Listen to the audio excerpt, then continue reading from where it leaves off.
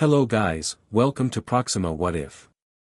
So in this video, we will see, what if Harry claimed the Pendragon Lordship at Gringotts and bound everyone to his will. If you enjoy these kinds of stories, don't forget to show us some love by hitting the like button and subscribing to the channel. Your support means the world to us. Now, let's start the story. Chapter 1, The Blood That Remembers. 3 months after the Battle of Hogwarts, Harry Potter still couldn't sleep past 4 in the morning. He'd tried everything. Dreamless sleep potions left him groggy and slow. Fire whiskey just made the nightmares louder. Hermione had suggested Muggle therapy, and Ron had suggested just being really, really tired, which was honestly the more practical advice. Nothing worked. Every morning, 4:07 a.m. like clockwork, Harry's eyes snapped open and his hand was already reaching for a wand that never left the nightstand. So he'd taken to walking. London at 4 in the morning belonged to foxes, delivery trucks, and one mildly traumatized wizard who'd saved the world and still couldn't figure out how to save himself from his own skull. This particular morning, a grey Tuesday in late July, Harry stood outside the leaky cauldron with a cup of tea he'd bought from a Muggle all-night cafe, watching the enchanted bricks rearrange themselves into the archway to Diagon Alley. He had an appointment at Gringotts in 4 hours. Serious as will, the Black family vaults, a mountain of paperwork that Griphook's replacement had been sending increasingly aggressive owls about. Harry sipped his tea. It was terrible. Right, he muttered, and stepped through. Diagon Alley at dawn was a ghost town. Shuttered shopfronts, empty cobblestones, the faint smell of yesterday's potions still hanging in the air. Ollivander's was dark. The old man had reopened but kept irregular hours now, like he couldn't quite remember what normal business looked like. Weasley's Wizard Wheezes was closed too, though Harry could see the faint glow of experimental charms flickering behind the curtains. George never slept much either these days. Harry walked the length of the alley slowly, letting the quiet settle around him like a blanket. He liked this version of the wizarding world, the one that wasn't staring at him, wasn't whispering, wasn't trying to shake his hand or ask him how he'd really killed Voldemort or whether it was true that he'd died and come back. In the silence, he could almost pretend he was just a bloke getting his banking done. Almost. The marble steps of Gringotts caught the first pale light of morning as Harry climbed them. The goblin guards at the door watched him approach with expressions that landed somewhere between professional neutrality and the particular brand of contempt goblins reserved for wizards who'd once broken into their bank on the back of a dragon. "Morning," Harry said. The guard on the left didn't blink. "You are early, Mr. Potter. Couldn't sleep. How unfortunate for you." The goblin stepped aside. "Director Ragnarok will see you at the appointed time. You may wait in the east antechamber." Harry nodded and walked inside. Gringotts before business hours felt like standing inside a cathedral. The vaulted ceilings swallowed sound, the marble floors reflected candlelight in long rippling pools, and the rows of empty teller stations stretched away into shadow like pews in a church nobody attended anymore. Harry's footsteps echoed. A few goblins moved between desks in the distance, carrying ledgers and muttering to each other in gobbledygook. The east antechamber turned out to be a small room with stone walls, 2 uncomfortable chairs, and a painting of a goblin battle that kept replaying the same cavalry charge in a loop. Harry sat down and waited. He was getting good at waiting. 3 months of funerals, memorials, rebuilding, ministry hearings, press conferences, and the slow grinding machinery of a society trying to remember how to function without a war. And through all of it, Harry had waited. For the grief to fade. For the guilt to ease. For the moment when he'd wake up and feel like a person instead of a monument. Still waiting. At precisely 8 o'clock, a goblin Harry didn't recognize appeared in the doorway. She was shorter than most, sharp-featured even by goblin standards, with silver-capped teeth and ink stains on her fingers. "Mr. Potter. I am Senior Account Manager Silverclaw. I will be conducting your inheritance review. Follow me." Harry followed her through a series of corridors that definitely hadn't existed in Gringotts the last time he'd been here, though that visit had involved a thief's downfall, a half-blind dragon, and significant property damage, so his memory of the floor plan was unreliable. The corridors went down. Then further down. Then down some more, until the air changed from cool marble to something older, something that smelled like iron and deep stone. Silverclaw led him into a chamber that was clearly meant for important business. Round, high-ceilinged, with a single stone table in the center and runic channels carved into the floor that pulsed with faint golden light. 7 goblins sat around the table's perimeter, and at the head, in a chair that was less a chair and more a throne carved from a single block of obsidian, sat Director Ragnarok himself. Ragnarok was old. Not in the way wizards got old, all white beards and twinkling eyes. Ragnarok was old like bedrock. Like something that had been exactly where it was since before the concept of furniture existed. His eyes were black and sharp and missed absolutely nothing. "Mr. Potter," Ragnarok said. His voice was gravel wrapped in silk. "Please sit." Harry sat. "Director. I appreciate you handling this personally. I am not doing this as a courtesy." Ragnarok folded his hands on the table. "The House of Black is one of our oldest accounts. Its disposition requires careful attention. Right. So, Sirius left me everything. I've got the paperwork, we have our own paperwork, Mr. Potter. Goblin records supersede wizard wills in matters of vault inheritance. What we require today is a blood verification, confirmation that you are the rightful magical heir to the Black Fortune, not merely the named beneficiary in a human document." Harry blinked. "There's a difference. There is always a difference between what humans write on paper and what magic recognizes as true." Ragnarok gestured to Silverclaw, who placed a shallow stone basin on the table. It was old, not Gringotts old, but something else entirely. The stone was pale gray, veined with silver, and the runes carved around its rim weren't goblin-made. Harry had spent enough time around ancient magical objects to recognize the difference. These runes were older. Simpler. More powerful. 3 drops of blood, Silverclaw said, producing a ceremonial knife that was probably worth more than everything Harry owned. "Into the basin.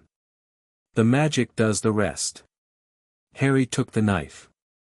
It was heavier than it looked, and the blade was warm against his palm. He pricked his left index finger, a sharp sting, nothing compared to the basilisk fang or the locket or any of the 100 other things that had punctured his skin over the years, and let 3 drops of blood fall into the basin. The blood hit the stone and spread. Not the way liquid normally spreads, it moved with purpose, tracing the carved channels like it knew where it was going. The runes lit up one by one, silver-white, and the basin began to hum. "Standard inheritance verification," Silverclaw murmured, making notes on a long parchment. "Black bloodline confirmed through, let me see, maternal grandmother's line via Doria Black née Potter. Secondary claim through godfather's magical adoption rights, which the previous Lord Black executed in." The basin cracked. Not physically, the stone was fine. But the magic inside it fractured like glass, the silver-white light splitting into something brighter, hotter, a gold so intense that every goblin in the room flinched. The hum became a roar. The runic channels in the floor ignited, spreading outward from the basin in concentric rings, and Harry felt something slam into his chest like a fist made of lightning. He gasped. Gripped the edge of the table. The world tilted sideways and then righted itself with a nauseating lurch, and suddenly Harry could feel everything. Every wand in the building. Dozens of them. He could feel the holly and phoenix feather in his own pocket like a heartbeat against his thigh. He could feel the goblin-forged ceremonial blades in their sheaths, resonating faintly with the same frequency. He could feel, floors above, a witch stepping into the main hall with an Elmandragon heartstring wand that hummed with anxiety. He could feel a warlock in the next corridor whose wand practically vibrated with concealed hostility. He could feel wands in vaults below, locked away, dormant, some of them centuries old, whispering in voices too faint to hear but too real to ignore. He could feel all of it. Like standing in a room full of radios all tuned to different stations, and somehow understanding every single one. What? Harry started, but his voice came out strange. Resonant. Like the room was amplifying it. Ragnarok was on his feet. Every goblin in the chamber was on their feet. Silverclaw had dropped her quill, and her face. Harry had never been great at reading goblin expressions, but he was pretty sure that was fear. Director, Silverclaw whispered. The basin activated a secondary lineage trace. It wasn't supposed to, the black verification should have been isolated, I can see what it did. Ragnarok's voice was very, very quiet. He was staring at the basin, where the golden light had coalesced into shapes. Not runes. Something older than runes. Symbols that burned themselves into the air above the stone and hung there like brands. A dragon. A crown. A sword driven into an anvil. Mr. Potter, Ragnarok said, and now the old goblin's voice carried something Harry had never heard from a goblin before. Something that sounded almost like awe. Do you know what those symbols represent? Harry stared at them. The dragon was familiar, not the Hogwarts kind, but stylized, ancient, the sort of thing you'd see on a medieval banner.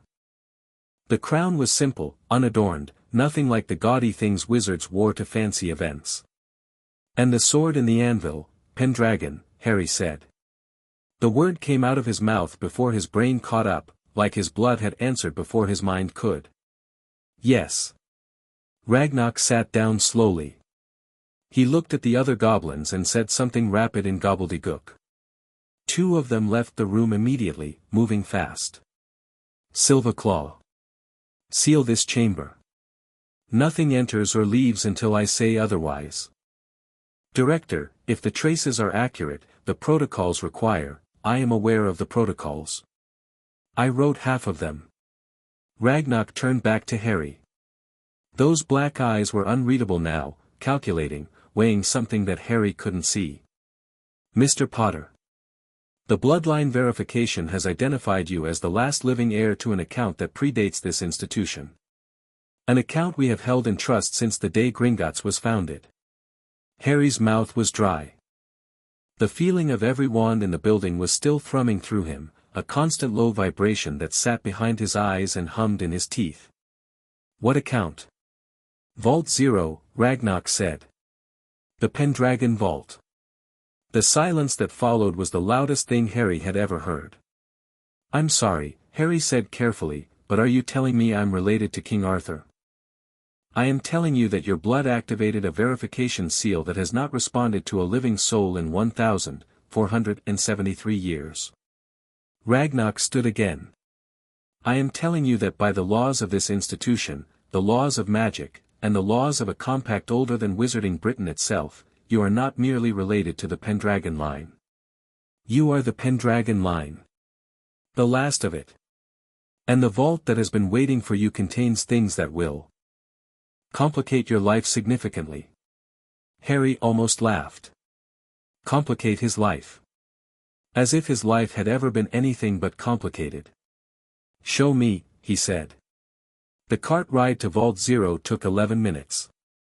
Harry knew because he counted, mostly to distract himself from the fact that they were descending so deep underground that the walls stopped being stone and started being raw earth, then bedrock, then something that shimmered with a faint iridescent quality that made his eyes water if he looked at it directly. Ragnarok rode with him. Just the two of them in the cart, hurtling through tunnels that were older than the bank, older than the city above, carved by something that wasn't goblin and wasn't human. The rails here were bronze, not iron, and they sang as the cart flew over them, a high, clear note that sounded like a bell struck once and sustained forever. The Pendragon account, Ragnarok said over the rush of wind, was established at Gringotts' founding as part of the Treaty of the Underhall. Goblins agreed to safeguard the assets of the Pendragon line in perpetuity, and in return, the Pendragon sovereign guaranteed goblin territorial rights beneath the British Isles. It is the oldest active contract in our records. And nobody's claimed it in almost 1,500 years. The bloodline was presumed extinct. The Pendragon line was scattered after Camlan, Arthur's final battle. His legitimate heirs were hunted and killed over the following centuries. The line survived only through unrecognized branches, squib offshoots, and marriages into families that had no idea what blood they carried. Ragnar glanced at Harry. The Potters are one such family. Old, respected, but unaware of the deeper root. Harry thought about this. His father. His grandfather. Generations of Potters, walking around with Pendragon blood and never knowing it. Why did the basin activate now? If my dad had the same blood, and his dad before him, they never submitted to a full inheritance verification at Gringotts. The Black bloodline ritual triggered it because the Black family's own wards were ancient enough to resonate with the Pendragon seal. A standard vault access would never have gone deep enough. Ragnar's lips peeled back in what might have been a smile. You may thank your godfather's somewhat tangled family tree. The cart slowed. The tunnel opened into a cavern. Harry had seen impressive things. Hogwarts. The Ministry Atrium. The inside of a dragon's mouth, from rather too close. But Vault Zero made all of it look like set dressing. The cavern was enormous, cathedral-sized, with a ceiling lost in shadow above and walls that glittered with veins of gold so thick they looked like rivers frozen in stone. The vault door wasn't a door at all. It was a gateway, carved from a single piece of white stone, framed by two pillars that were covered in the same ancient symbols that had appeared above the basin. And between the pillars, where a door should have been, there was nothing. Just darkness. Not empty darkness, full darkness. The kind that was waiting. Your blood will open it, Ragnar said. Touch the left pillar. Harry climbed out of the cart. The ground here was smooth, polished by time rather than tools, and warm under his feet despite the depth. He walked to the left pillar and pressed his palm against the stone. It bit him. That was the only word for it. The stone bit into his palm, drawing blood without breaking the skin, pulling something out of him that wasn't physical. Harry felt a rush of heat through his body, starting at his hand and racing through his veins like fire, and the darkness between the pillars rippled like water struck by a stone. Then it cleared. And behind it was a room. Not a vault. Not a treasure chamber. A room. Modest by ancient standards, perhaps 30 feet square, with walls of the same white stone and a floor inlaid with a mosaic that depicted a dragon coiled around a crown. The contents were sparse but each item hit Harry's senses with a weight that was almost physical. A table of dark wood, ancient beyond reckoning, on which lay a crown. Simple, silver, unadorned except for a single red stone set at the front that caught light that didn't exist and threw it back in bloody sparks. A weapons rack holding a scabbard. Not a sword, just the scabbard. It was leather and steel, darkened with age but perfectly preserved, and the runes worked into its surface glowed faintly gold. Harry's wand pulsed in his pocket at the sight of it, a sharp throb like a quickened heartbeat. And a sealed parchment, resting on a stone pedestal at the room's center, bound with a ribbon that was the same gold as the light that had erupted from the basin. The parchment radiated authority. There was no other word for it. Just looking at it made Harry want to straighten his spine and square his shoulders. The crown of the Pendragon, Ragnar said from behind him. The old goblin had entered the vault, which Harry suspected was unusual. It will burn anyone of unworthy blood. The scabbard of Excalibur, not the sword itself, which was returned to the Lady of the Lake at Camlan, but the scabbard, which was always the true artifact of kingship. Excalibur was a weapon. The scabbard was the symbol of a sovereign's duty to protect. And the parchment? The writ of sovereignty. I have never seen it opened. My predecessor had never seen it opened. His predecessor, who founded this bank, sealed it here himself. Ragnar paused. It will respond to your touch, and only your touch. What it contains, I do not know. But the old records say that when the writ is claimed, the Pendragon's full inheritance activates. Full inheritance meaning what, exactly? I do not know that either. Ragnar met his eyes. "And that, Mr. Potter, should concern you." Harry looked at the parchment. He could feel it pulling at him, not like a compulsion, not like the diary or the locket or any of the dark artifacts that had tried to worm their way into his head over the years. This was different. This felt like recognition. Like a lock finally finding its key. He could walk away. He knew that. He could turn around, get back in the cart, go up to the surface, finalize the black inheritance like he'd planned, and pretend this vault didn't exist. He could live a normal life. Well, as normal as Harry Potter's life was ever going to get. But Harry had never been able to walk away from a locked door. It was one of his worst qualities. Hermione had told him so, repeatedly, usually while following him through the locked door anyway. He reached out and touched the parchment. The ribbon dissolved at his touch.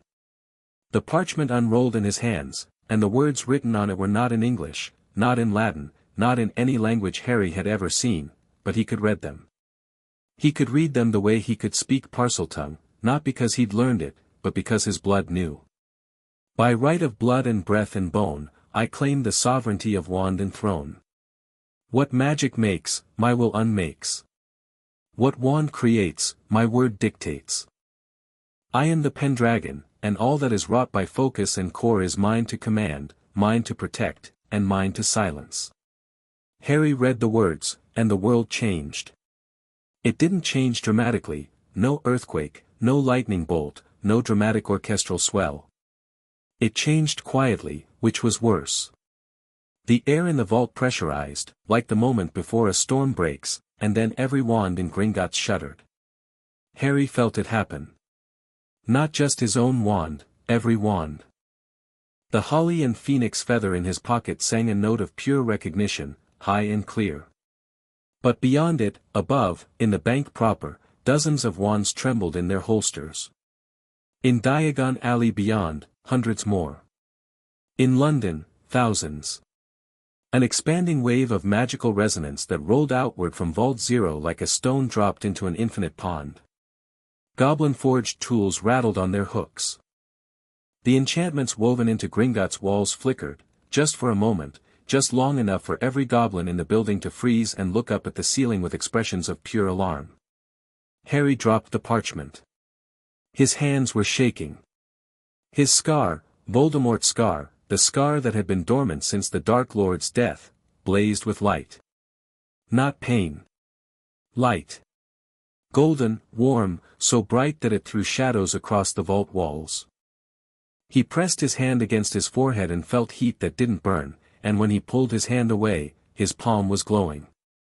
"Mr. Potter." Ragnar's voice was very controlled, the way a man's voice gets controlled when he's watching something terrifying happen and doesn't want to startle it. "What do you feel?" "Everything," Harry whispered. "I feel everything. Every wand. Every single one. Not just here, out there. The whole alley. Maybe further. They're all." He struggled for the word. "Listening." Ragnar was quiet for a long moment. Then, the writ of sovereignty. Sovereignty of the wand. The old goblin exhaled through his nose. The stories were true, then. What stories? The reason Gringotts kept this vault, Mr. Potter.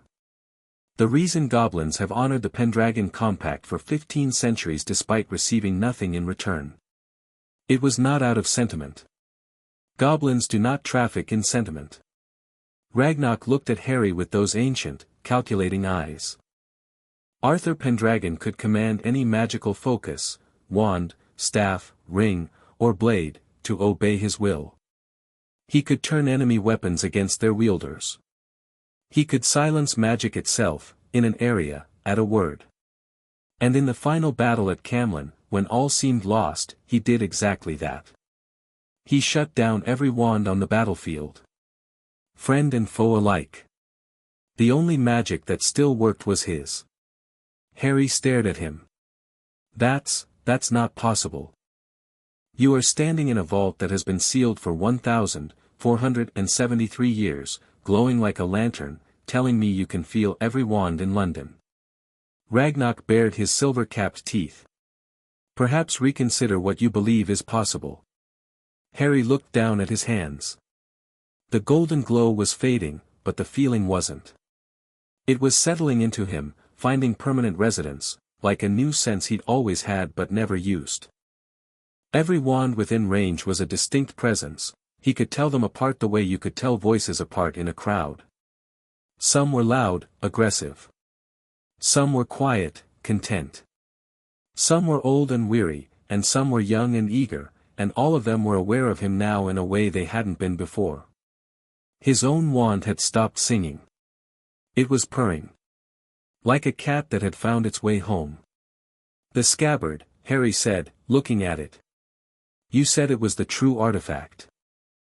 The scabbard of Excalibur healed any wound suffered by its bearer and protected against mortal harm. It is why Arthur survived as long as he did, despite fighting wars that should have killed him a dozen times over. The sword was power. The scabbard was responsibility. Ragnar gestured toward it. It is yours by blood right. As is the crown. As is everything in this vault. Harry picked up the scabbard. It was lighter than it looked, warm to the touch, and the moment his fingers closed around it, the gold runes flared and he felt whole. Not healed, exactly. Not fixed. But complete in a way he hadn't felt since, maybe ever. Like a missing piece he hadn't known was missing had quietly slotted into place. He looked at the crown and didn't touch it. Not yet. Something told him that the crown was a commitment he wasn't ready for. I need to think, Harry said. You do not have the luxury of much time for thinking, Ragnar replied. The resonance event you just triggered will not have gone unnoticed. Every wand in my bank shuddered, Mr. Potter. My clients will have felt it. My employees felt it. And people far more dangerous than nervous bankers will have felt it too. Harry nodded slowly. How long do I have? Before the first owl arrives at the ministry? It may already be there. Before the Daily Prophet runs a headline? This afternoon. Before someone who understands what just happened decides you are a threat to everything they've built. Ragnar stood and smoothed the front of his waistcoat with precise, deliberate care. You had that time yesterday. Today, Mr. Potter, you are the most dangerous wizard alive. And the world is about to find out. Ragnar wasn't wrong about the timing.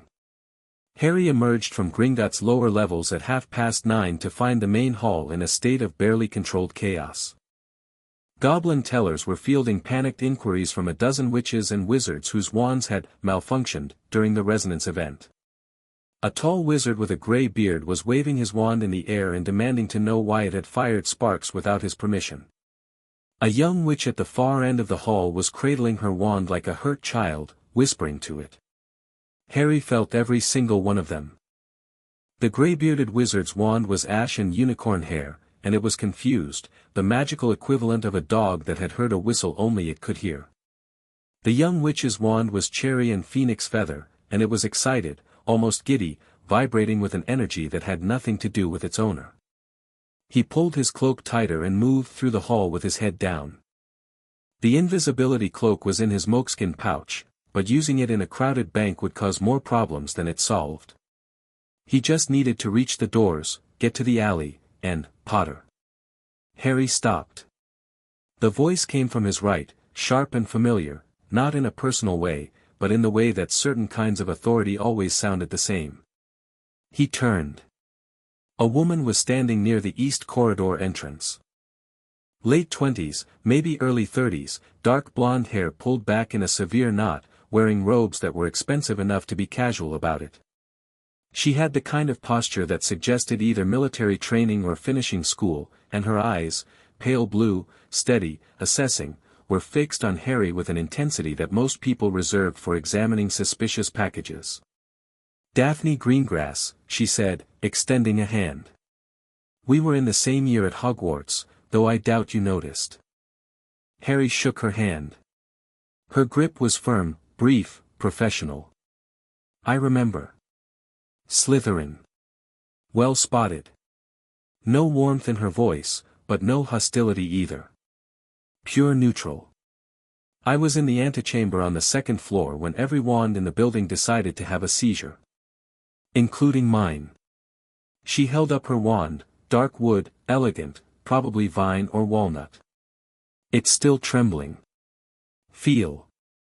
She pressed the wand into his hand. The moment his fingers touched it, the trembling stopped. The wand went still and warm, like a bird settling in a nest, and Harry felt its core, dragon heartstring, fierce and proud, practically purr. Daphne's eyebrows rose. Fractionally. Barely enough to notice, but Harry caught it. Interesting, she said, taking her wand back. It immediately started trembling again. Most people's touch doesn't do that. In fact, nobody's touch does that. It's been a weird morning. I imagine it has. Daphne studied him. I'm going to take a guess, Potter. That resonance event originated from below. Deep below. From a part of this bank that most clients don't know exists. And given that you've just emerged from Ragnarok's personal corridor looking like someone told you you'd inherited a war, I'm going to further guess that whatever happened down there happened to you. Harry said nothing. I'm not asking you to confirm it, Daphne continued. I'm asking you to consider something. Whatever you just triggered, the political consequences are going to be enormous. And fast. I came here this morning to settle my family's accounts. The Greengrass fortune has been frozen since the war ended because the ministry can't decide whether neutrality counts as collaboration. I've been fighting that battle for 3 months while watching families who actually supported the Death Eaters buy their way back into polite society. I'm sorry about that, but I'm not sure what it has to do with me. It has everything to do with you, because as of 10 minutes ago, you became the most politically significant person in magical Britain. Again. Daphne's tone didn't change, but something in her eyes sharpened. And from what I just felt through my wand, you may have become something considerably more than that. You're going to need allies who understand politics, not just combat. And I need an ally powerful enough that the ministry can't steamroll my family while nobody's looking. Harry looked at her for a long moment. He'd spent 7 years surrounded by Gryffindors, brave, loyal, impulsive, wonderful, terrible at politics. The Slytherins he'd known had been mostly enemies or, at best, hostile neutrals. But Daphne Greengrass wasn't sneering at him. She wasn't flattering him. She was making a business proposition with the calm precision of someone who'd calculated every angle before opening her mouth. I don't even know what happened to me yet, Harry said honestly. I'm still figuring it out. Then figure it out fast. Because I promise you, other people already know. Daphne reached into her robes and produced a card, actual parchment, embossed with the Greengrass family crest. When you're ready to talk strategy instead of stumbling through this alone, send an owl. She turned and walked toward the main hall, her heels clicking on the marble with the exact rhythm of someone who knew they were being watched and didn't care. Harry looked at the card. Then he pocketed it, adjusted the scabbard hidden under his cloak, and headed for the doors. Diagon Alley was waking up by the time he stepped outside, and the feeling of every wand around him had intensified from background noise to something closer to surround sound. He could feel the shopkeepers opening their stores, the comfortable, work-ready hum of wands being used for routine magic. He could feel a group of kids pressing their faces against quality Quidditch supplies, their young wands buzzing with unfocused energy. He could feel, somewhere to the south, a concentration of wands so dense it could only be the Ministry of Magic, hundreds of them packed together like a beehive, and among them, several that burned with unusual intensity. He needed to talk to someone. Not Daphne, not yet. He needed someone who wouldn't calculate angles. He needed Ron and Hermione. Except Ron was helping George at the shop, and Hermione was at the ministry, neck deep in her new position at the Department for the Regulation and Control of Magical Creatures. Harry could practically hear her voice in his head, Harry, you can't just claim an ancient bloodline without understanding the legal precedent. Did you read the charter? Did you even ask what he'd talk to her tonight? Right now he needed to walk and think and figure out why his skin felt like it was humming. He made it 3 blocks before the owl found him.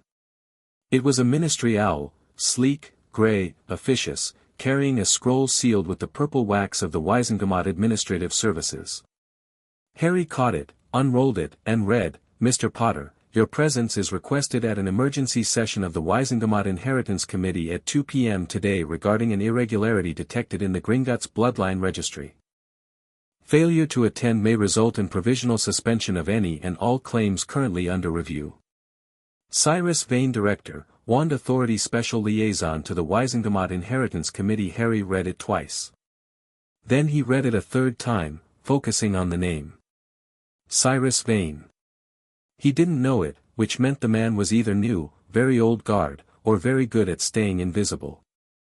The Wand Authority wasn't an institution Harry had ever heard of either, which given everything that had just happened felt a lot less like coincidence than it might have yesterday. 2 o'clock, Harry muttered to himself. Ragnarok had said he wouldn't have much time. 5 hours wasn't much time. He folded the scroll, shoved it in his pocket, and apparat to Grimmauld Place. Number 12, Grimmauld Place was still a grim old house, but Harry had spent the last 3 months making it marginally less awful. Creature had cleaned obsessively, the dark artifacts were gone, and Harry had replaced the worst of the Black family decor with furniture that didn't look like it wanted to bite him. Mrs. Black's portrait was still screaming behind its curtain, because some things were apparently permanent, but Harry had gotten used to the noise. It was almost comforting, in a deeply unhealthy way. He dropped onto the kitchen bench, laid the scabbard of Excalibur on the table, and stared at it. The runes were still glowing. Faintly, barely visible in the morning light filtering through the basement kitchen windows, but definitely glowing. Harry could feel the magic in it the way he could now feel wands, a deep, steady pulse, old and patient, like a heartbeat that had been counting time since before Hogwarts existed. He pulled out his own wand and held it up. Holly. Phoenix feather. 11 inches.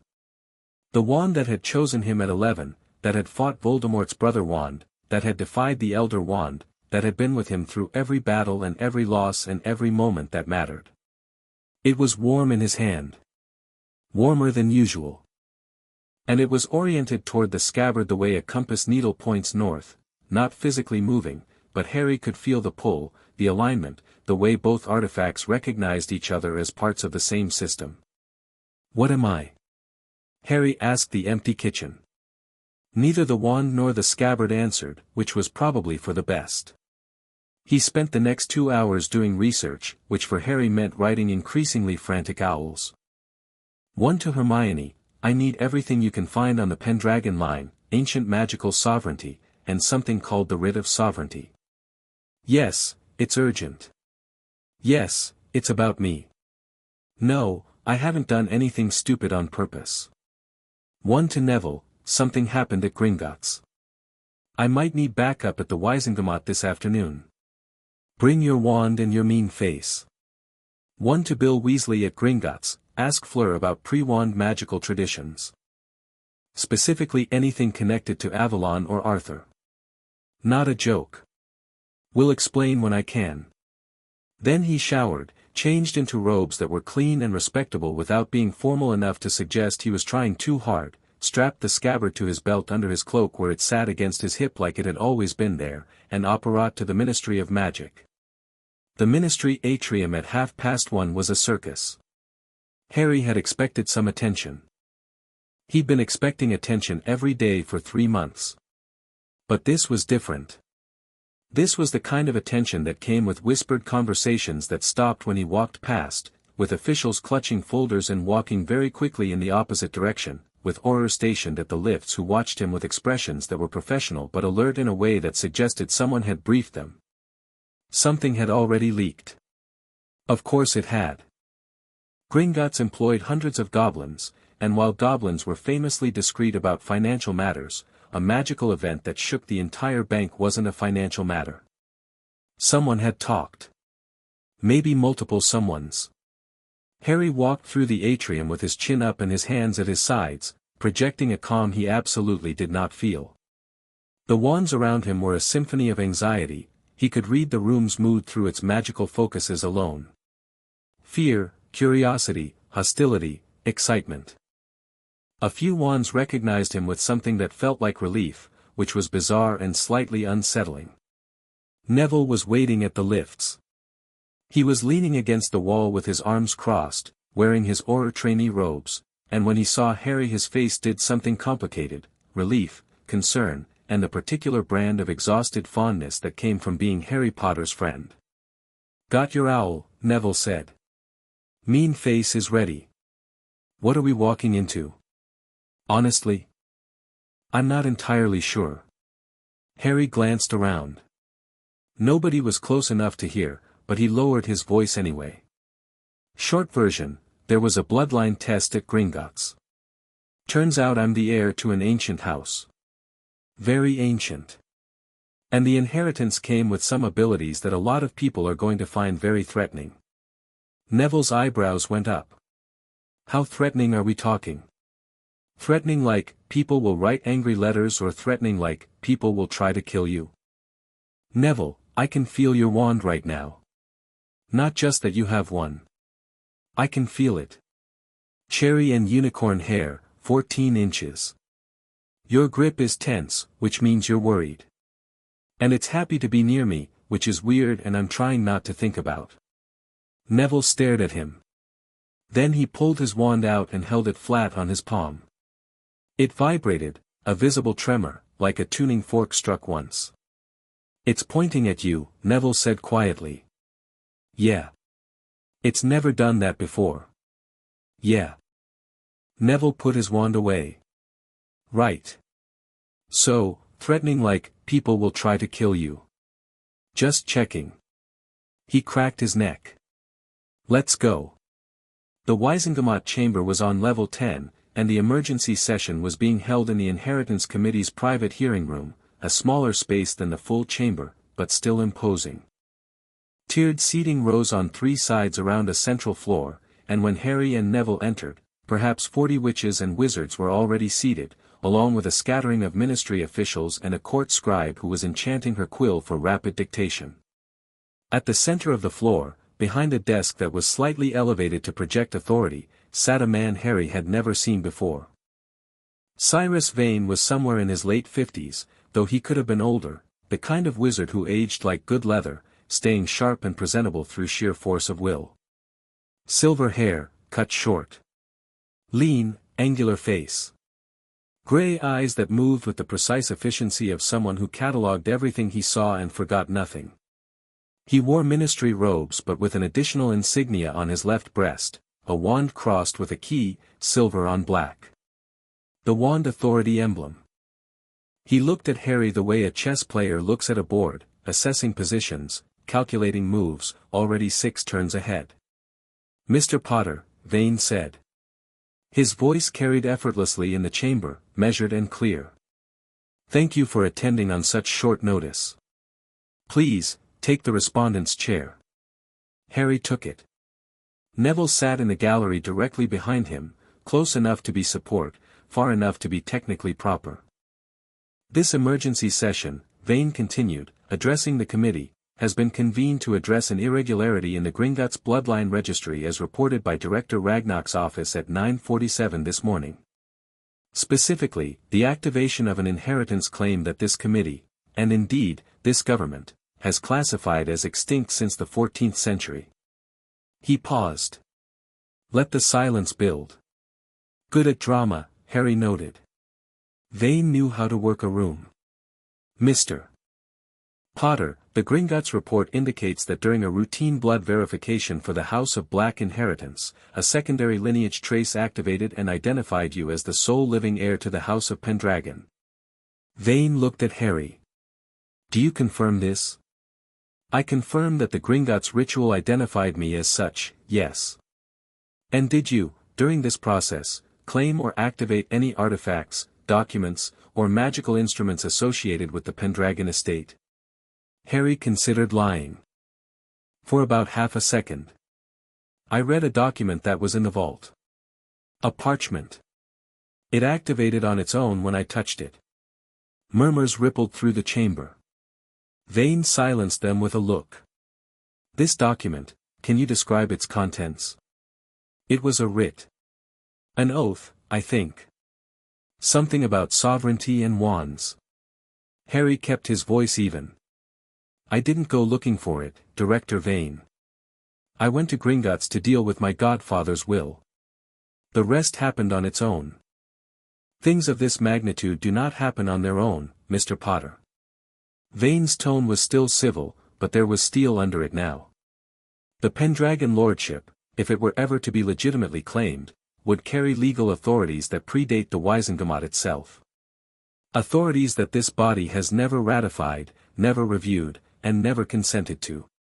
We are talking about a bloodline claim to magical powers that could theoretically supersede every law we have. I'm not claiming authority over anyone's laws. The magic doesn't care about your intentions. It cares about your blood. Vane stood. Members of the committee, I move to suspend the Pendragon claim pending a full legal review under the Wizengamot Charter of 1343, which specifically addresses the disposition of extinct magical lordships and the conditions under which the Pendragon line isn't extinct. Every head turned. Harry hadn't raised his voice, but the words carried the same resonance he'd felt in the vault, that amplified quality, like the room itself was helping him speak. He hadn't meant to do it. But it had happened, and from the way Vane's eyes narrowed, the man had noticed. I'm sitting right here, Harry continued, in a normal voice this time. My blood opened a vault that's been sealed for almost 1500 years. The magic recognized me. Gringotts recognized me. Whatever legal framework you want to apply, you can't declare a bloodline extinct when the heir is in the room. We can declare the claim illegitimate, Vane countered. The Charter of 1343 was written 900 years after the Pendragon Compact with the Goblin Nation, which Gringotts still considers binding. Harry was surprised at how steady his voice was. Something about the scabbard against his hip was grounding him, giving him a center of gravity he usually lacked in political settings. You can argue about jurisdiction, but you can't retroactively legislate away a bloodline. More murmurs. A few committee members were exchanging glances. An elderly witch in the second tier was nodding slowly. Vane studied Harry for a long, measuring moment. Then he smiled, a thin, precise smile that didn't reach his eyes. Very well, Mr. Potter. The committee will table the motion to suspend and instead open a formal review. You will have 30 days to present documentation supporting your claim. During that period, I trust you will refrain from exercising any inherited abilities that might alarm the public. I'm not interested in alarming anyone. Good. Vane gathered his files. Because the public is already alarmed, Mr. Potter. The resonance event at Gringotts affected every wand in Diagon Alley. My office has received 47 complaints in the last 4 hours. People felt their wands respond to something, or someone, and they want to know why. He stepped around the desk and walked past Harry, pausing just close enough to speak without being overheard. I don't know what you are, Potter, Vane murmured. But I know what the Pendragon sovereignty means. A wizard who can command every wand in Britain is a wizard who can hold the entire magical world hostage. I don't care about your intentions or your heroism or how many Dark Lords you've killed. That kind of power in one person's hands is a threat to everything we've built.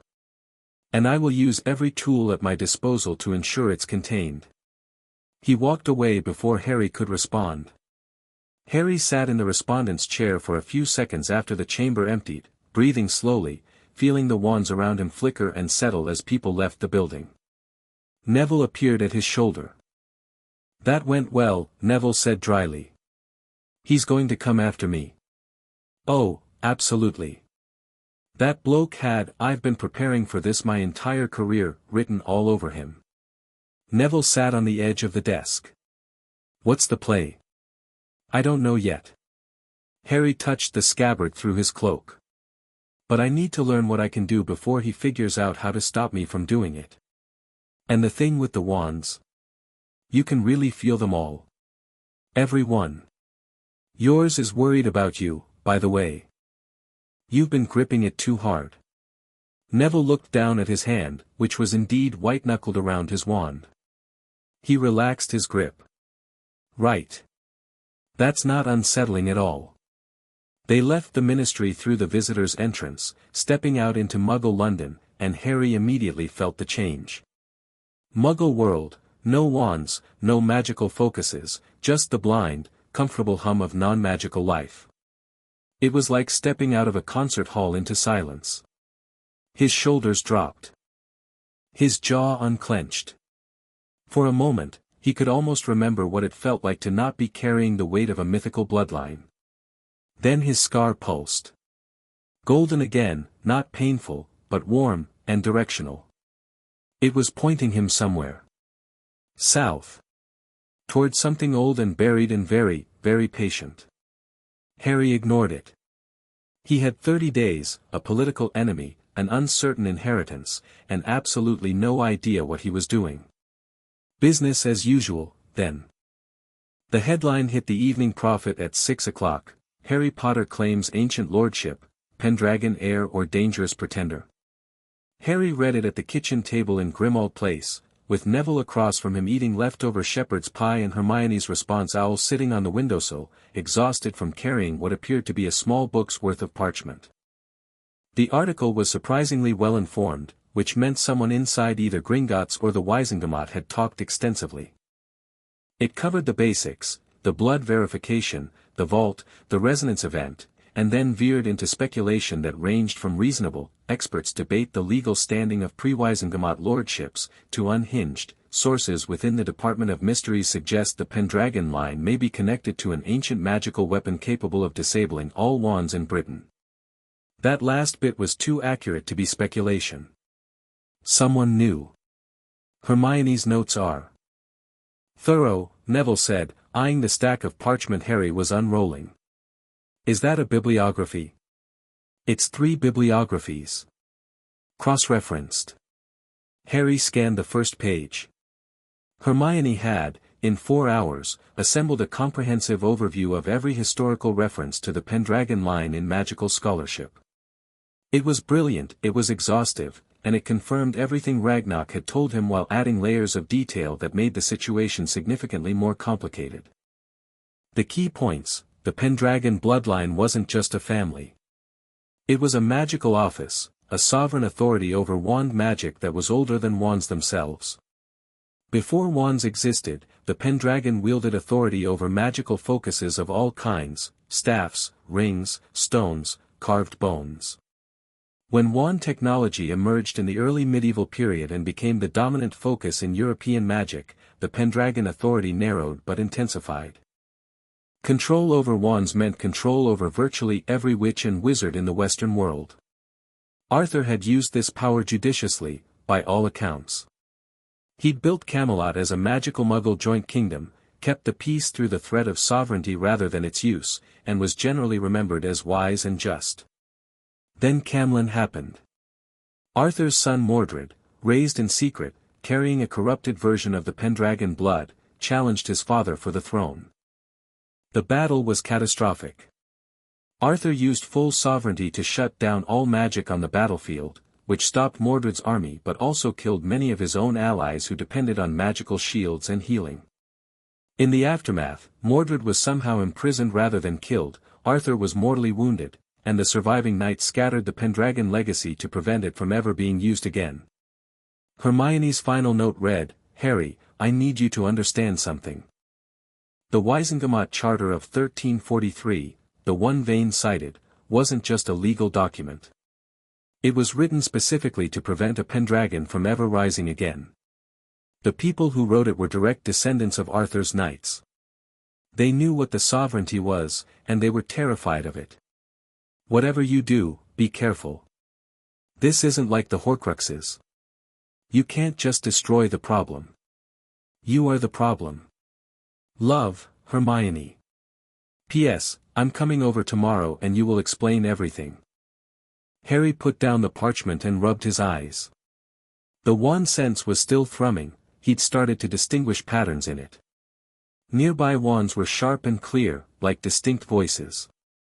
Distant ones faded into a murmur, like a crowd heard through walls. And beneath it all, like a bass note too low to hear but felt in the bones, something was pulsing from very far away and very far down. South. Always south. Neville, Harry said. Have you ever heard of the Siege Perilous? Neville frowned. Arthurian legend, yeah. The empty seat at the round table. Nobody could sit in it except the chosen knight, anyone else who tried was destroyed. Galahad eventually claimed it, in the stories. Why? Because I think something is down there. Under Glastonbury, maybe. Something that's been sealed away for a very long time. Harry's scar pulsed again, warm and gold.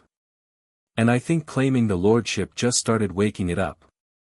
Neville set down his fork. When you say, something, do you mean something good, something bad, or something we're going to end up fighting?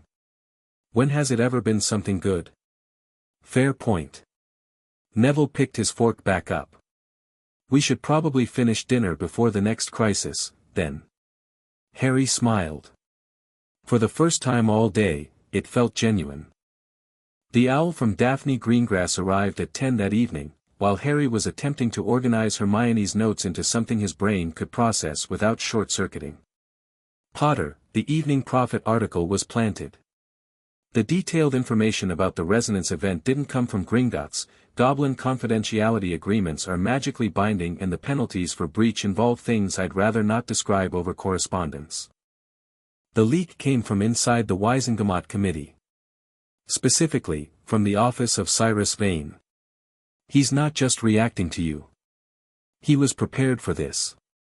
The Wand Authority has been monitoring bloodline activations at Gringotts for at least a decade. I've confirmed this through my family's contacts in the banking liaison office. Vane has contingency plans for exactly this scenario. You are not his first concern. You are his primary concern, and have been for longer than today. We need to meet. Not by owl. In person. Tomorrow morning, neutral ground. I suggest Florian Fortescue's. The new owner keeps a private room in the back for exactly this kind of conversation. Come alone or bring Longbottom. I don't care which. But come informed. I've attached a dossier on Vane that my family has been compiling for other reasons. You'll find it useful. D. Greengrass. Harry unfolded the dossier. It was precise, clinical, and devastating. Cyrus Vane had been director of the Wand Authority for 22 years. The Wand Authority itself was a subdepartment of the DMLE that most people didn't know existed. It regulated wandwood sourcing, magical core licensing, and wandmaker oversight. On paper, it was bureaucratic drudgery. In practice, Daphne's notes revealed, it gave Vane control over the most fundamental tool in wizarding society. Every wand made in Britain passed through his regulatory framework. Every wandmaker operated under his licensing. Every import of foreign wands required his approval. He was, in essence, the gatekeeper of magical capability for the entire country. And he'd built that position quietly, over 2 decades, while everyone was busy fighting Voldemort. The dossier also revealed something else, Vane's family history. His mother's maiden name was Lot. As in, the House of Lot. As in, one of the original families of the Round Table, the same families whose descendants had written the Wizengamot Charter of 1343 specifically to prevent a Pendragon from ever rising. This wasn't politics. This was a 1500-year-old war that Harry had just accidentally walked into. He read Daphne's note again. Then he picked up his quill and wrote back, Greengrass, Fortescue's. 9 a.m. I'll bring Longbottom and his mean face. Potter P.S. Your dossier is terrifyingly detailed. Remind me never to get on your bad side. He sent the owl, leaned back in his chair, and closed his eyes. The one sense had settled into a steady background hum, tolerable now, almost meditative if he didn't focus on individual signatures. His own wand lay on the table in front of him, warm and content, and the scabbard of Excalibur leaned against the chair leg, pulsing with slow golden light. Somewhere south, deep beneath the earth, the bass note pulsed. Harry didn't know what the Siege Perilous was. He didn't know what was sealed inside it. He didn't know what Mordred had been, or what the Pendragon sovereignty truly meant, or what Cyrus Vane was planning, or why Daphne Greengrass was helping him, or what any of it would cost. But he knew this: he'd been the chosen one before. He'd been the boy who lived, the Triwizard champion, the leader of Dumbledore's army, the wizard who'd walked into a forest to die and walked back out again. He'd been chosen by prophecy, by circumstance, by a madman's paranoia, and by his own stubborn refusal to stay dead. This was different. This time, his blood had chosen him. Not for a battle, not for a sacrifice, but for something that felt dangerously like a throne. Harry opened his eyes and looked at the scabbard. The duty to protect. That's what Ragnarok had said it represented. Not the sword. The scabbard. Not the power to destroy, but the commitment to shield. He could live with that. He picked up the scabbard, strapped it to his belt, and felt every wand in London pulse once, a single, synchronized heartbeat, as if the entire magical city had taken one collective breath. Then silence. Then the steady hum of a world full of wands, all of them listening, all of them waiting, all of them aware that something had changed and nothing would be the same again. Harry Potter stood in the kitchen of Grimmauld Place, the scabbard of Excalibur on his hip, the weight of a bloodline older than Britain on his shoulders, and the quiet, terrifying knowledge that he could feel the heartbeat of every magical person in the city thrumming through his bones. He had 30 days to prove his claim. A political enemy who'd been waiting for him his entire career. A bloodline that came with powers he didn't understand and couldn't yet control. An ancient evil stirring in the deep.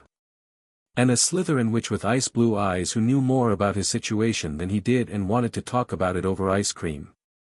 Somewhere in the dark beneath Glastonbury Tor, something old smiled in its sleep and dreamed of crowns. Chapter 1 and Chapter 2, The weight of every wand. Harry discovered the limits of his new ability at 6 in the morning, face down on the floor of Grimmauld Place's drawing room, with blood dripping from his nose and Neville standing over him with his wand drawn and a deeply concerned expression. "You all right?" "Fantastic," Harry said into the carpet. "Never better." "Your nose is bleeding." "Noticed that, thanks." It had started as an experiment. Harry had woken at his usual 4 a.m., made tea, and decided to test how far the wand sense extended. He'd sat in the drawing room, closed his eyes, and pushed outward, gently at first, then harder, reaching beyond the walls of Grimmauld Place, past the neighboring houses, into the streets of Islington, further, the signatures of wands blooming in his awareness like stars appearing at dusk. He'd gotten as far as the Thames before the headache hit. Not a normal headache, a white-hot spike of pressure behind his eyes, as if his brain was trying to process too much data through a channel that wasn't built wide enough. He'd felt thousands of wands, tens of thousands, each one distinct, each one carrying the emotional imprint of its wielder, and the sheer volume of information had blown through his occlumency barriers like tissue paper. Hence the floor. Hence the blood. Neville had arrived at 5:30, as promised, to help Harry train before the Fortescue's meeting with Daphne. He'd found Harry attempting to stand up and mostly failing. "Okay," Neville said, hauling Harry upright and depositing him in an armchair. "New rule. You don't push the range thing without someone here to catch you. Agreed?" "Agreed." Harry pinched the bridge of his nose and tilted his head back. The bleeding was already slowing, the scabbard, which he'd strapped on out of habit, seemed to pulse with warmth whenever he was injured. Not healing, exactly. More like encouragement. It's not the range that's the problem. It's the density. I can feel individual wands fine when there aren't many. But central London at dawn. That's thousands of signatures all hitting me at once. It's like trying to listen to every conversation in a stadium simultaneously. Neville sat across from him and pulled out a battered notebook, the same one he'd used in the DA, Harry noticed, with a pang of nostalgia. So it's an information processing problem, not a magical one. Your power is fine. Your brain can't keep up. Flattering way to put it. I mean it practically. This sounds like what happened to me in first year with the Remembrall, too many memories, not enough filters. Neville chewed his quill. What if you don't try to process every wand? What if you set thresholds? Like, only pay attention to wands above a certain magical intensity, or only wands that are actively casting? Harry blinked. That was actually clever. You think I can filter it? You can speak Parseltongue without hearing every snake in Britain, right? Your brain already knows how to be selective with magical senses. This one's just new. Harry tried it. He closed his eyes, let the wand sense expand, not pushing this time, just opening, and instead of trying to track every signature, he focused on intensity. He let the quiet wands fade to background static, like turning down the volume on distant radio stations. The ones that remained were brighter, louder, more defined. Wands that were being used, wands that were emotionally charged, wands that were pointed at something. Neville's wand popped into sharp focus. Cherry and unicorn hair, warm and steady and loyal, currently resting in its owner's lap but alert. Ready. I can feel yours, Harry said. Just yours. Everything else is white noise. Good. Now expand a bit.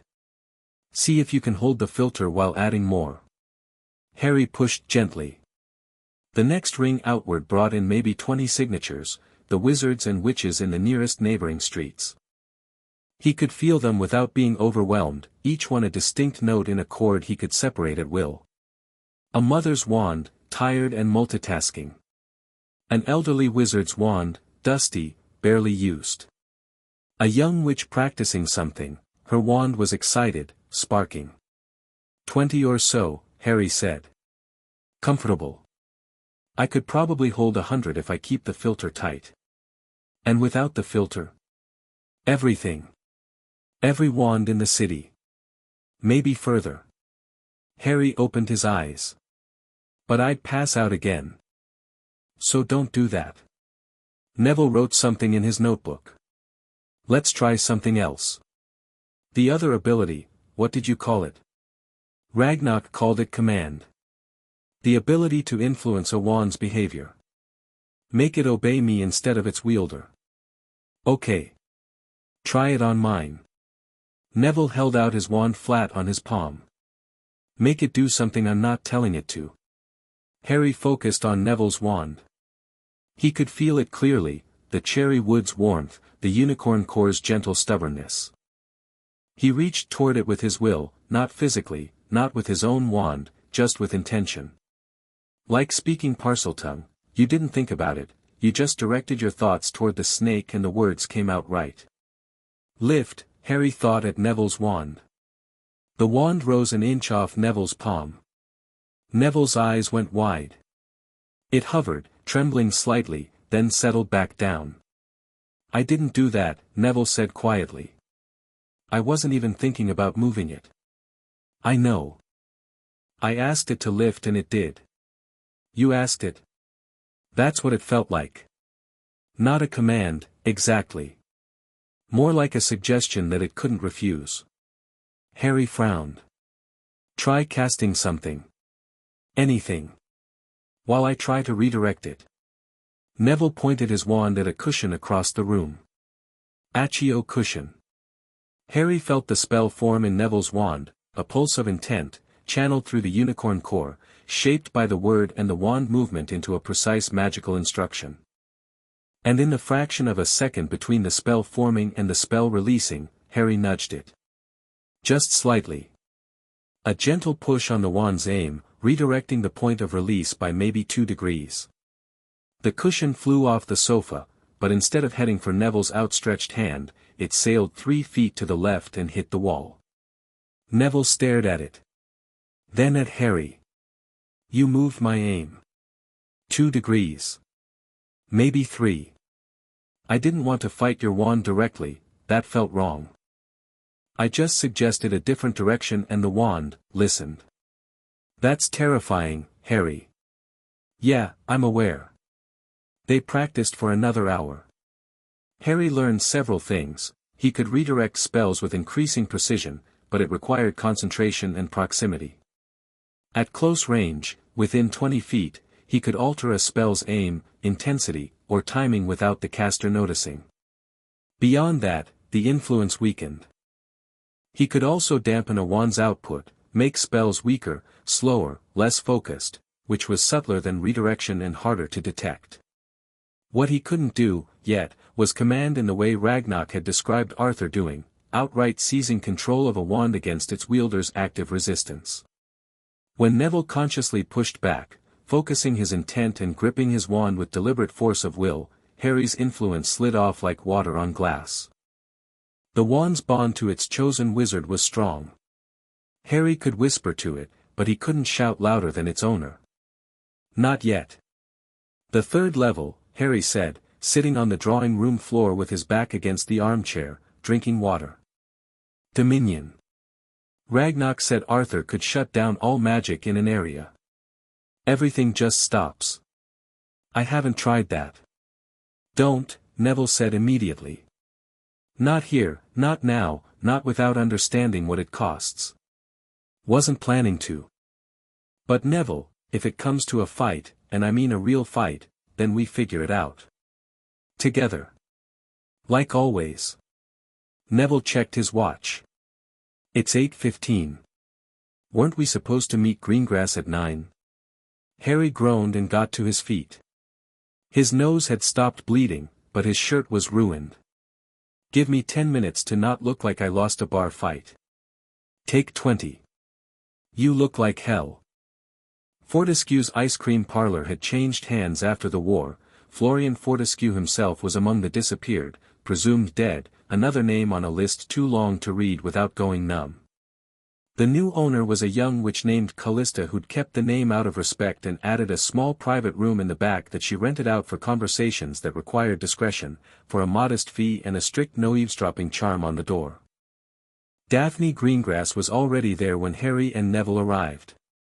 She sat at a round table in the private room with a cup of coffee, a stack of files, and the general aura of someone who'd been awake, productive, and impeccably dressed since before dawn. She wore dark green robes, simple but well cut, and her hair was down today, honey blonde, falling past her shoulders in a way that softened the sharp edges of her face without diminishing them. She looked up when they entered. Her eyes tracked first to Harry, then to Neville, then to the faint bloodstain Harry had missed on his collar. Rough morning? She asked. Training.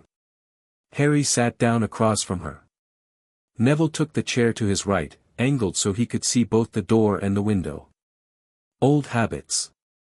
Your dossier on Vane was thorough. Thank you. Don't thank me. I didn't compile it as a favor. The Greengrass family has been tracking Vane for years because his wand authority has been quietly blocking our import licenses. We source rare potion ingredients through Mediterranean suppliers who also deal in foreign wands, and Vane has used regulatory overlap to strangle our trade routes. Daphne opened one of her files. The point is, I know how he operates. And what he did yesterday at the Wisengamot, the emergency session, the legal challenge, the thinly veiled threat, that was him being restrained. What does unrestrained look like? Career destruction. Asset seizure. Criminal prosecution on fabricated charges. He's done it to 3 wand makers in the last decade who tried to operate outside his licensing framework. 2 fled the country. The third is in Azkaban for illegal wand trafficking, which in practice meant she sold a wand to a French tourist without filing Form 27B. Daphne's voice stayed level, but her jaw tightened. He won't try to put you in Azkaban. You're too high profile. But he doesn't need to. He just needs to delegitimize your claim, isolate you politically, and make the Pendragon Lordship a legal nonentity. Neville leaned forward. How do we stop him? You don't stop Cyrus Vane. You outmaneuver him. Daphne pulled out a second file. The Wisengamot operates on alliances.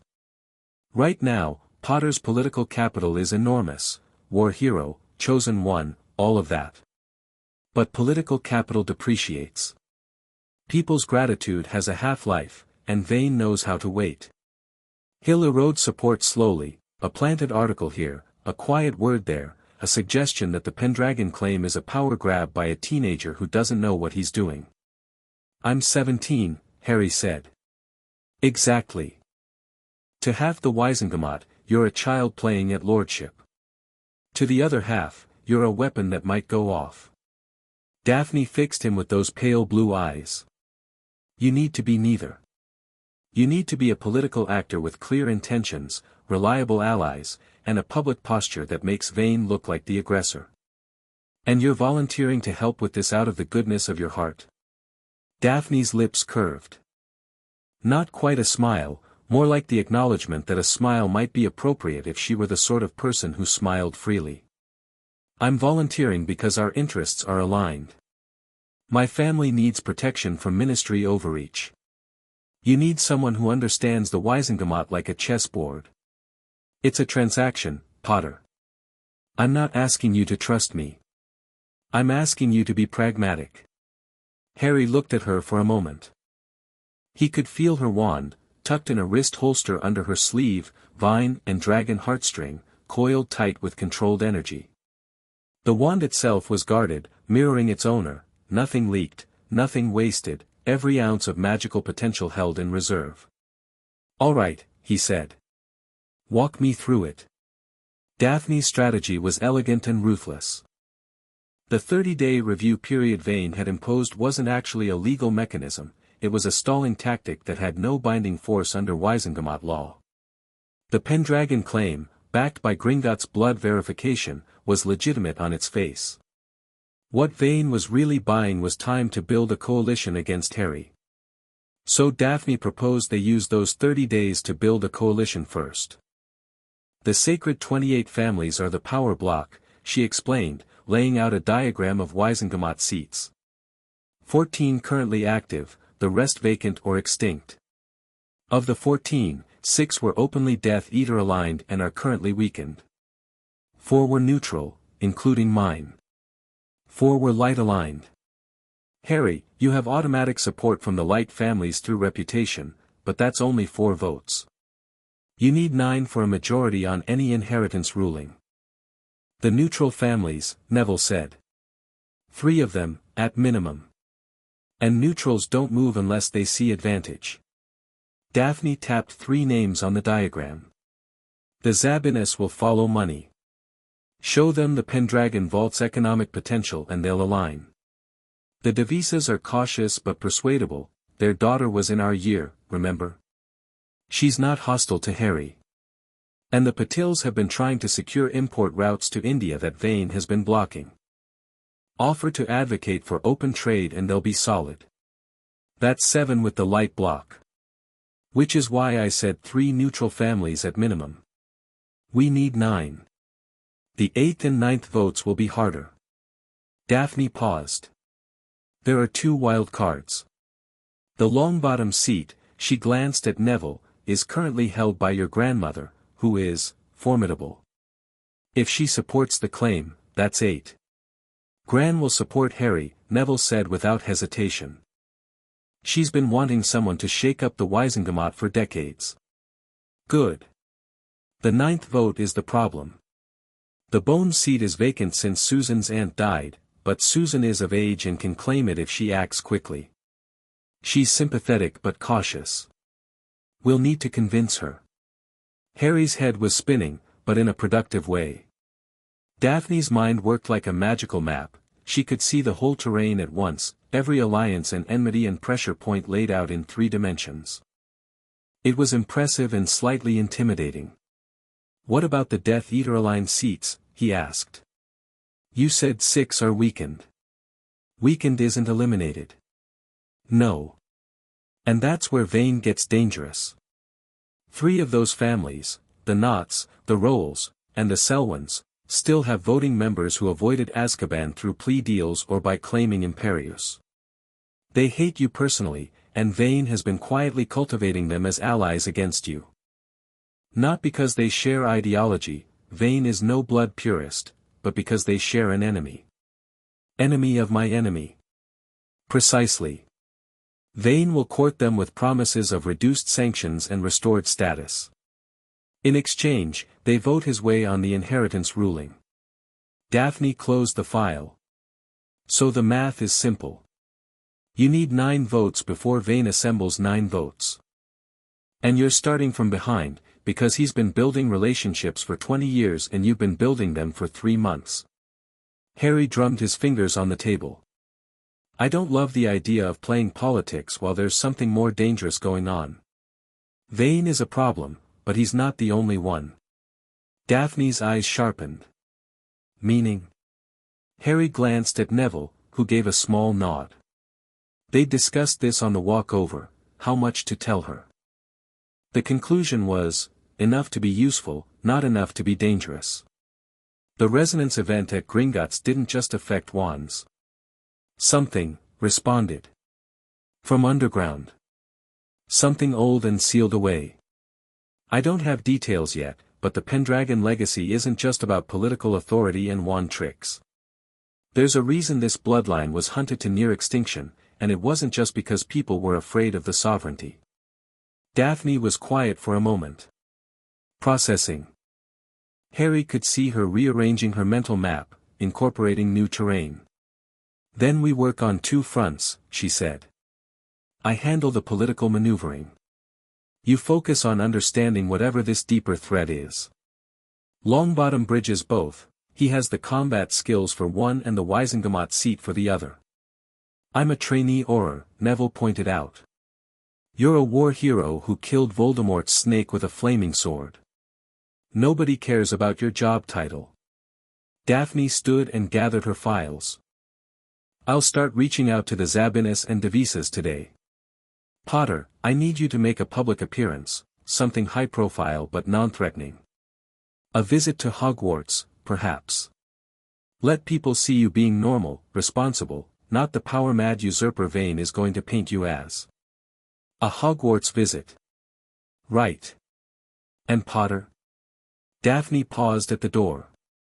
The bloodstain on your collar. Whatever you're training to do with the wand abilities, train harder. Because if the politics fail, you're going to need them. She left. The room smelled faintly of coffee and whatever understated perfume she wore, something clean, like winter air. Neville raised an eyebrow at Harry. She's intense. She's right, though. About all of it. Yeah. Neville grinned. She's also pretty. In a terrifying, I could destroy your career before breakfast kind of way. Shut up, Neville. Just an observation. The next 4 days were a blur. Harry trained every morning with Neville, pushing the boundaries of sense and command while carefully avoiding dominion. His control improved rapidly. By the 3rd day, he could maintain a filtered awareness of every wand within a quarter-mile radius while carrying on a conversation, and he could redirect simple spells with a thought. By the 4th day, he could read the emotional state of a wand's wielder through their focus, anxiety, confidence, aggression, deception. It was like having a magical lie detector that worked on everyone who carried a wand. Daphne, true to her word, moved through the Wizengamot like a scalpel. She secured a tentative alliance with the Zabini family after a single dinner where she'd apparently outlined the economic implications of the Pendragon Vault's assets so compellingly that Blaze's mother, the real power in that family, had pledged support before dessert. The Devisas followed 2 days later. The Patil seat was harder. Padma's father wanted concrete guarantees about trade route advocacy, but Daphne was working on it.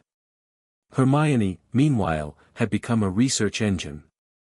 She'd taken leave from her ministry position, over vigorous objections from her supervisor, and installed herself in the Grimmauld Place library, surrounded by towers of books and parchment that grew daily. She sent Harry nightly summaries that ranged from historically illuminating to deeply alarming. The most alarming, Her research confirmed that the Pendragon sovereignty was connected to something called the Seat of Judgment, an artifact or location, she wasn't sure which, that predated Arthurian legend by centuries. References to it appeared in Druidic texts, Goblin foundational records, and even some very old Hogwarts manuscripts that Hermione had somehow gotten access to through Headmistress McGonagall. The Seat of Judgment was always described the same way, a test of worthiness that could elevate or destroy, and which only a true sovereign could survive. The siege perilous, Harry realized. The empty seat. The one that killed anyone unworthy who dared to sit in it. He shared this with Neville but not yet with Daphne. Not because he didn't trust her, he was surprised to find that he was beginning to, but because the information was too incomplete to be actionable and too dangerous to spread without context. On the 5th day, Vane made his next move. The summons arrived at dawn, delivered not by Owl but by a Ministry enforcement wizard who operated directly onto the doorstep of Grimmauld Place and hammered on the door with the self-important urgency of a man who believed paperwork was a weapon. Mr. Potter. You are hereby summoned to an extraordinary session of the Wizengamot, to take place today at 11 o'clock in the morning, regarding the formal adjudication of the Pendragon Lordship claim under Article 17 of the Wizengamot Charter. Harry took the scroll, read it, and felt his stomach drop. Article 17. He knew what that was, Hermione's research had covered it. It wasn't a standard legal review. It was a challenge mechanism. Under Article 17, any Wizengamot member could demand that a disputed lordship claim be resolved through a series of tests, legal argumentation before the full body, demonstrated magical ability relevant to the claimed title, and, if the challenger invoked the ancient provisions, trial by combat. Harry sent Owls to Neville and Daphne immediately. Then he got dressed, strapped on the scabbard, and tried to eat breakfast without his hands shaking. By the time he reached the Ministry, Neville and Daphne were already there. Daphne's expression was rigid in a way that told Harry she was furious. He moved up the timeline, she said, falling into step beside him as they walked through the atrium. He wasn't supposed to push for Article 17 this quickly, he doesn't have enough votes for a straight legal ruling. Which means he's not planning to win through argument. Trial by combat? He can't fight you himself. He'll nominate a champion. Daphne's jaw tightened. Potter, I need you to listen to me very carefully. Whatever happens in there, do not lose your temper. Vane will try to provoke you.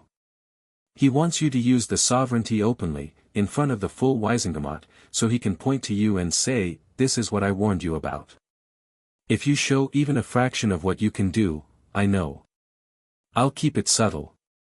Subtle isn't a word I typically associate with you. I've been practicing. The full Wizengamot chamber was packed. Not just the seated members, the gallery was full, journalists were crammed into the press box, and Harry spotted at least 3 foreign diplomats in the observers section. This wasn't a committee hearing. This was theater, and Vane had sold tickets. Cyrus Vane stood at the prosecutor's podium, immaculate, silver-haired, exuding the kind of calm authority that made you feel slightly underdressed even if you were wearing your best robes. Behind him, in the challengers' gallery, sat half a dozen witches and wizards that Harry didn't recognize, except one. A man. Tall, broad-shouldered, dark-haired, with the build of someone who'd spent his life hitting things and getting hit back. He wore dueling leathers under open robes and had a wand holstered on each hip. Marcus Blackthorne, Daphne whispered. Professional duelist. Won the European circuit 3 times. Semi-retired, now works as a private security consultant. Which is a polite way of saying he's a mercenary. Vane's champion? Almost certainly. Blackthorne doesn't care about politics. He cares about money and reputation, both of which Vane can provide. The session opened with the usual formalities, oaths, declarations, invocations, and then Vane took the floor. His argument was polished, precise, and devastating in its simplicity. The Pendragon claim, Vane said, his voice carrying through the chamber with practiced ease, rests on blood alone. Mr. Potter did not seek this inheritance. He did not earn it. He did not even know it existed until 5 days ago. He walked into a Gringotts vault and activated a magical document whose contents and implications he admits he does not fully understand. Vane paused. Let the words settle. I do not question Mr. Potter's character. His service during the war is beyond reproach. But heroism in battle is not qualification for a lordship that carries unprecedented magical authority.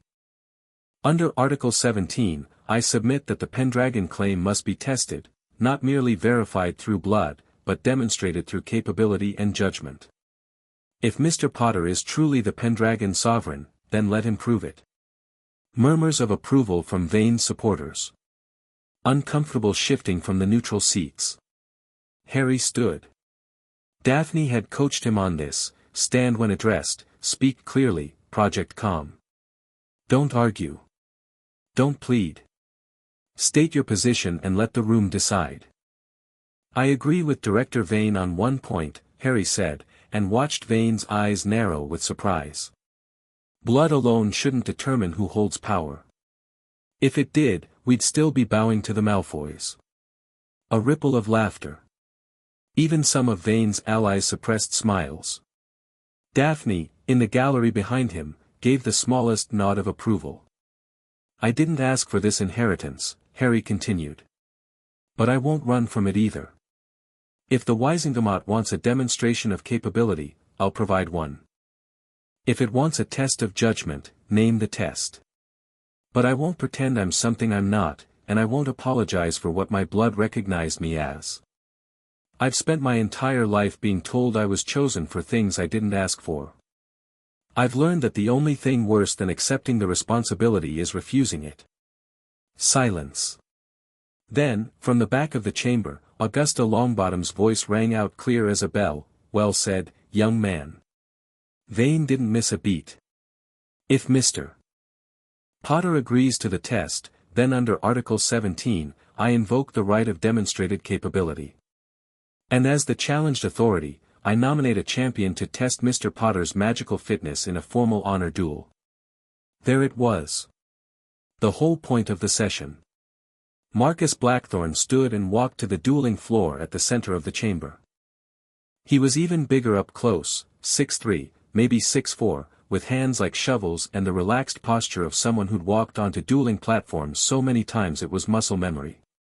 His wands, 2 of them, which was unusual and possibly illegal for formal duels, sat in their holsters, and Harry could feel both of them, English oak with dragon heartstring, aggressive and eager, practically vibrating with combative energy.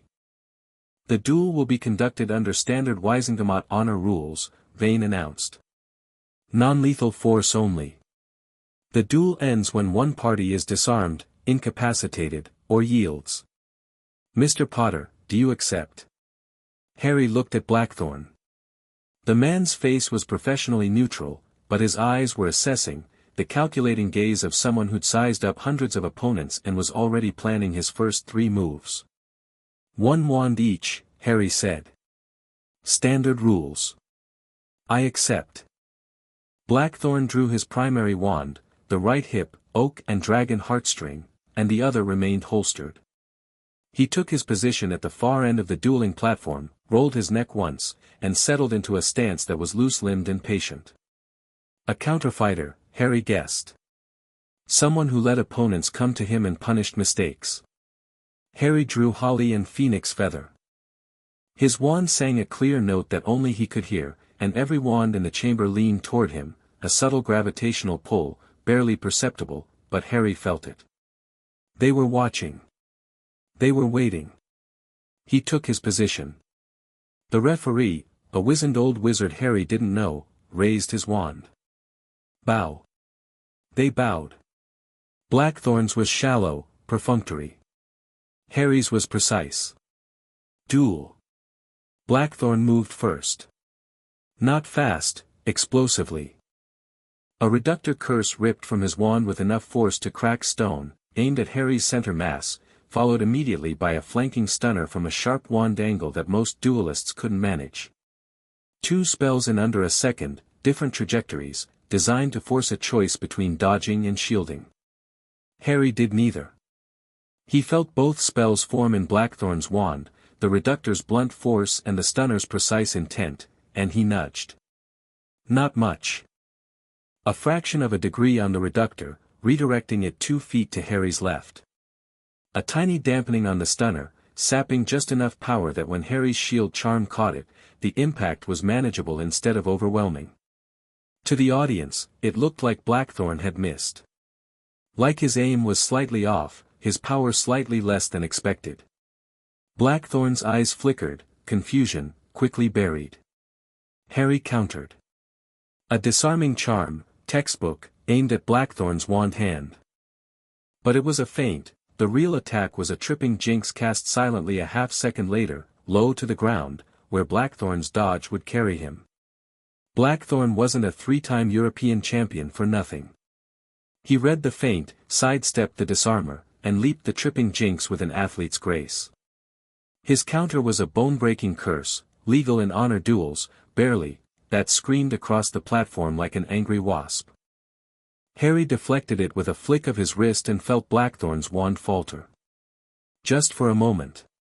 A stutter in its output, like a singer hitting a wrong note. The oak and dragon heartstring was fighting its own nature, it wanted to respond to Harry's authority, to acknowledge the sovereignty, but Blackthorn's will was holding it on course. Good. That was the test. How hard could Blackthorn's will hold against a Pendragon's passive influence? They traded spells for 90 seconds. It was fast, technical, and brutal. Blackthorn was the most skilled duelist Harry had ever faced in a formal setting, his spell selection was creative, his positioning was excellent, and his raw power was formidable. But Harry had fought Voldemort, survived a tournament designed to kill him, and taught himself combat magic in a secret room while the government tried to pretend everything was fine. He didn't fight like a duelist. He fought like a survivor. And underneath every exchange, invisible to everyone except Harry, the wand sense was feeding him information. Every spell Blackthorn cast was preceded by a microburst of intent through his wand, a split-second telegraph that told Harry exactly what was coming. It wasn't cheating. It was like having perfect peripheral vision in a sport where everyone else was wearing blinders. Harry pressed the advantage. He stopped playing defense and went on the attack, firing spells in combinations that forced Blackthorn to move, not just react, but physically reposition, breaking his counter-fighting stance and pulling him into Harry's rhythm. A stunning spell high, an impediment jinx low, a banishing charm to the left. Each one subtly adjusted by Harry's command influence, not redirecting Blackthorn's defenses, but nudging his own spells to arrive at angles that were just slightly harder to block than they should have been. Blackthorn started sweating. His spells came faster but less precise. His wand was fighting him now, not openly, not enough for the audience to notice, but Harry could feel the oak trembling in its master's grip, caught between 2 magnetic poles, its bonded wizard and the Pendragon sovereign who was standing 20 feet away, radiating authority like a bonfire radiating heat. Harry saw his opening.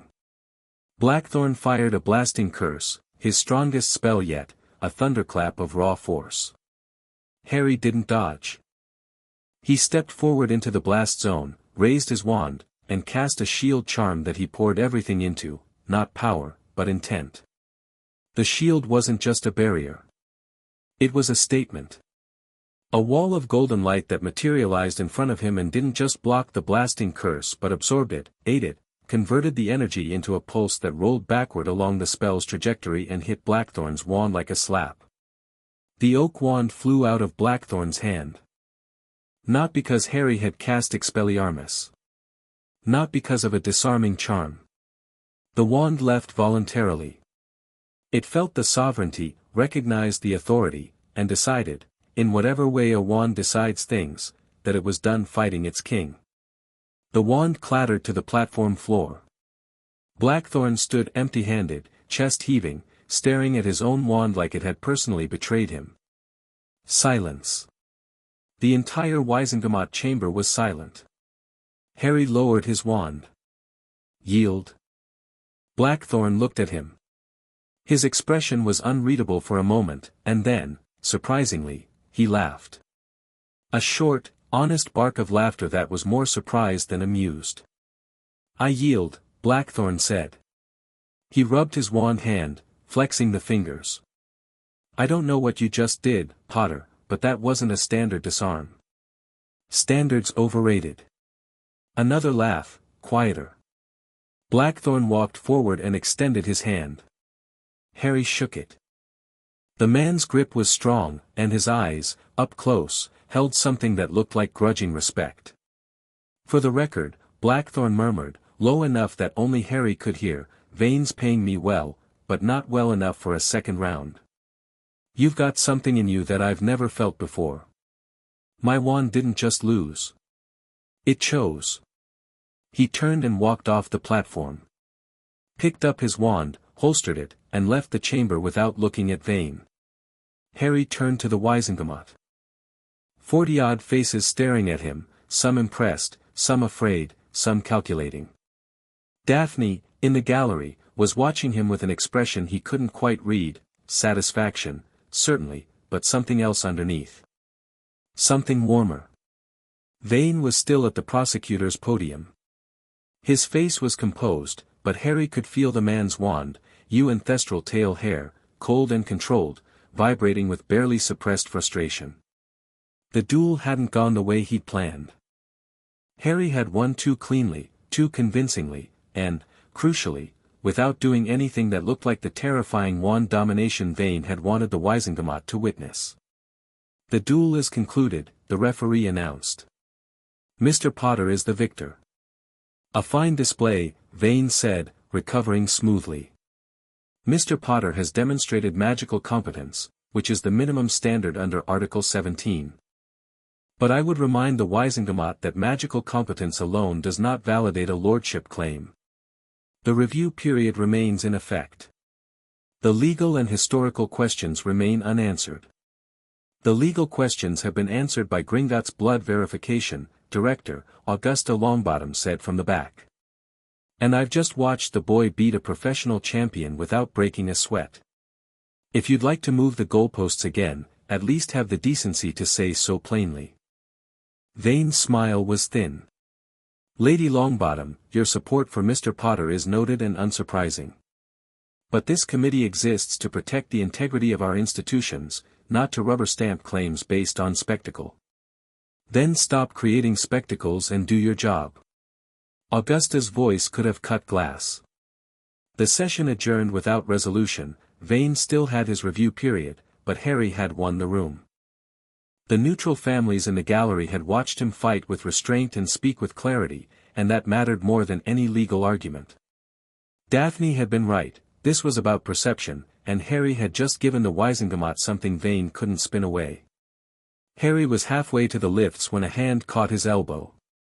He turned. The man standing behind him was medium height, medium build, with unremarkable brown hair and a face that was specifically designed to be forgotten. Everything about him was aggressively average, the kind of appearance that only happened on purpose, that you cultivated when your job required people to not notice you. Except his eyes. His eyes were sharp and strange, the left one slightly larger than the right, and they moved with a paranoid quickness that reminded Harry viscerally of someone. Harry Potter, the man said. His voice was quiet, clipped, carefully modulated. My name is Arcturus Moody. We need to talk. Moody, Harry repeated, and felt a jolt of recognition that was almost physical. Related to, my great-uncle. Alastair. Arcturus's mouth twisted. I lack his charm, his eye, and his habit of getting murdered by Dark Lords. But I share his professional interests. I'm an unspeakable. Department of Mysteries, Temporal and Dimensional Anomalies Division. Should you be telling me that? No. Which is why we're going to walk out of this building, find a very quiet pub, and have a conversation that never happened. Arcturus glanced over his shoulder with that paranoid twitch.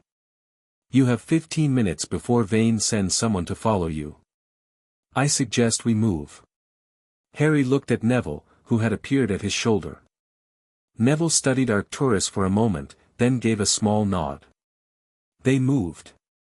The pub was in Muggle Lambeth, a cramped, dark establishment called the Broken Anchor that smelled like old beer and seemed to be populated entirely by men who didn't want to be found.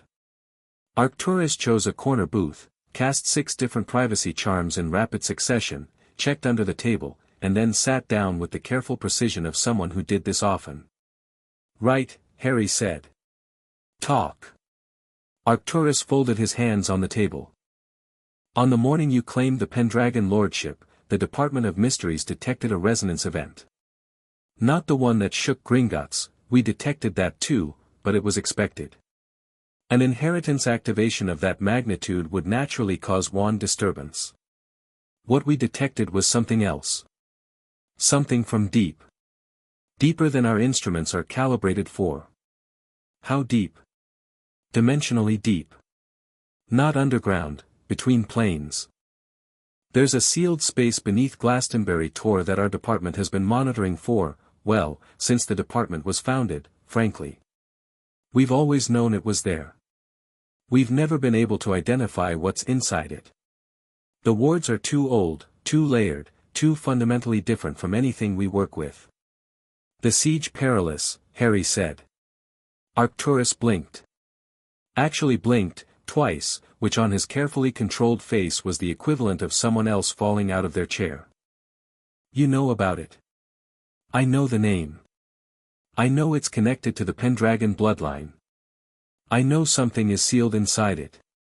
And I know it responded when I claimed the Lordship. It did more than respond." Arcturus pulled a folded parchment from his coat, covered in graphs and runic notation that Harry couldn't read but could feel, the way he could feel wands. The parchment itself carried a charge, like holding a battery. "The dimensional barrier around the Siege Perilous has been stable for almost 1500 years. Perfectly stable. Not a fluctuation, not a tremor, nothing. On the morning of your inheritance, it destabilized by 3%. 3% doesn't sound like much. Mr. Potter, 3% destabilization in a dimensional barrier is the equivalent of a 3-meter crack in a dam. It doesn't sound catastrophic until you understand the pressure behind it." Arcturus leaned forward. "Something is imprisoned in the Siege Perilous. Something that has been trying to get out for a very long time, and failing, because the seal was absolute. Your activation of the Pendragon sovereignty created the first weakness in that seal since it was established. And the entity inside noticed immediately." Harry felt cold. Not physically, the scabbard kept him warm, but in a deep, structural way, like the temperature of reality had dropped. "The Department of Mysteries assigned me to monitor you," Arcturus continued.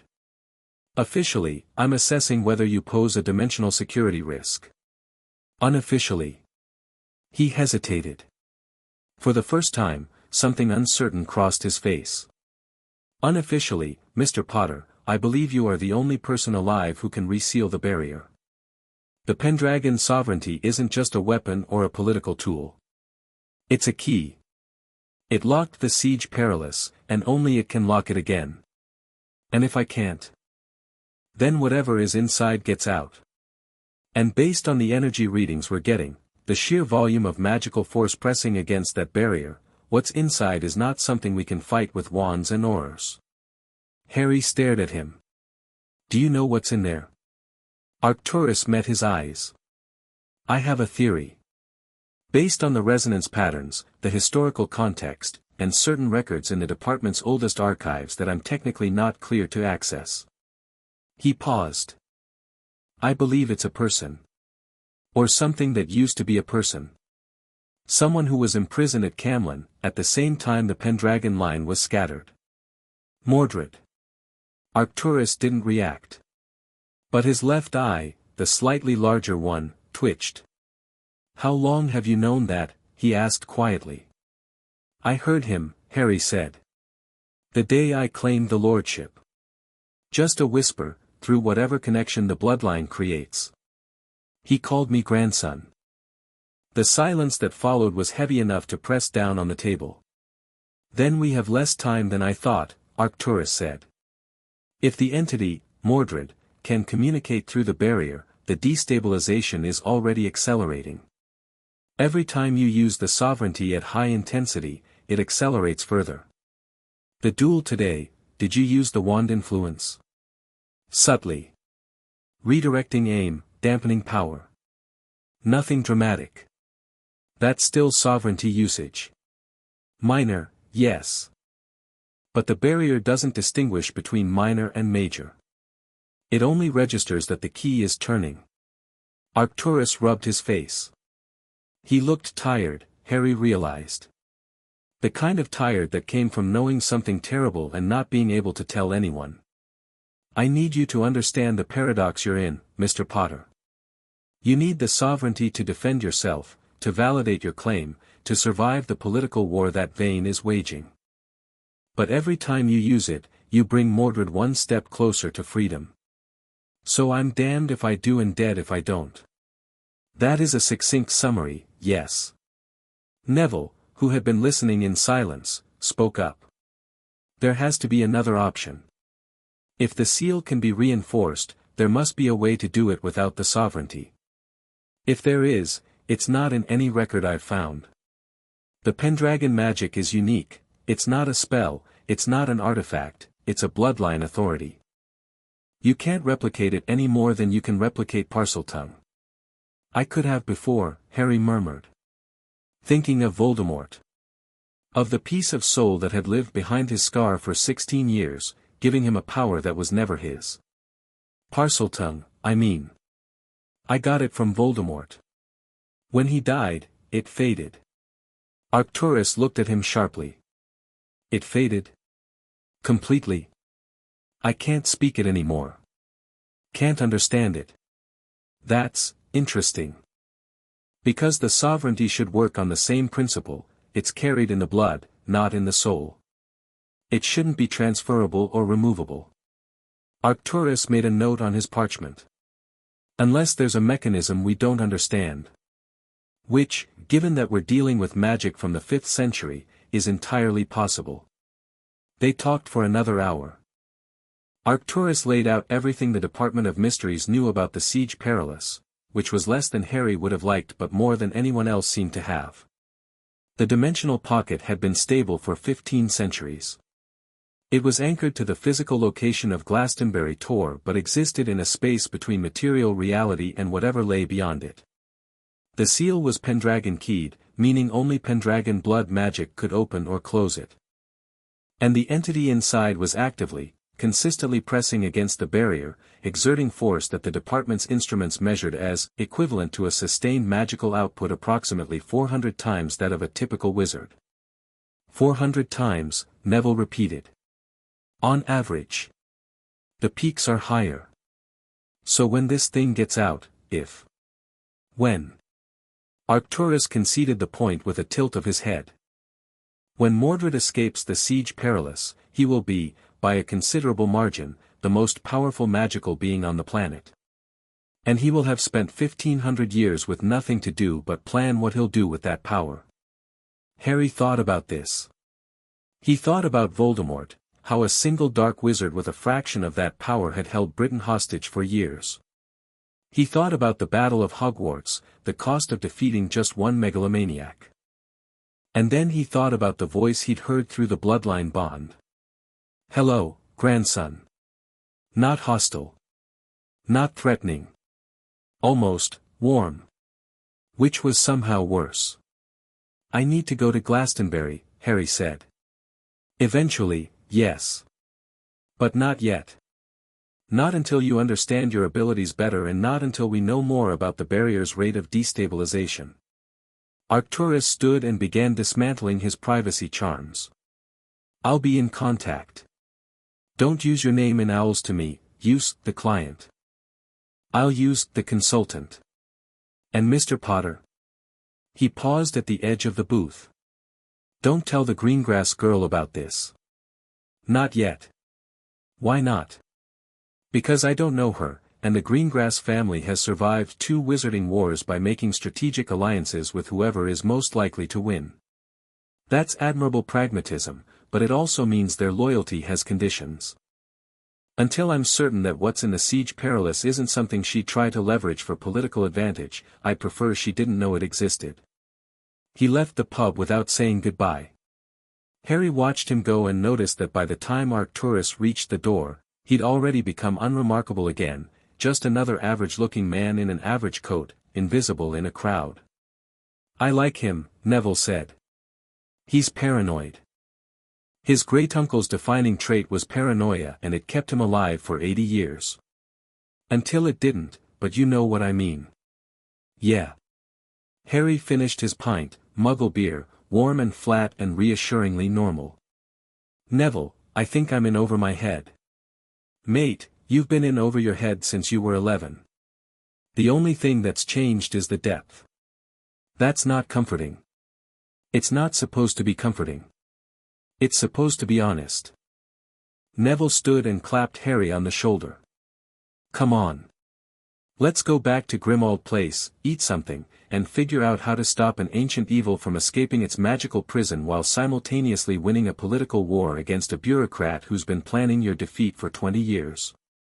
When you put it like that, it sounds impossible." "Good. That's usually when you're at your best." They returned to Grimmauld Place to find Daphne Greengrass sitting in the kitchen. She had let herself in, Harry had no idea how, since the house was under Fidelia's charm and she shouldn't have been able to find it, let alone enter it. But there she was, at the kitchen table, with a fresh cup of tea and an expression that dared him to ask. He asked anyway. "How did you get in here?" "Your secret keeper is Kingsley Shacklebolt, who was persuaded to share the location with me because I told him I was working with you on the Pendragon claim and needed secure meeting space." Daphne sipped her tea. "He confirmed with you by owl before sharing. You would have known this if you checked your post before disappearing to a muggle pub with a stranger." Harry glanced at the owl perch. Sure enough, a ministry owl was sitting there with a scroll bearing Kingsley's seal. "The stranger wasn't dangerous," Harry said. "Everyone is dangerous until proven otherwise." Daphne set down her cup. "But that's not why I'm here. The Wisengamot session today, you won. Decisively. But you didn't win the way I expected." "What do you mean?" "I mean Blackthorn is one of the best duelists in Europe. I've watched recordings of his matches. He doesn't miss. He doesn't fire underpowered spells.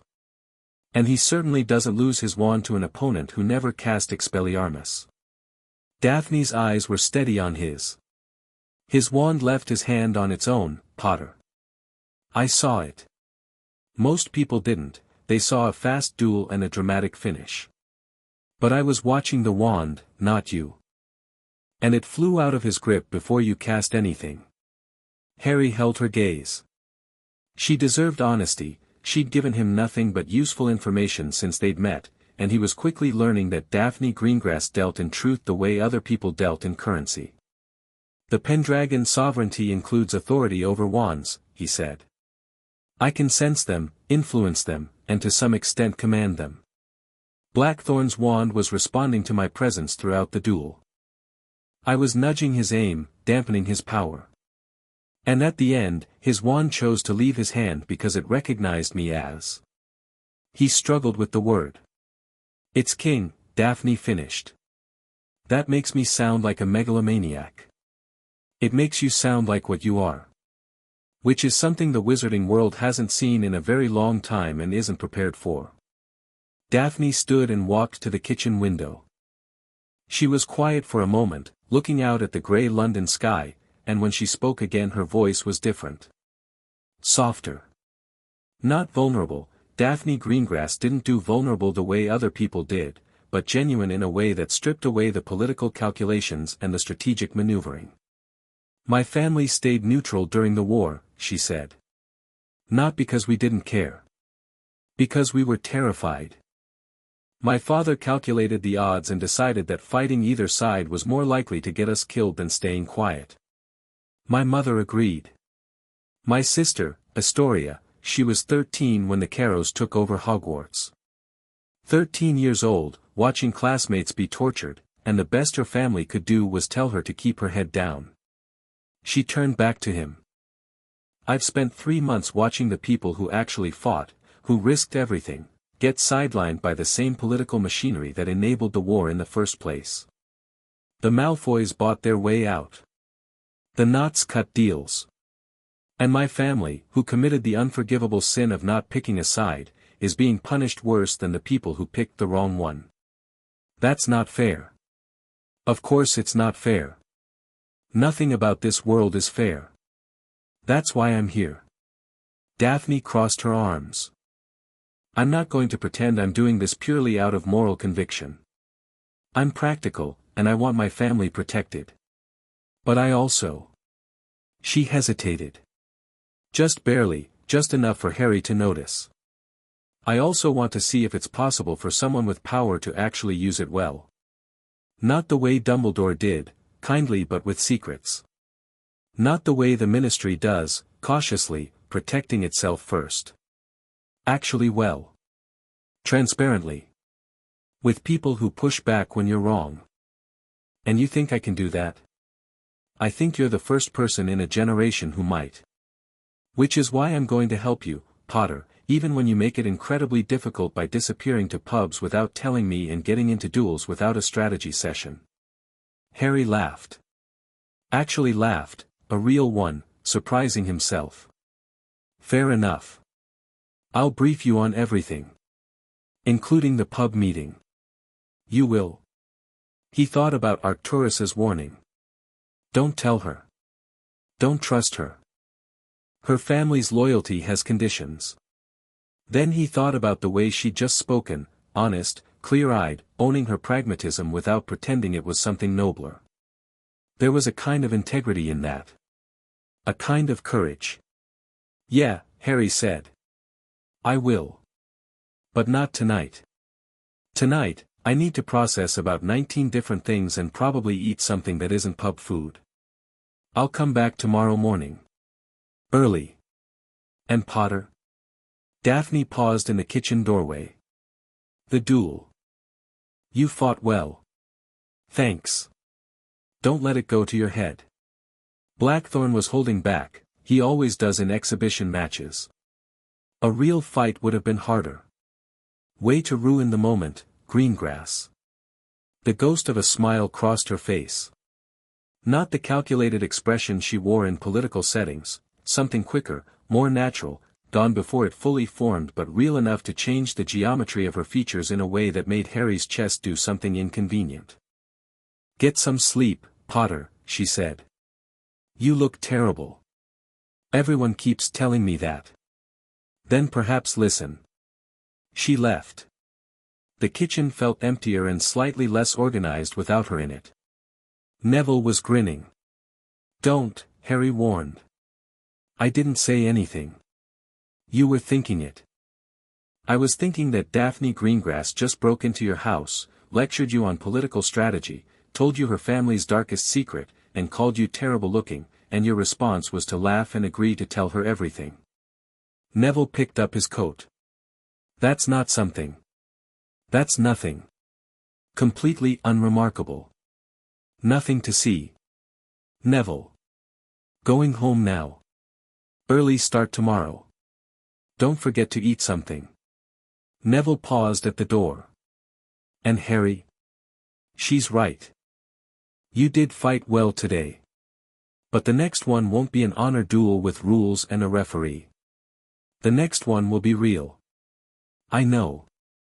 Good. Then train like it. He left.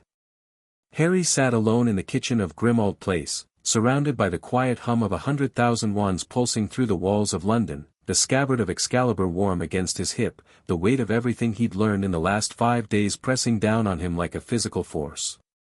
Mordred in the dark. Vane in the light. Daphne in the grey space between, offering him something he hadn't expected to want, a partnership that demanded honesty instead of heroism. And underneath it all, the bass note. Pulsing. Patient. Getting louder. Harry closed his eyes and, for the first time since claiming the Lordship, reached deliberately toward the source of that sound. Not pushing hard, just listening. Extending his sense south, through the layers of London, through the countryside, toward the ancient heartland of England where the ley lines converged and the old magic ran deepest. He brushed the edge of the siege perilous. It was like touching a wall of ice, cold, immense, depthless. The barrier was real and solid and thrumming with the same golden frequency as his sovereignty, because it was made from the same magic. Pendragon power, layered thick, hammered into dimensional steel by someone who'd known what they were doing and had poured everything they had into making it hold. And behind it, pressing against the other side, a presence. Not a voice this time. Not words. Just awareness. A vast, patient intelligence that felt Harry's touch and responded with a gentle, almost affectionate pressure. Like a hand pressing against a prison window. Like a father reaching for a child through glass. Harry pulled back. His hands were shaking again. The golden light on his scar was flickering. He looked down at the scabbard. The runes were blazing, brighter than he'd ever seen them, and the magic pulsing from it was fierce and protective, as if the scabbard could feel what he'd just touched and was trying to shield him from it. "I know," Harry said quietly, to the scabbard, to his wand, to the house, to the absent ghosts of every person who'd ever tried to protect him. "I know it's dangerous." He went upstairs, lay down on his bed fully clothed, and stared at the ceiling. Sleep, predictably, did not come. But somewhere around 2 a.m., in the space between wakefulness and dreaming, Harry felt something he hadn't felt in months. Not peace. Not comfort. But purpose. The clear, clean sense that whatever was coming, Vane, Mordred, the political war, the ancient evil, he wasn't going to face it as the boy who lived or the chosen one or any of the other titles that had been hung on him like medals he'd never asked for. He was going to face it as himself. Harry. 17 years old, terrible at sleeping, decent at fighting, learning to be good at politics, and apparently the magical king of every wand in Britain. No pressure. His wand, on the nightstand, pulsed once. Warm and encouraging. His faithful companion since he was 11, smaller and simpler than the grand inheritance that had landed on him, but somehow more important. The first magical object that had ever chosen him. The first thing that had ever said, "You belong here." Harry reached over and wrapped his hand around it. Holly and phoenix feather, warm in the dark. "Thanks," he whispered. The wand pulsed again. And somewhere deep in the earth, the bass note played on. Chapter 2 and Chapter 3, The Covenant moves. The first attack came on a Tuesday, and it wasn't aimed at Harry.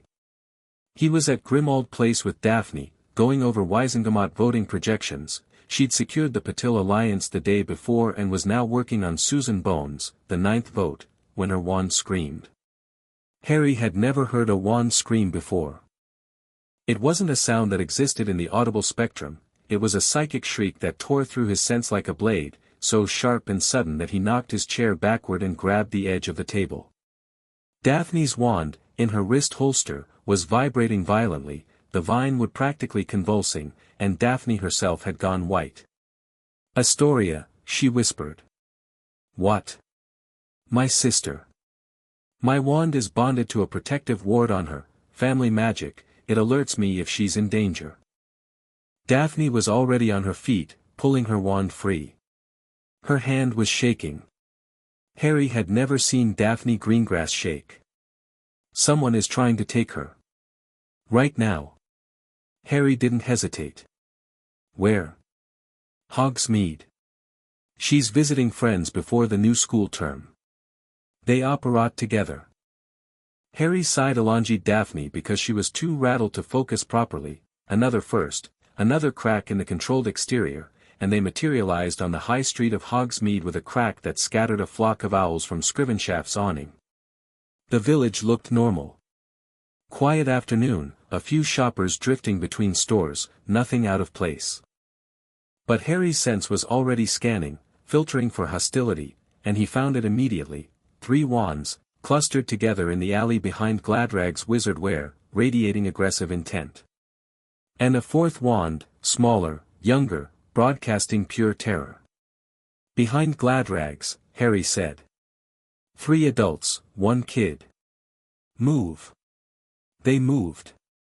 Daphne ran like someone who trained for this, low, fast, wand up, no wasted motion. Harry matched her stride and let his sense guide them, tracking the hostile wands as they shifted positions. Two were stationary. One was moving toward the terrified signature. They rounded the corner of Gladrags and found them. Three figures in dark robes, hoods up, faces obscured by charms that blurred their features into smudges. One was kneeling beside a body on the ground, not Astoria, Harry realized with a spike of relief, but an older teenager, a boy, who was stunned and crumpled against the wall. The second was standing watch at the alley's far end. And the third was reaching for Astoria Greengrass. Astoria was 15, slight, dark-haired where Daphne was blonde, and she was pressed against the alley wall with her wand raised and her face a mask of controlled fear that was so purely Greengrass it would have been impressive if the situation weren't deadly. The reaching figure's hand closed around Astoria's wrist. Astoria fired a stinging hex point blank into their hood and twisted free. Daphne's curse hit the figure like a freight train. A blasting hex that was technically non-lethal but didn't seem to care much about technicalities. It caught the attacker in the ribs and threw them 10 feet down the alley, where they hit the far wall and didn't get up. The second attacker at the watch position spun toward Daphne. Harry was faster. He didn't bother with a spell, he reached for the attacker's wand with his sovereignty, grabbed it with pure intent, and yanked. The wand flew out of its owner's hand and sailed across the alley into Harry's grip. Birch and unicorn hair, he noted distantly. Unremarkable. A tool, not a partner. The attacker, wandless and panicking, disapparated with a crack. The third, the one kneeling by the stunned boy, saw both colleagues down and gone, and bolted. They made it 3 steps before Daphne's Incarcerus wrapped them in ropes mid-stride and they hit the cobblestones face first. Total elapsed time, about 8 seconds. Daphne was at Astoria's side immediately, hands on her sister's shoulders, checking for injuries with the rapid efficiency of someone running on adrenaline and terror. Astoria was shaking but unhurt. "I'm fine," Astoria said. Her voice was thin but steady. "They came out of nowhere. Hit Jamie with a stunner and grabbed me before I could. You're fine." "You did fine." Daphne's voice cracked. "Just barely, just for a moment." Then the mask reassembled. "Potter, the one I dropped. Check them." Harry walked to the figure Daphne had blasted. They were unconscious, hood blown back by the impact, and their face was visible, a man, 40s, unremarkable features, no dark mark on his forearm when Harry checked. But there was something else. On his left wrist, partially hidden by his sleeve, a tattoo, a circle surrounding a broken sword, rendered in red ink that shimmered faintly with enchantment. Harry didn't recognize it. But his blood did. The scabbard at his hip went cold, not warm, not protective, but cold, the way metal gets cold when something hostile is near. A recognition response. The Pendragon bloodline knew this symbol, and it didn't like it. He checked the bound figure. Same tattoo. Same symbol. A circle, a broken sword. "Daphne," Harry said. "Come look at this." She came. Looked at the tattoo. Her expression didn't change, but Harry felt her wand's emotional signature shift from protective fury to something more calculated. Analytical. "I've seen this before," she said. "In my father's records." He tracked certain pure-blood societies during the First War, organizations that weren't Death Eaters but operated in the same shadows. She pulled the unconscious man's sleeve up further. The tattoo was detailed, the broken sword rendered in a style that was distinctly medieval. He called them the Covenant. Old money families, not Voldemort loyalists. Different agenda entirely. What agenda? He never found out. They were ghosts. Moved in the cracks between the Death Eaters and the Ministry and never left fingerprints. Daphne straightened. Until now. Harry looked at Astoria, who was sitting against the wall with her arms wrapped around her knees, watching them with wide, dark eyes. 15 years old. Just a kid visiting friends in a village. This wasn't random, Harry said. No. Daphne's jaw was set. This was a message. They didn't try to kill her, they tried to take her. Kidnapping, not murder. That means leverage. They want something from me, or from you, and they thought my sister was the pressure point. They were right. Daphne looked at him sharply. Then, slowly, she nodded. Yes. They were right. The Aurors arrived in 6 minutes. Harry gave a statement, Daphne gave a longer one, and Astoria was checked by a healer who confirmed she was uninjured. The stunned boy, Jamie Foley, a 6th-year Hufflepuff, was revived and sent home to his parents. The bound attacker was taken to the DMLE holding cells. The unconscious one was gone. That was the problem. During the confusion of the Auror arrival, the blasted figure had vanished. Not disapparated, the anti-apparition wards had gone up immediately, but simply gone. Vanished from the spot where they'd been lying unconscious, leaving nothing behind but a scorch mark on the cobblestones and a faint smell of old metal.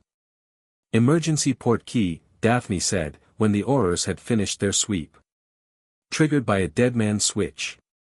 If they're incapacitated for more than a few minutes, the port key activates and retrieves them. That's sophisticated, Harry said. That's professional. These aren't thugs, Potter. These are people with resources, planning, and contingency protocols. Daphne was calm again, eerily calm, the kind of calm that meant the fear had been processed and converted into something harder. And they specifically targeted my sister on the same day we were supposed to be meeting about Wizengamot strategy. They knew my schedule. Someone's watching us. Someone has been watching us since Gringotts. Harry felt something twist in his gut. Not fear, anger. The slow, hot kind that didn't burn bright and fade but smoldered and built, the kind that had gotten him through years of the Dursleys and months of Umbridge and the long, dark walk into the Forbidden Forest. Someone had tried to kidnap a 15-year-old girl to get leverage over her sister, who was helping Harry because Harry had stumbled into a bloodline he'd never asked for. His fault. Tangentially, arguably, but his fault. He could feel every wand in Hogsmeade. Every single one. The Aurors' wands, alert and professional. Shopkeepers' wands, nervous and curious. And somewhere he couldn't pinpoint, because the signatures were deliberately masked, the wands of people who were still watching. He could feel the holes in his sense. Blind spots where there should have been wand signatures, voids where someone was actively concealing their magical focus from his awareness. He could break through those concealments. He knew he could. Dominion, the 3rd level, the full suppression, would strip every magical concealment in the village. Every hidden wand, every glamour, every enchantment would fail. He'd see everything and everyone, and the people who'd attacked Astoria would be exposed, naked, defenseless. But Arcturus's warning pulsed in his memory. Every use of sovereignty accelerates the destabilization. Minor or major, the barrier doesn't distinguish.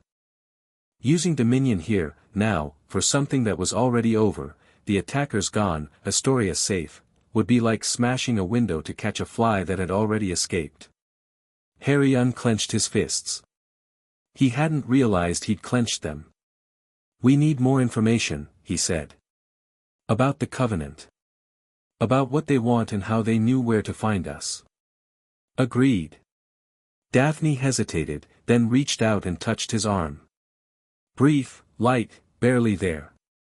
Not a romantic gesture, a grounding one.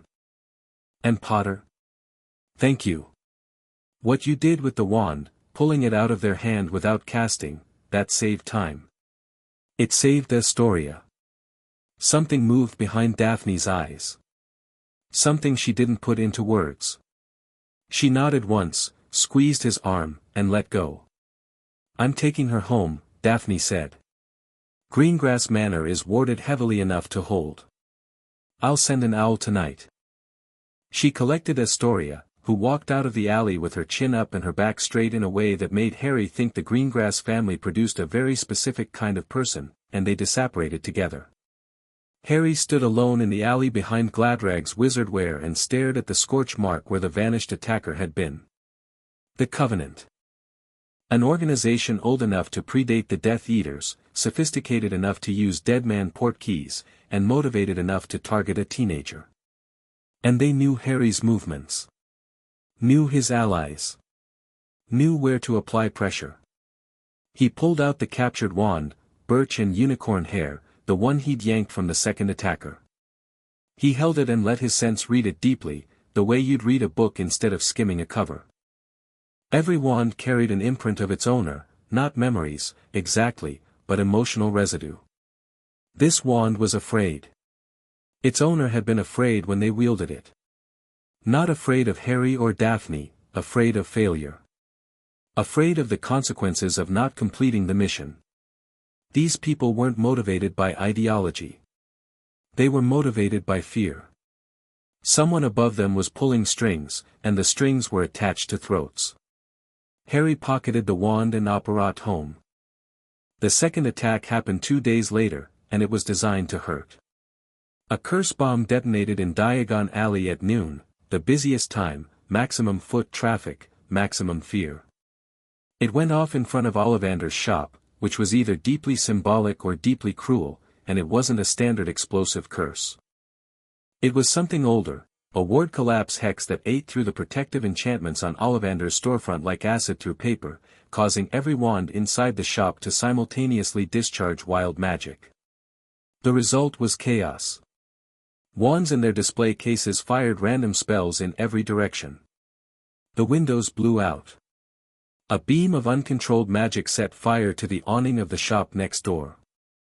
3 people on the street were hit by stray curses and 2 more were injured by flying glass. Nobody died. But the message was clear. Harry arrived at the scene 20 minutes after the blast, summoned by Neville, who'd been on Auror trainee patrol nearby. The street was cordoned off, healers were treating the injured, and Ollivander himself was sitting on the curb with his hands clasped between his knees, looking at the ruin of his shop with the exhausted resignation of someone who'd already lost everything once and was running out of energy to care about losing it again. "Mr. Potter," Ollivander said when Harry approached. Those luminous eyes, always unsettling, always seeing more than they should, fixed on Harry with a knowing intensity. "I felt it coming, you know.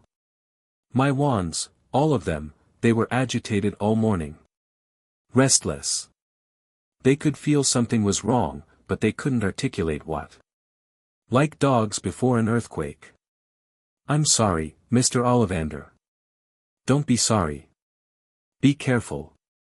The old wandmaker looked at the scabbard on Harry's hip. Harry hadn't bothered to conceal it today, and something ancient moved behind his eyes. "That's Pendragon work. I'd recognize the runic signature anywhere.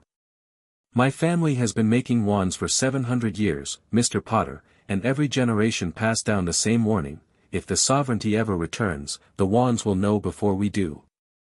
They knew. "Yes. Every wand in my shop has been singing your name for a week. Not in words, wands don't have language. But in vibration. In intent. They know their king has returned." Ollivander's gaze sharpened.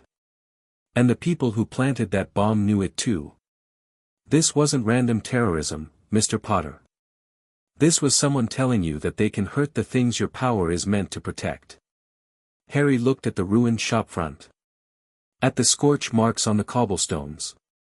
At the healer crouching over a woman who'd taken a piece of flying glass to the forearm. The anger was back. Hotter this time.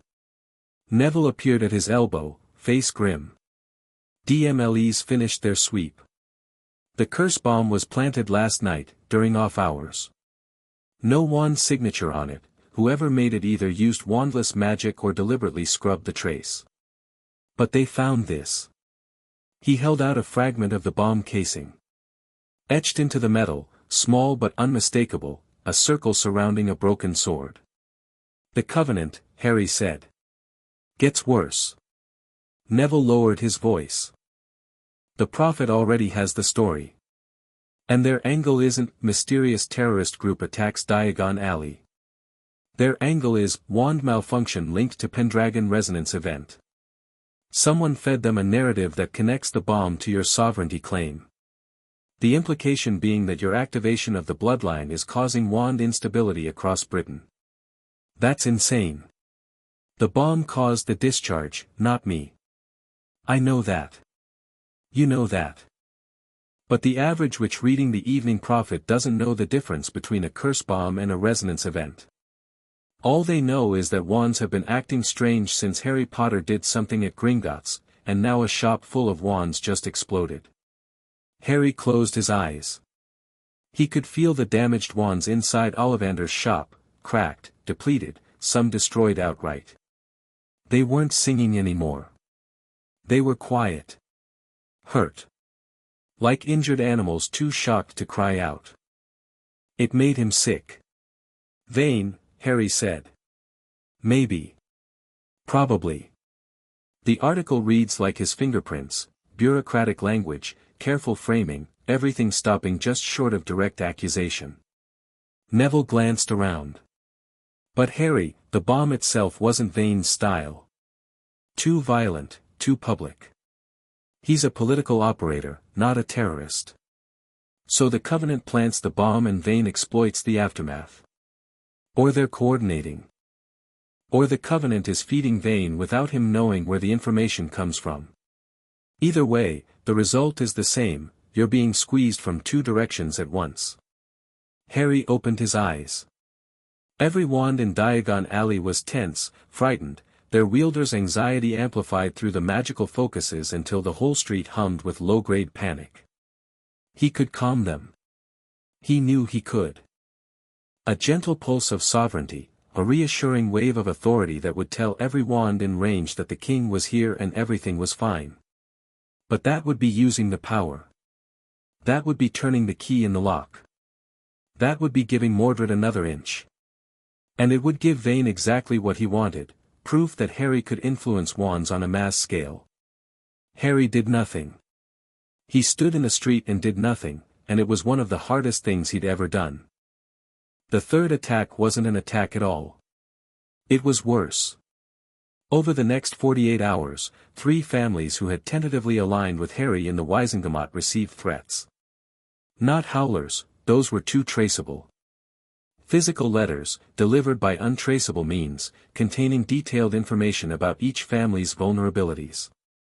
The Zabinas received a letter listing the locations of every property they owned, including 3 that were supposedly secret.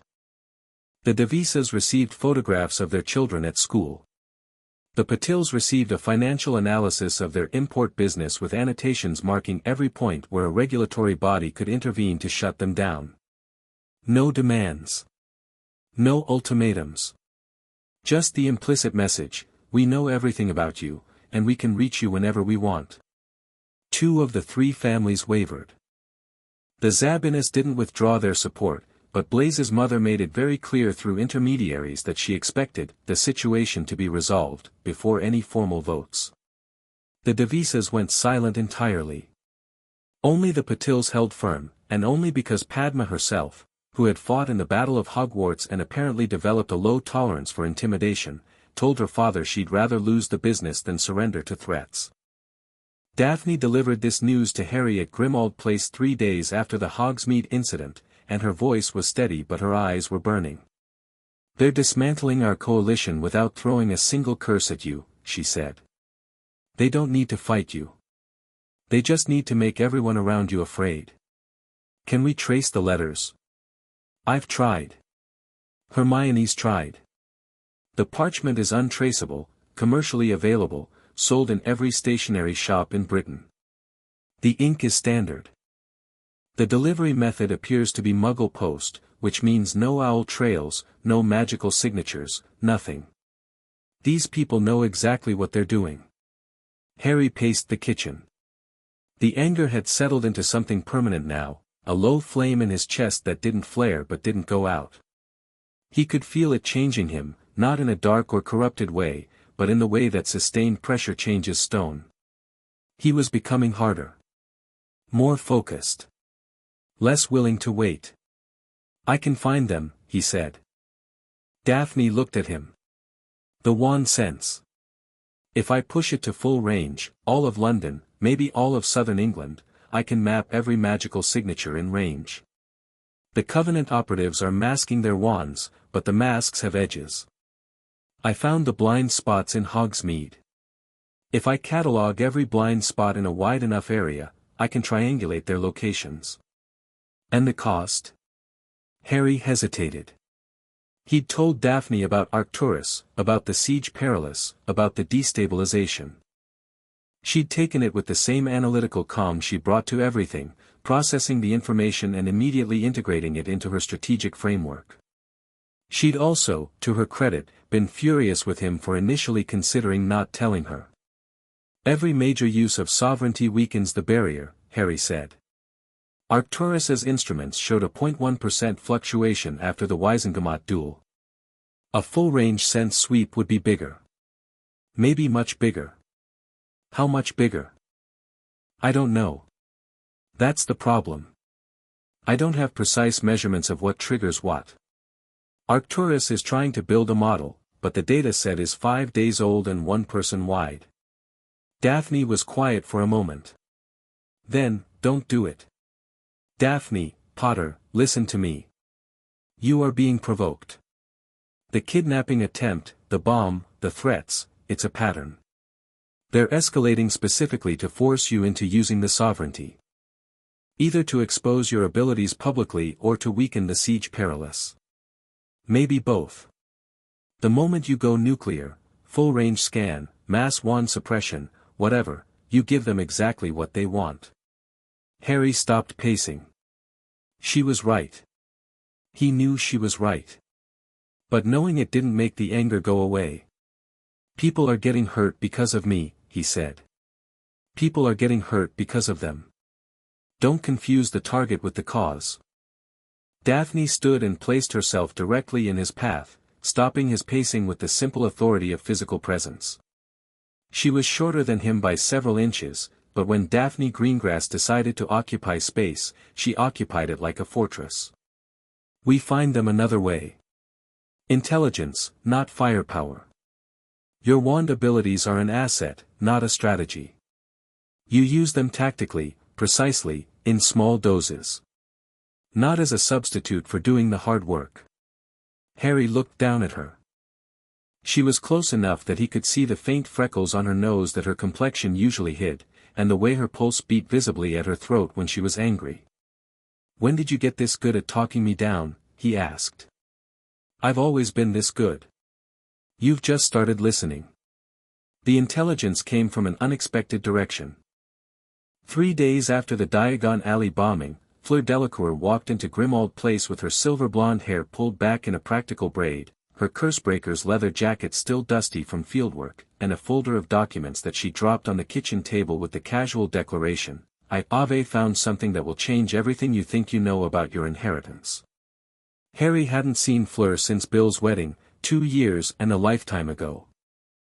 She looked older, not in a physical way, Vila aging was its own thing, but in the way her eyes moved. Sharper. Less of the effortless confidence that came from being supernaturally beautiful, more of the hard-earned confidence that came from being extremely good at a dangerous job. "Fleur," Harry said. "Bill's letter said you were researching Avalon-era magic." I've been. For 6 months, since Gringotts assigned me to catalog pre-medieval artifacts in the Welsh vaults. Most of it is routine, old jewelry, goblin-forged weapons, curse-trapped pottery that explodes if you look at it wrong." She sat down and opened the folder. "But 3 weeks ago, I found a text. Not a book, a stone tablet, carved in a script that predates Latin, predates Runic, predates everything in the standard references. It took me 2 weeks to translate." She spread the documents across the table. Photographs of a stone tablet, dense with symbols Harry recognized, the same family of marks he'd seen on the Pendragon vault, on the blood basin, on the scabbard. And next to the photographs, Fleur's translation, written in her precise, elegant hand.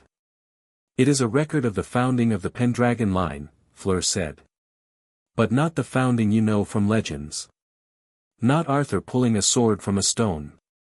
This is older. Much older." Harry read the translation.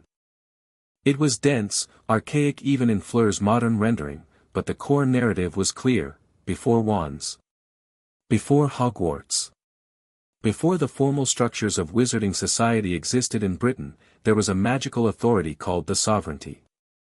Not a spell, not an artifact, not a technique, a relationship. The land itself was magical, and the sovereignty was the bond between the land's magic and a single bloodline chosen to steward it. The Pendragon line was that bloodline. They didn't rule magic. They served it. The crown wasn't a symbol of power, it was a symbol of obligation. The wand connection is secondary, Fleur explained. When wands became the primary magical focus in Europe, the sovereignty adapted. It learned to interact with wands because wands were what wizards used. But the original authority was over magical focuses of all kinds: staffs, rings, stones, carved bones. Even. She paused. Even living magical creatures. Vila, for instance. Harry looked at her. Your Vila heritage. Is that why you're involved? Partly. Fleur's expression was careful. When you claimed the lordship, I felt it. Not like a wizard feels a wand disturbance, deeper.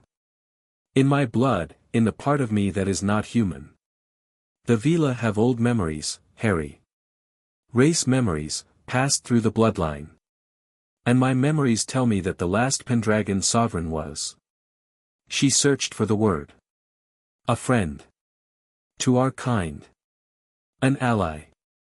The only wizard who ever treated magical creatures as equals rather than subjects. Arthur. Yes. Arthur Pendragon was allied with the Vila, with the centaurs, with the Mere people, with every magical species in Britain.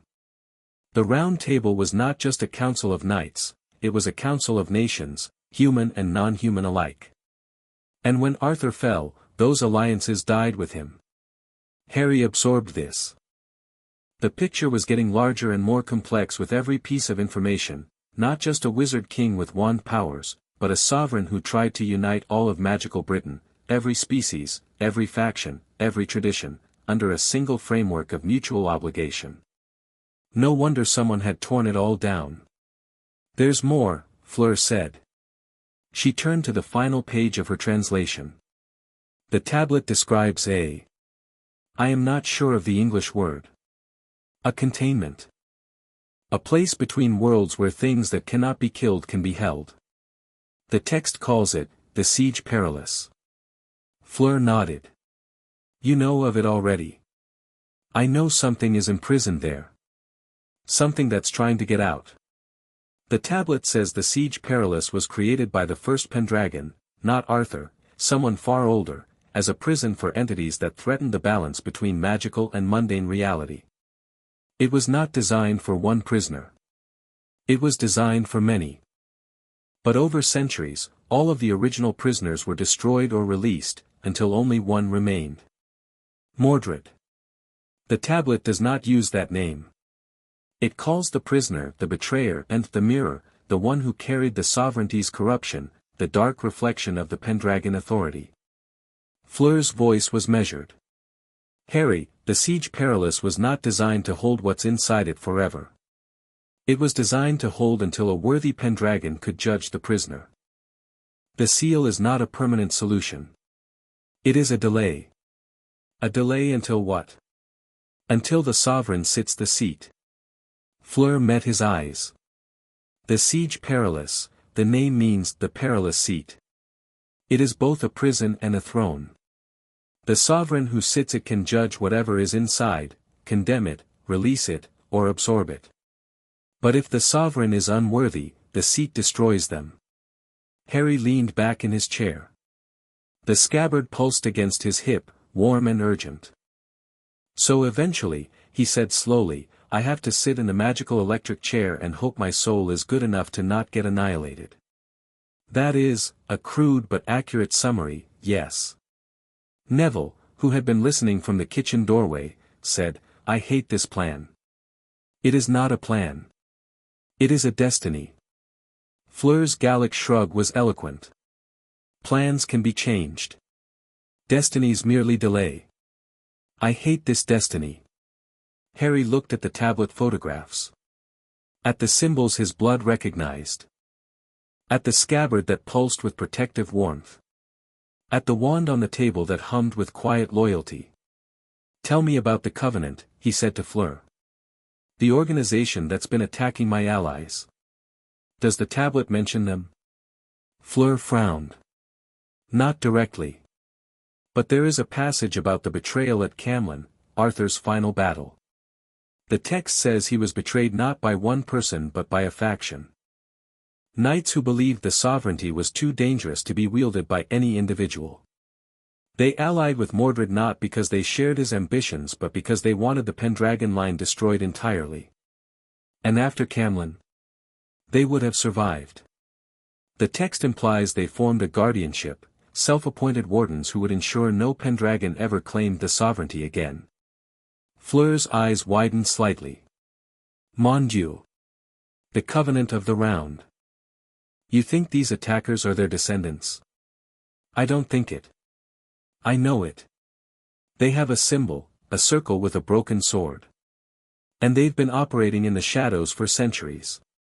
Fleur was quiet for a moment, processing this the way she processed cursed artifacts, carefully, methodically, with respect for the danger.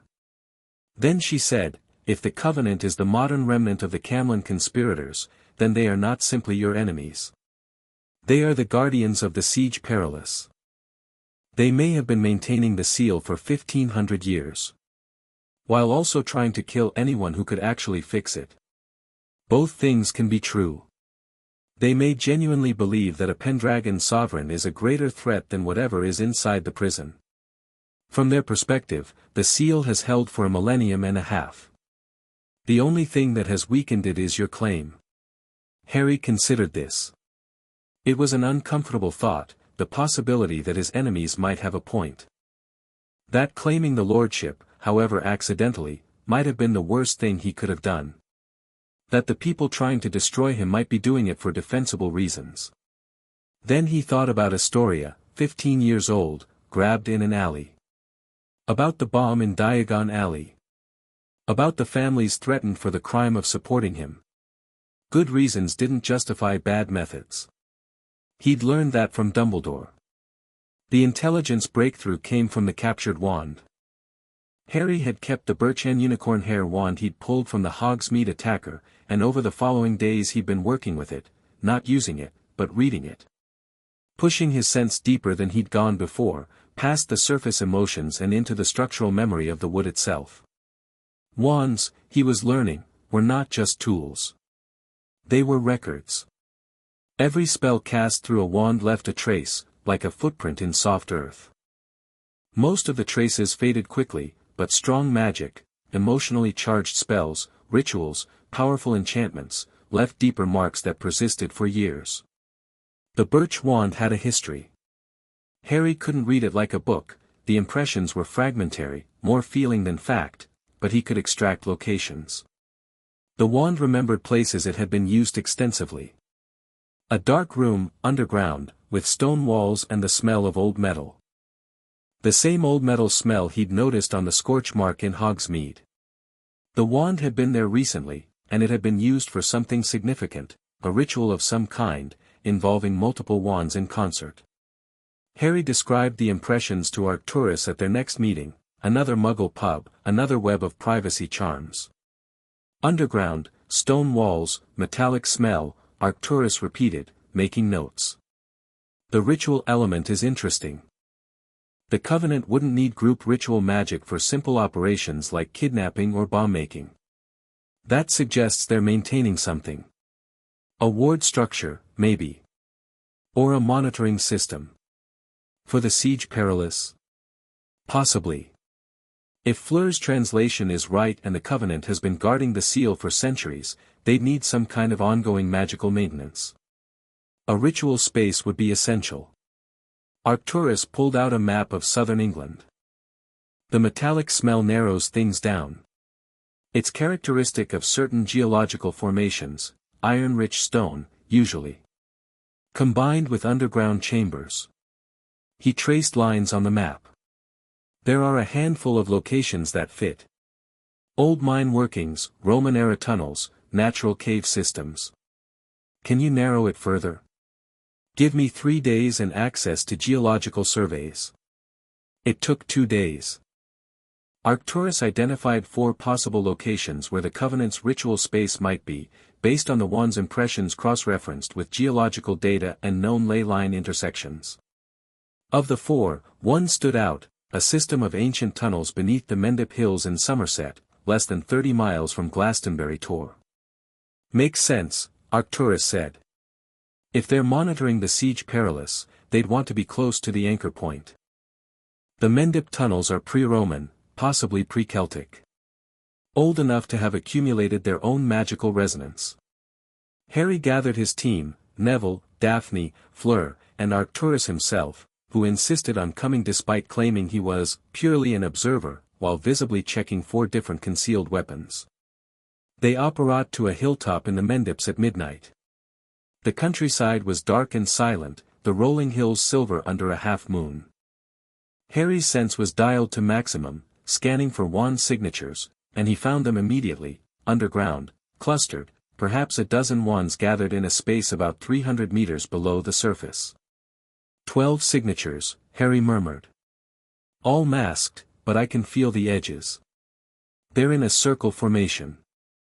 Ritualistic. How do we get down there? Neville asked, scanning the hillside. There. Fleur pointed. Her Vela senses, different from Harry's wand awareness, more connected to the land's inherent magic, had located something his couldn't, a cave entrance hidden behind a glamour, 20 meters down the slope. The concealment is old. Very old. Not modern spellwork, this is place magic, tied to the landscape itself. They descended. Arcturus went first, his paranoia actually useful in a context that warranted it. The cave entrance opened into a narrow passage that angled steeply downward, the walls glistening with iron-rich minerals that explained the metallic smell. The air was cold and tasted of deep earth. They moved in silence. Harry guided them by wand sense, tracking the 12 signatures below, alert for sentries or ward lines. He found wards, old ones, layered like geological strata, each generation adding their own protections on top of the last. Most were passive, concealment, misdirection, muggle repelling. Nothing that would stop a determined group of war veterans with an unspeakable in the lead. The passage opened into a natural cavern, and they stopped. The space was large, cathedral-sized, the ceiling lost in darkness above. The walls were covered in the same symbols Harry had seen in the Pendragon vault, but altered. Defaced. The Pendragon dragon had been crossed out wherever it appeared, replaced with the broken sword symbol of the Covenant. It was systematic, ritualistic vandalism, centuries of it, layer upon layer, each generation reinforcing their rejection of the Pendragon authority. In the center of the cavern, 12 figures stood in a circle around a low stone altar. They wore robes of deep red, hoods up, and their wands were extended toward the altar, feeding a collective spell that manifested as a web of silver light connecting all 12 wands to a point above the stone. The web pulsed steadily, the same rhythm Harry had felt from the Siege Perilous, he realized. They were monitoring it. Maintaining their connection to the seal. And at the head of the circle, standing slightly apart, was a woman. She was old. Not Dumbledore old, not Ollivander old, she was old in a way that transcended normal aging. Her face was lined but strong, her white hair swept back from a high forehead, and her eyes, visible even from across the cavern, were the color of old iron, flat and hard and patient. She didn't hold a wand. She didn't need to. The magic radiating from her was ambient, permeating the air around her like heat from a forge. Harry knew, with the certainty of blood, who she was. Lady Morgause fell, Daphne whispered beside him. The head of the Covenant. You know her. My father mentioned her. Once. He said she was the oldest living witch in Britain and that anyone who crossed her disappeared so completely that not even the goblins could find their vaults. Morgause fell turned and looked directly at them. There was no surprise in her expression. No alarm. She had known they were there, probably since they'd entered the cave system. She'd let them come. This was her territory, and she'd allowed them to see exactly what she wanted them to see. Harry Potter, she said. Her voice was dry, cracked, ancient, but it carried the absolute authority of someone who had been obeyed without question for longer than most families had existed. The last Pendragon. I've been expecting you. The 12 circle members didn't break formation. Their wands stayed locked in the ritual web. But Harry could feel every one of them shift, a tightening of intent, a readiness for violence that sat just beneath the ritual's surface. Expecting me, Harry said, stepping forward. Neville and Fleur flanked him. Daphne hung slightly back. Arcturus had vanished into the shadows, doing what he did, Harry assumed. Is that why you tried to kidnap a 15-year-old girl? To make sure I'd come looking? The Greengrass child was not meant to be harmed. She was meant to send a message. Message received. Didn't love the delivery method. Morgause's expression didn't change. You are young. You are untrained. And you have activated a magical authority that you do not understand, in a world that you are not prepared for. I did not reach the age of 211 years by being gentle with people who stumble into catastrophe. 211. Harry filed that away. So you were alive during a great many things, boy. I have watched the rise and fall of dark lords you have never heard of. I have watched ministries crumble and rebuild. I have watched the statute of secrecy be written, tested, and nearly broken 17 times. And through all of it, my family and my order have maintained the one task that matters, keeping the siege perilous sealed. Until I came along. Until you came along. For the first time, something moved behind those iron eyes. Not anger. Something sadder. I knew this day would come. The bloodline is stubborn, we killed every Pendragon we could find for centuries, and still it survived. Hidden in families that didn't know what they carried. The Potters. She said the name with a complex weight, not contempt, but not respect either. Your father's blood was latent. His father's before him. Going back generations, the sovereignty sleeping in the DNA of people who had no idea they were carrying a weapon of mass magical destruction. I didn't choose this. No. But you read the writ. You activated the sovereignty. And the moment you did, the barrier around the siege perilous lost 3% of its integrity. Do you understand what that means? I've been briefed. Then you know that every time you use the power, every time you sense a wand, redirect a spell, command a magical focus, you erode the seal further. The sovereignty is a key, Mr. Potter. And you are turning it, incrementally, every single day. Harry felt the truth of it like a stone in his gut. He'd known. Arcturus had told him. But hearing it from someone who'd spent 2 centuries guarding the prison was different. What's inside? He asked. Don't tell me the betrayer or the mirror. Tell me what it actually is. Morgause studied him. The silence stretched. The ritual web pulsed, silver light, steady as a heartbeat. His name was Mordred, she said. Arthur's son by his half-sister Morgana. Born of incest and blood magic, carrying a corrupted version of the sovereignty that allowed him to dominate magical focuses through force rather than authority. Where Arthur asked, Mordred demanded. Where Arthur served magic, Mordred enslaved it. Was he powerful? He was the most gifted wizard of his age. More powerful than Arthur, more creative, more ambitious. He nearly won at Camlin. He would have won, if Arthur hadn't used full dominion to shut down all magic on the battlefield, friend and foe alike. It was a suicide tactic. Arthur knew it would kill him. He did it anyway, because the alternative was Mordred on the throne. And Mordred was sealed instead of killed. He could not be killed. The corrupted sovereignty made him functionally immortal, not unkillable in the physical sense, but able to regenerate from any wound through his connection to magical focuses. As long as wands existed, Mordred could heal. Arthur understood this. The only way to stop him was to remove him from the world entirely, seal him in a space where no magical focuses existed, where his connection to wands and staffs and rings was severed. The siege perilous. Yes. Arthur's final act. He poured every ounce of Pendragon's sovereignty into creating a dimensional prison, sealed it with his blood, and died. Morgause's voice was flat. Factual.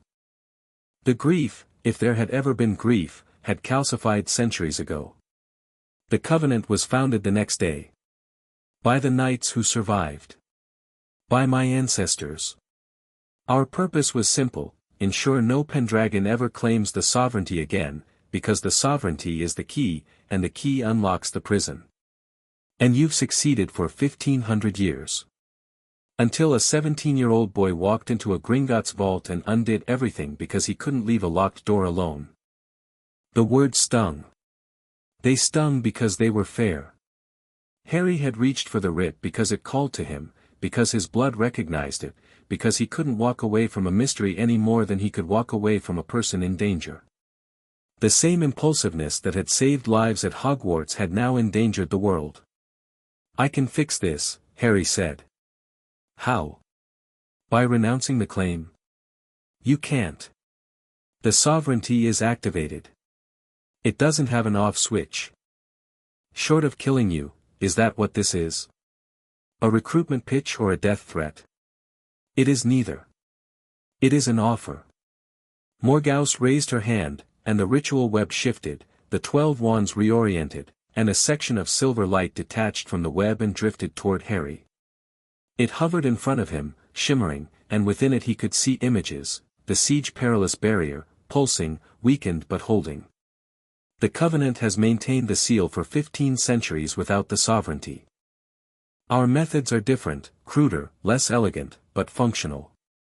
We can continue to maintain it. But only if the sovereignty stops being used. You want me to stop using the wand abilities. I want you to renounce the Lordship. Publicly, officially, irrevocably. Tell the Wisengamot you've withdrawn the claim. Surrender the scabbard and the writ to our custody. Walk away from this and live the quiet life that, frankly, you've earned. Morgause's voice softened. Almost. You fought enough wars, Harry Potter. You don't need to fight this one. It was tempting. Harry hated that it was tempting. The quiet life. No more ancient evil, no more political warfare, no more feeling every wand in Britain in his bones. Just Harry. Just normal. The thing he'd wanted since he was 11. But. Your seal is already failing, he said. 3% destabilization from one activation event. And Arcturus, someone who monitors these things professionally, says the barrier was showing microfractures before I ever walked into Gringotts. Your maintenance is slipping, Lady Fell. It has been for years. Maybe decades. And you know it. Morgause's expression didn't change. But one of the circle members, the one closest to Harry, flinched. It was tiny, involuntary, and it told Harry everything. You're not offering to protect the world from me, Harry said. You're asking me to walk away because you're afraid. Your methods aren't working anymore, and the only thing that can actually fix the seal is the sovereignty you've spent 1500 years trying to destroy. That's the paradox, isn't it? You need the key, but you're terrified of the hand that holds it. The silence that followed was enormous. Morgause looked at him. Looked at him the way you look at a puzzle that just revealed a hidden dimension, with surprise and reassessment in something that might, in a younger face, have been respect. Arthur said something similar, she murmured. Before Camlin.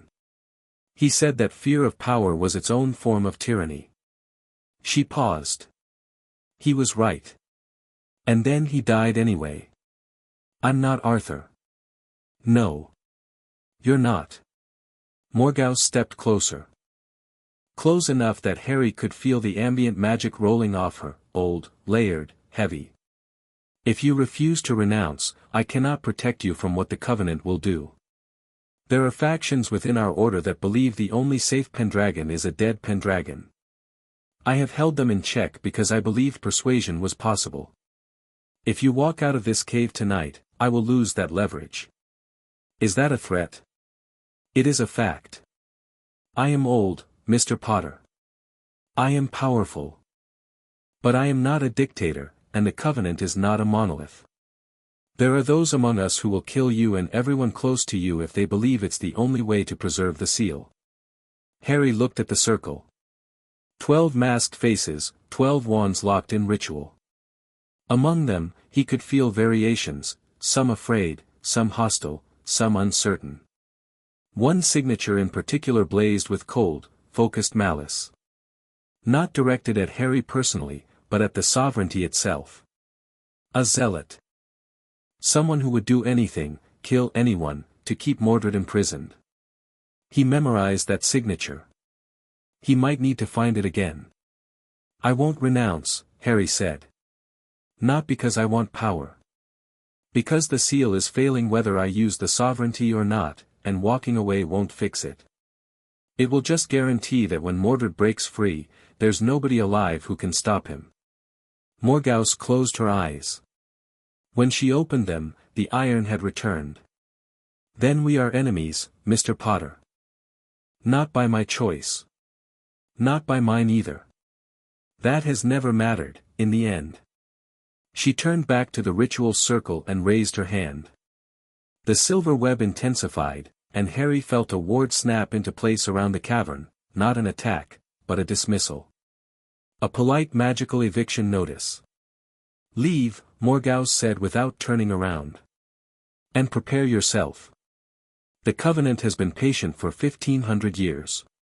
We have resources, knowledge, and alliances you cannot imagine. And when we move against you, truly move, not the warning shots you've experienced so far, it will not be something you can counter with quick wands and clever friends. Harry gathered his group and left the cavern. They climbed the passage in silence, emerged into the cold Somerset night, and stood on the hilltop under the half-moon. Neville was the first to speak. Well. That was horrifying. She's not wrong about the seal, Arcturus said, emerging from wherever he'd been hiding. I spent the last 20 minutes scanning the ritual web. Their maintenance magic is degrading. I could see the fracture patterns in the ward structure. They've been patching holes for at least 50 years. Did she know you were scanning?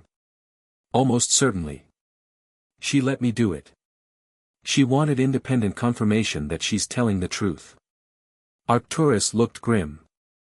She is. The seal is deteriorating with or without your sovereignty use.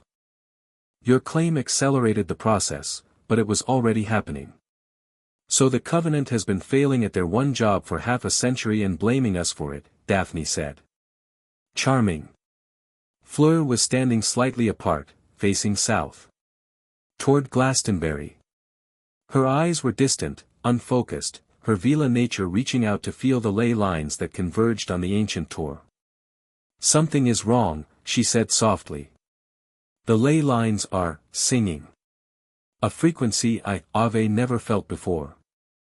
It started while we were underground. Harry felt it too. The bass note, Mordred's presence, the pulse from the Siege Perilous, had changed. It wasn't a pulse anymore. It was continuous. A sustained vibration, like a string pulled taut and plucked, that hummed through the earth and the air and the magical field itself. Then the ground moved. Not an earthquake. Not tremors. A single, precise movement, as if something enormous, far below, had shifted position. Like a sleeper rolling over in bed. The hilltop cracked. A fissure, thin as a hair, opened in the earth at their feet and ran southward down the slope, pointing toward Glastonbury like an arrow. Golden light, Pendragon gold, the same color as Harry's scar, bled up through the crack, thin and bright and wrong, because that light was supposed to be sealed behind a dimensional barrier, not leaking through the soil of Somerset. Every magical creature within miles reacted simultaneously. Owls erupted from trees, screaming. A fox on the hillside below convulsed and its eyes glowed white for 3 seconds before it bolted. The centaurs in the nearest forest, Harry could feel them, through their wandless magic, through the sovereignty's original connection to all magical species, raised their voices in a cry that was half alarm and half rage. 3 seconds. The crack glowed for 3 seconds, and then it sealed. The golden light vanished. The ground stilled. The screaming stopped. Silence. And in that silence, through the bloodline bond, a voice. Not a whisper this time. Clear. Warm. Intimate. The voice of someone who had been waiting a very, very long time, and whose patience had finally been rewarded. Hello, grandson. You've been busy. Harry's legs buckled. He caught himself on his knees, hands pressed to the cold earth, and felt the voice vibrate through his bones, his blood, his sovereignty. It wasn't hostile. That was the worst part. It was fond. Genuinely fond. The voice of someone who cared. Don't listen to the old woman. She means well, but she's afraid, and fear makes people stupid. Harry couldn't respond. He didn't know if communication flowed both ways. But Mordred spoke as if it did, as if he could see Harry, hear him, read his thoughts through the shared blood. The seal is failing, Harry. She knows it. You know it. The question isn't whether I get out, it's when. And whether you'll be ready when I do. A pause. The voice changed. Still warm, but with an edge now. A knife wrapped in velvet. Arthur wasn't ready. Don't make his mistake. Don't trust frightened old women in crumbling wards to save you from what's coming. Trust your blood. Trust the power. Trust me. Then silence. The bond went dormant. The bass note resumed its steady pulse, but louder now. Closer. Like a heartbeat heard through a stethoscope pressed to skin. Harry lifted his head. His friends were staring at him. Daphne's face was white. Neville had his wand drawn. Fleur's eyes were wide, her Vila nature visibly agitated, silvery light flickering at her fingertips.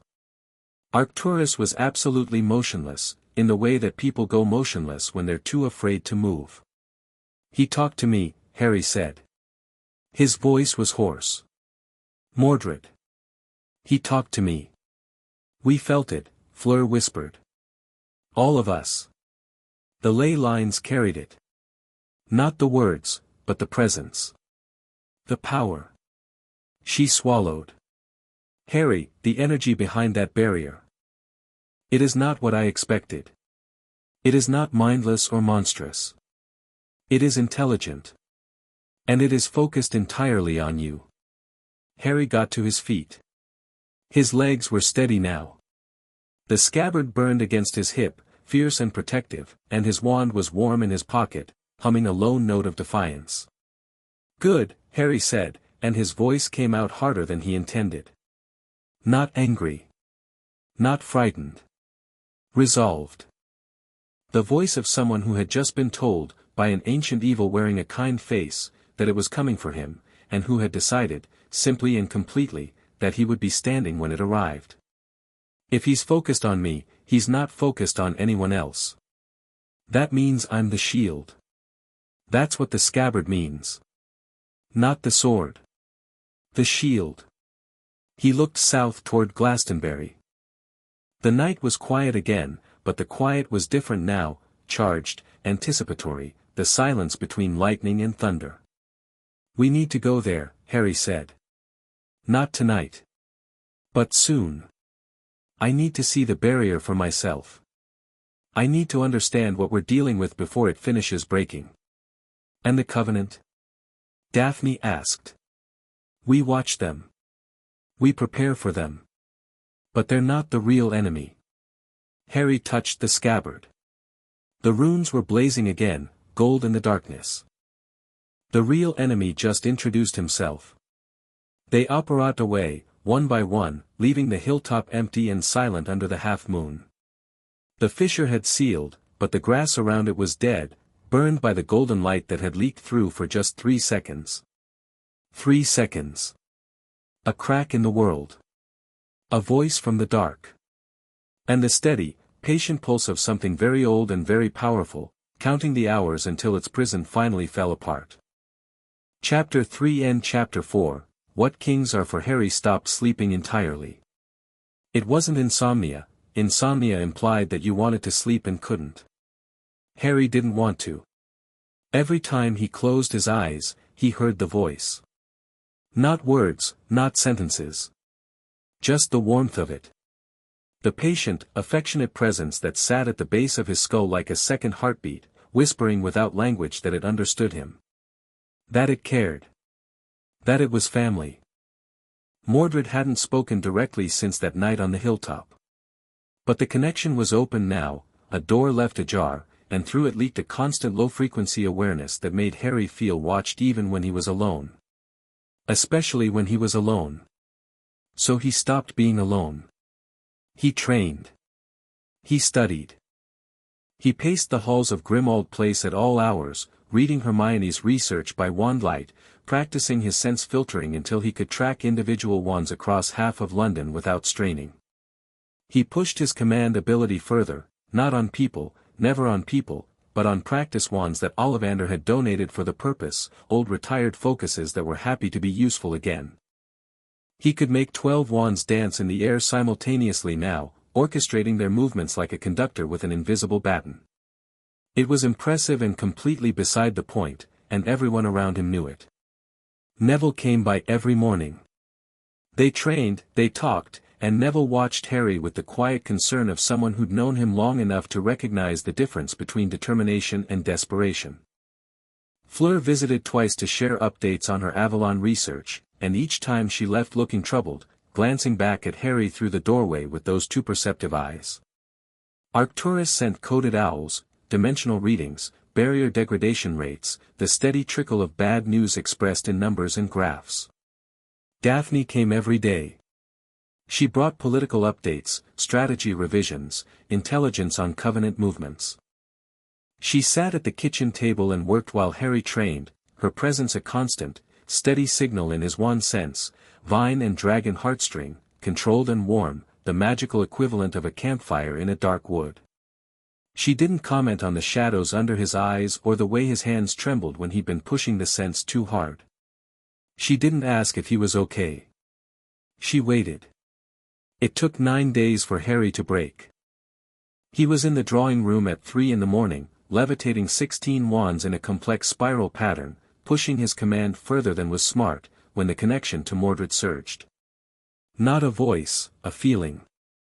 Sympathy. Understanding. The specific, devastating compassion of someone who says, I know exactly what you're going through, because I went through it too, and I'm the only one who truly understands. Harry lost concentration. The 16 wands dropped. One of them, an old Yuan-Dragon heartstring combination, temperamental even by wand standards, discharged a bolt of raw magic that punched through the drawing room wall and blew a hole in the plaster the size of a dinner plate. Harry sat on the floor amid the scattered wands and put his head in his hands. He felt it then. The thing he'd been avoiding. Not fear, not anger, despair. The bone-deep, marrow-cold realization that he was 17 years old, he had the power of a mythical king running through his blood, an ancient evil was whispering comfort in his ear, a political enemy wanted to destroy him, a secret society wanted to kill him, and the barrier between reality and catastrophe was thinning by the day. He had fought Voldemort and won. He had walked into the Forbidden Forest and accepted death. He had survived everything the world had thrown at him for 7 years. And he was so tired. So profoundly, completely tired. The front door opened at 3:15. Harry didn't look up. He knew who it was. He'd felt her wand approaching from 2 blocks away, moving with purpose through the pre-dawn dark. Daphne walked into the drawing room, surveyed the scattered wands and the hole in the wall, and sat down on the floor next to him.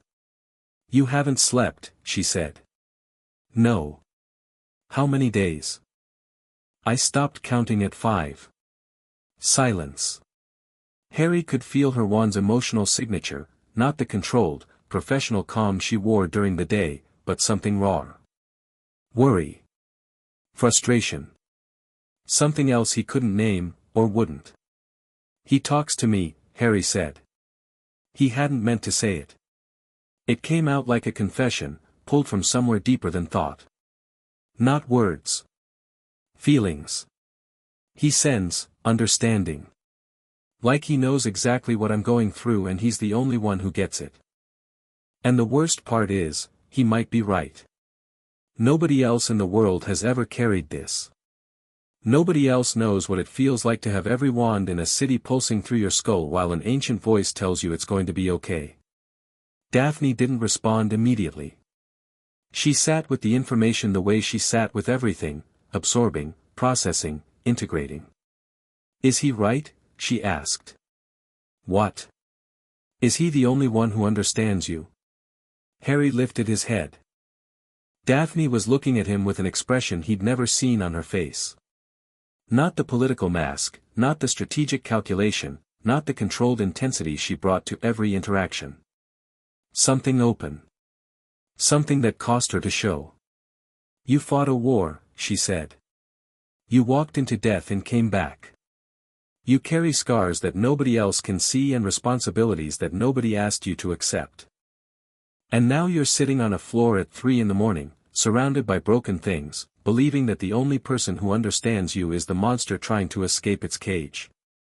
Her voice was quiet, but it carried the particular authority of someone saying something they'd been preparing for days. "You're wrong, Harry. He doesn't understand you. He's using the parts of you that hurt, the loneliness, the guilt, the exhaustion, and reflecting them back to make you think empathy means connection. That's not understanding. That's manipulation. How do you know the difference? Because real understanding doesn't make you feel better. It makes you feel seen." Daphne's jaw tightened. "I watched my sister nearly get kidnapped because I chose to ally with you. My family's assets are frozen, our name is being dragged through the press, and every morning I wake up wondering if today is the day the Covenant decides I'm more useful as a corpse than an ally. I'm not telling you this for sympathy. I'm telling you because you need to hear that other people are carrying weight too, and we're doing it by choice, because we believe in what you're trying to do. Not because a voice in our heads is telling us we're special." Harry stared at her. "You are alone in this power," Daphne continued.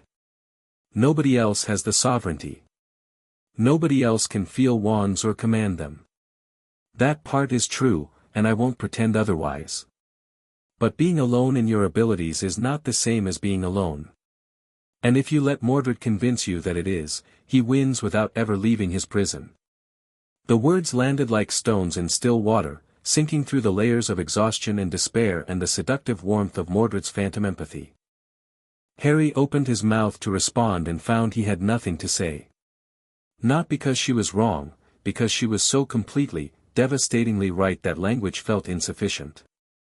"I'm scared," he said instead. The most honest thing he'd said in weeks. Not of Mordred. Not of the Covenant or Vayne or any of it. "I'm scared that I'm not enough. That Arthur was more than me, older, wiser, trained from birth, and he still lost. He still died. And I'm supposed to do what he couldn't." "You're not supposed to do anything. You're choosing to." Daphne reached over and took his hand. Her fingers were cool and steady, and the contact sent a spark through his wand sense, not magical, just human. Skin on skin. The simplest, oldest form of connection. Arthur lost because he tried to do it alone. He didn't trust anyone enough to share the burden. Don't make the same mistake. Harry looked at their joined hands. Then at her face. She was close, closer than she'd been before, closer than their careful professional distance usually allowed. Her eyes were pale blue in the wandlight, and her expression was fierce and gentle and afraid all at once, and Harry realized with a jolt of clarity that cut through the fog of exhaustion like a blade that Daphne Greengrass was not afraid of Mordred or the Covenant or the political storm bearing down on them. She was afraid of this moment. Of being vulnerable. Of saying what she'd actually come here to say at 3 in the morning. "Daphne, don't," she said. "Don't say something diplomatic. Don't say something noble. Just," he kissed her. It wasn't planned. It wasn't smooth. It was messy and sudden and born of 9 days of no sleep and months of circling each other and the absolute, rock-bottom certainty that the only thing keeping him anchored to himself was the woman sitting on the floor next to him in the wreckage of his own spiral. Daphne kissed him back. Not gently, fiercely, her hand tightening on his, her other hand fisting in the front of his shirt, pulling him closer with a decisiveness that was so purely her that Harry almost laughed against her mouth. She kissed like she strategized, completely, without reservation, committing fully to the action once the decision was made. When they broke apart, they were both breathing hard. "That was," Harry started. "Overdue," Daphne said. She didn't let go of his shirt. "Extremely overdue. And if you try to apologize or say it was a mistake, I will hex you." "I wasn't going to." "Good." She released his shirt, smoothed the wrinkled fabric with a self-conscious gesture that was so human and imperfect it made Harry's chest ache, and sat back. "Now. You're going to sleep. Actual sleep, in an actual bed, for at least 6 hours. I'll stay and ward the house against psychic intrusion. My family has some very old occlumency-based protections that should dampen whatever Mordred is projecting through the bond. You can do that.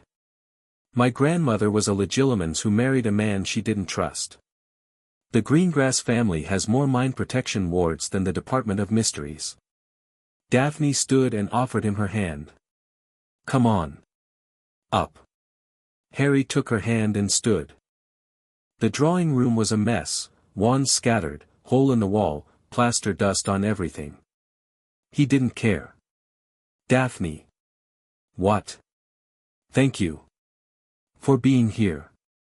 For saying what you said." She looked at him.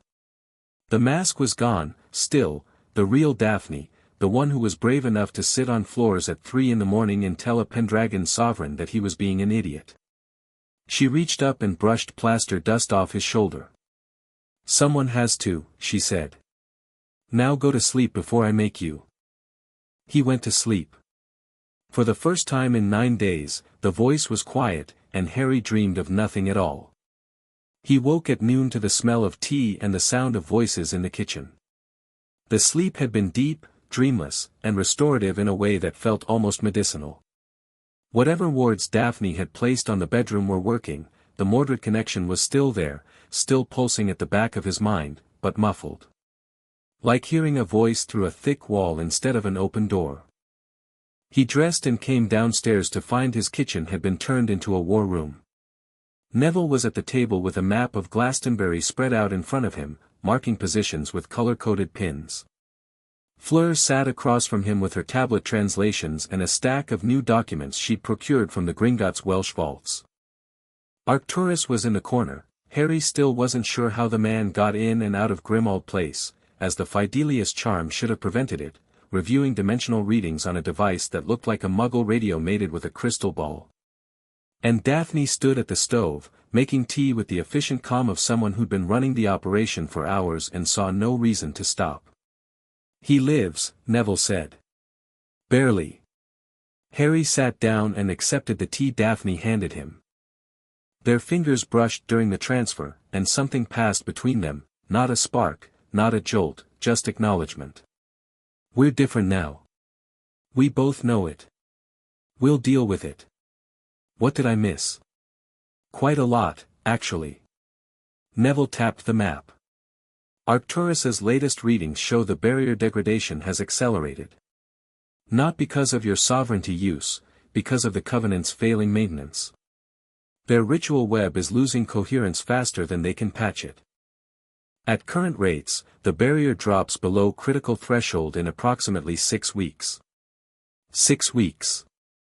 That's the optimistic projection, Arcturus said from his corner. The pessimistic one is 4. Harry absorbed this. 6 weeks. Maybe 4. After 1,500 years of holding, the prison walls were finally giving way, and no amount of politics or diplomacy or clever maneuvering was going to stop it. "We need to go to Glastonbury," Harry said. "I need to see the barrier directly. Understand what we're dealing with. And if Fleur's translation is right about the Siege Perilous being both a prison and a throne, I need to figure out what sitting in it actually means before I'm out of time." "Already planned." Neville pointed to the map. "We've identified a safe approach through the Somerset levels, away from the Covenant's Mendip tunnels, through terrain that gives us cover. The ley lines converge at the Tor, so Fleur can use them for navigation. The approach will not be pleasant," Fleur cautioned. "The old magic around Glastonbury is waking. The ley lines are energized in ways I've never seen, chaotic, unpredictable. The land itself may resist us." "Resist us how?" "Avalon was real, Harry. Not a metaphor, not a legend. It was a place, a region where magical and mundane reality overlapped. When Arthur fell, Avalon collapsed. The overlap sealed.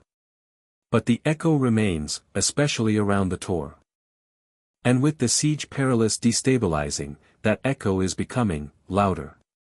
Physical. Meaning the landscape may shift. Time may behave strangely. We may encounter remnants of Avalon bleeding through into the present." Fleur's expression was carefully neutral. "I have seen similar phenomena in Egyptian curse sites. They are survivable, but they are not safe. Nothing about this is safe." Harry looked around the table. His team. His people. Neville, who'd been with him since the beginning. Fleur, who'd crossed oceans and broken curses to bring him knowledge. Arcturus, who'd risked his career and possibly his freedom to help. And Daphne, who'd walked into his war with open eyes and a sharp mind and had, last night, pulled him back from a ledge he hadn't realized he was standing on. "I'm not taking everyone," he said. "Arcturus, I need you at the Department of Mysteries. If the barrier fluctuates while we're at Glastonbury, you'll know before anyone else. Keep the readings going and be ready to pull us out if things go sideways."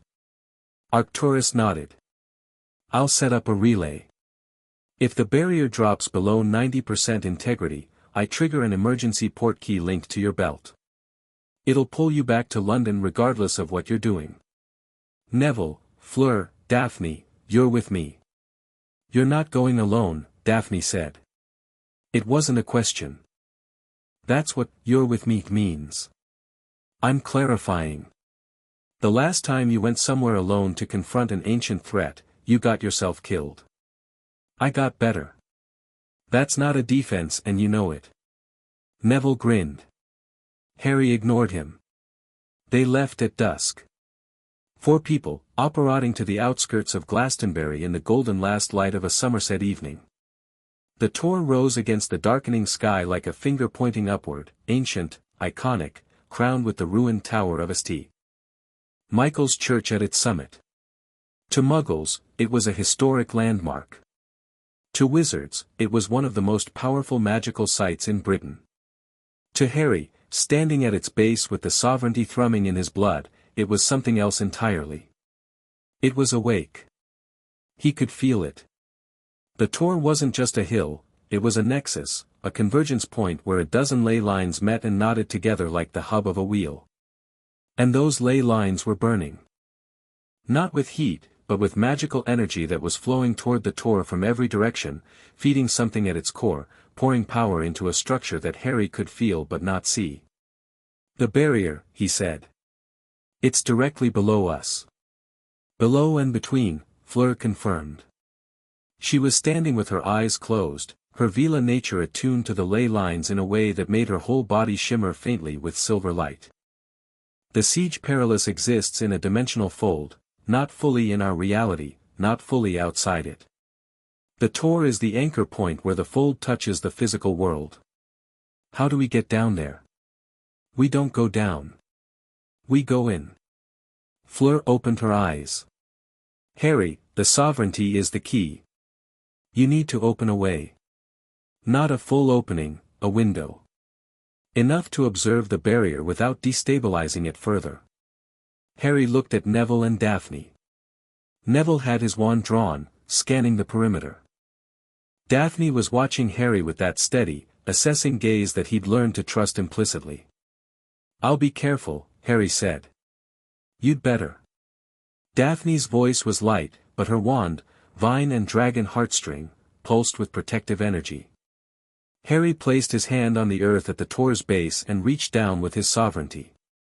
It was like plunging his hand into an ocean. The ley line energy was massive, churning, alive in a way that made the wand signatures of London feel like candle flames compared to a bonfire. He pushed through it, deeper, feeling for the dimensional fold, the pocket of space between spaces where the siege perilous existed.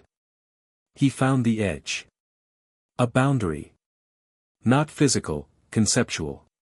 The place where reality ended and the prison began. He pressed against it, gently, like pressing a palm against a window, and the boundary responded. It recognized his blood. It recognized the sovereignty. And it opened, not a door, not even a window, but a crack. A hairline fracture in the dimensional wall through which Harry could see. What he saw took his breath away. The siege perilous was not a dungeon. Not a cell. It was a void, an infinite dark space without dimension or direction, defined only by the barrier's inner surface, which curved away in every direction like the inside of an impossibly vast sphere. The barrier itself was visible from this side, a wall of golden light, Pendragon gold, inscribed with runes and patterns that Harry recognized from the vault, from the scabbard, from his own blood. The wall was cracked. Hairline fractures, dozens of them, spreading across the barrier's surface like ice under pressure. Most were old, the microfractures Arcturus had identified, the 50 years of slow degradation that the Covenant's maintenance had failed to prevent. But some were new. Fresh. Bright-edged and widening. And at the center of the void, illuminated by the golden glow of the cracking barrier, stood a man. Mordred. He was younger than Harry had expected. Late 20s, maybe early 30s, with dark hair and angular features that were handsome in a severe, falcon-like way. He wore armor, not medieval plate, but something older, leather and bronze, worked with symbols that were a dark mirror of the Pendragon runes. And his eyes, dark, intelligent, burning with an inner light that was the same gold as the barrier but twisted, corrupted, shot through with veins of black, were fixed on Harry with an intensity that was almost physical. He was smiling. "There you are," Mordred said. His voice was clear through the crack, as natural as if they were standing in the same room. "I was beginning to think you'd lost your nerve." Harry said nothing. He observed. Mordred's presence was enormous, not physically, but magically. The energy radiating from him was staggering, filling the void with a pressure that made the barrier groan. This was what 400 times normal magical output looked like up close, a star in human form, blazing with contained force, patient only because the container was still holding.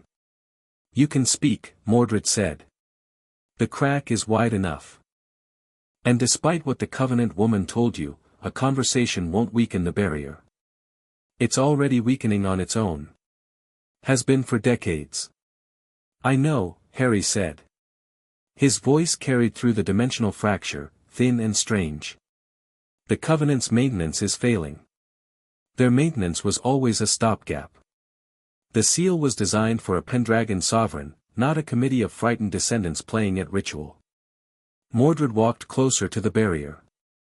Up close, Harry could see the details, the fatigue lines around his eyes, the tension in his jaw, the way his hands clenched and unclenched at his sides. 1,500 years. Alone in the dark. Fully conscious, fully aware, for every single second. "You wanted me to come here," Harry said. The voice. The feelings you've been projecting. You were pulling me toward the tour. I was inviting you. There's a difference. Splitting hairs. Mordred laughed. It was a real laugh, warm, genuine, the laugh of a man who hadn't had anyone to talk to in a millennium and a half and was enjoying the novelty. You sound like Arthur. He was always accusing me of wordplay when I was being precise. I'm not Arthur. No. You're not. Mordred studied him through the crack. Those corrupted golden eyes were unreadable, not hostile, not deceptive, but layered. Complex. The eyes of someone who'd had 15 centuries to think and had thought about everything. Arthur was noble. Principled. Maddeningly righteous. He saw the world in terms of duty and sacrifice and was willing to destroy himself to fulfill both. He was the best man I ever knew, and the most frustrating. He imprisoned you. He saved me.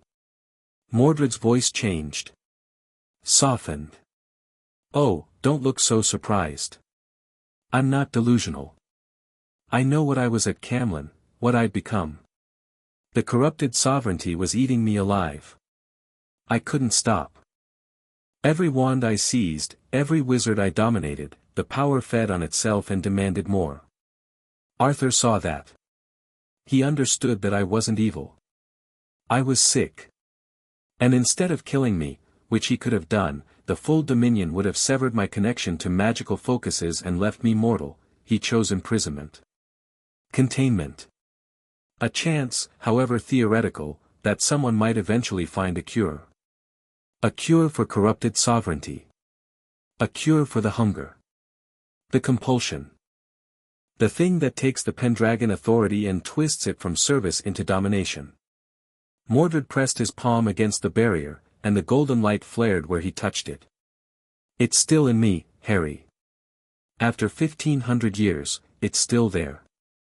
The need to command. To take. To bend every wand and every wizard to my will.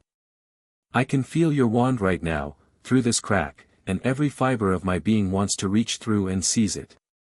But you're not. Because I don't want to be what I was. Because 15 centuries of isolation have given me rather a lot of time to reflect on my choices. Mordred's smile was sad. And because you're the first Pendragon in a very long time, and I'd rather not start our relationship by assaulting you. Harry studied him through the dimensional fracture. Everything Mordred was saying could be true. It could also be an elaborate manipulation by an ancient being who'd had 1500 years to perfect his performance. Harry had experience with charming, intelligent dark wizards who told you exactly what you wanted to hear. What do you want? Harry asked. Freedom. Obviously. And then what? Mordred was quiet for a moment. The void hummed around him. I don't know. I genuinely don't know. I've had a very long time to think about what I'd do if I ever got out, and the honest answer is that every plan I've made is based on a world I no longer understand. I fell asleep in the 5th century and woke up to a world of wands and ministries and moving staircases. I'm out of date. You could destroy everything. With your power level, I could. Yes. And part of me wants to. The corrupted part. The part that's been pressing against this barrier for 15 centuries, screaming. Mordred's eyes flickered, gold to black to gold again, a visible struggle that lasted only a second but revealed volumes. But I'd rather not. I'd rather find another way. And the seat, the siege perilous, the judgment, that's supposed to be the mechanism. The worthy sovereign sits the seat and judges the prisoner.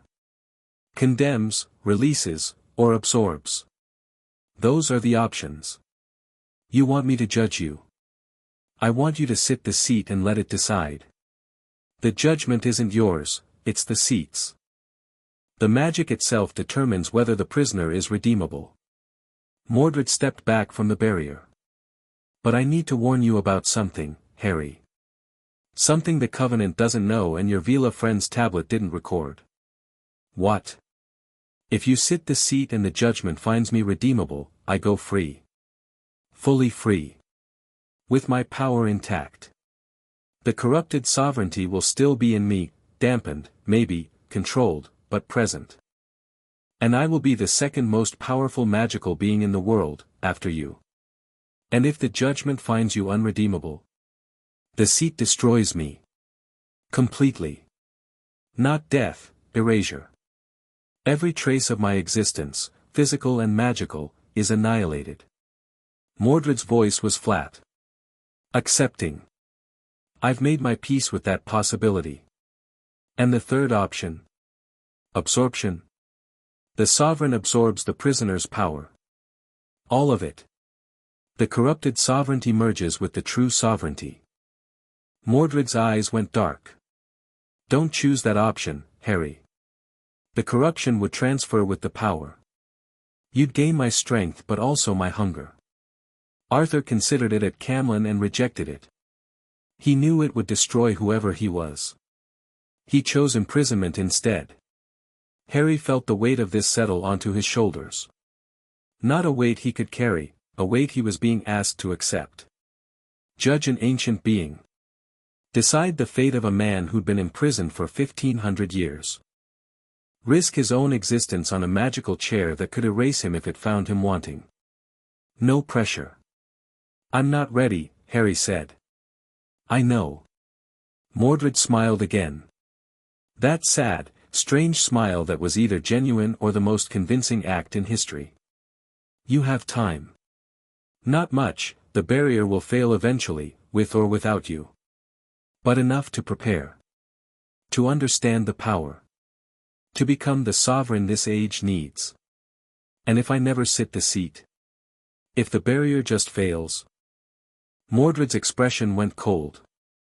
A flash of something ancient and terrible behind the charming mask, the thing that had nearly conquered Britain, that had driven Arthur to suicide tactics, that had spent 15 centuries pressing against unbreakable walls. Then I come out on my own terms, Mordred said. Unjudged. Unbound. With 1,500 years of rage and a corrupted sovereignty that no one can contain. The warmth returned, but it sat uneasily over the glimpse of what lay beneath. I'd rather that didn't happen. For both our sakes. Harry pulled his hand back from the earth. The crack sealed. The connection dimmed. He was kneeling on the grass of Glastonbury Tor, breathing hard, his hand cramping from the sustained contact with the ley lines. The scabbard was blazing gold at his hip. His wand was vibrating in his pocket. Neville was crouching beside him, hand on his shoulder. Harry. Talk to me. I saw him. Talk to him. Harry's voice was rough. He's not what I expected. Worse. More complicated. Harry stood, shaking the stiffness from his legs. He wants me to sit the siege perilous. The throne. It's a judgment mechanism, the magic decides if Mordred is redeemable or not, and I'm the one who has to trigger it by sitting in the damn thing. And if the magic decides wrong? There is no wrong. The seat is absolute. If he's redeemable, he goes free. If he's not, he's destroyed. If. Harry paused. There's a third option I'm not going to take. Don't ask. Neville didn't ask. He trusted Harry enough for that. We need to move. Fleur's voice came from the Tor's eastern slope, tense and urgent. Something is coming. Through the ley lines, I can feel it.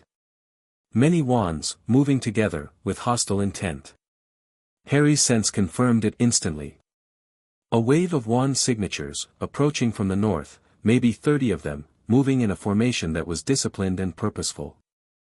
Not the panicked rush of a mob, the coordinated advance of a trained force. The Covenant, Daphne said. Her wand was already drawn. They tracked us. Or they were already watching the Tor. Harry pulled his wand and expanded his sense to full range. The approaching force was less than a mile away, moving fast, their wands masked but not masked well enough. He could feel the holes in the concealment, the telltale voids that told him exactly where each operative was. Behind them, at greater distance, another group. Smaller. Different wand signatures, not masked but charged, aggressive, professional. There's a second force, Harry said. Behind the Covenant.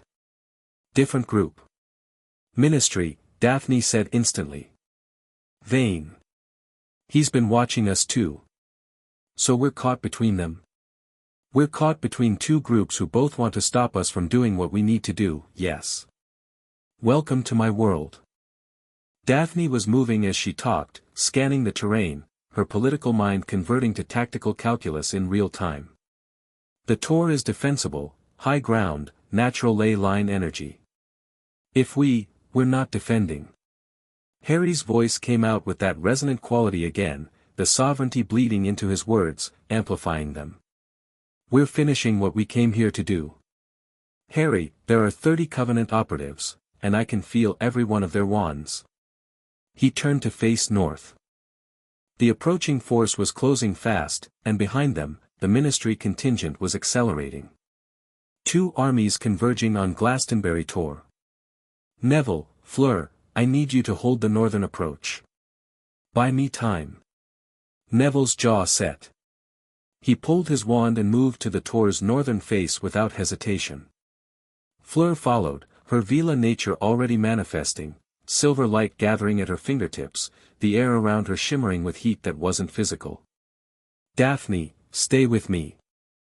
Watch my back. Always. She said it without drama, without emphasis.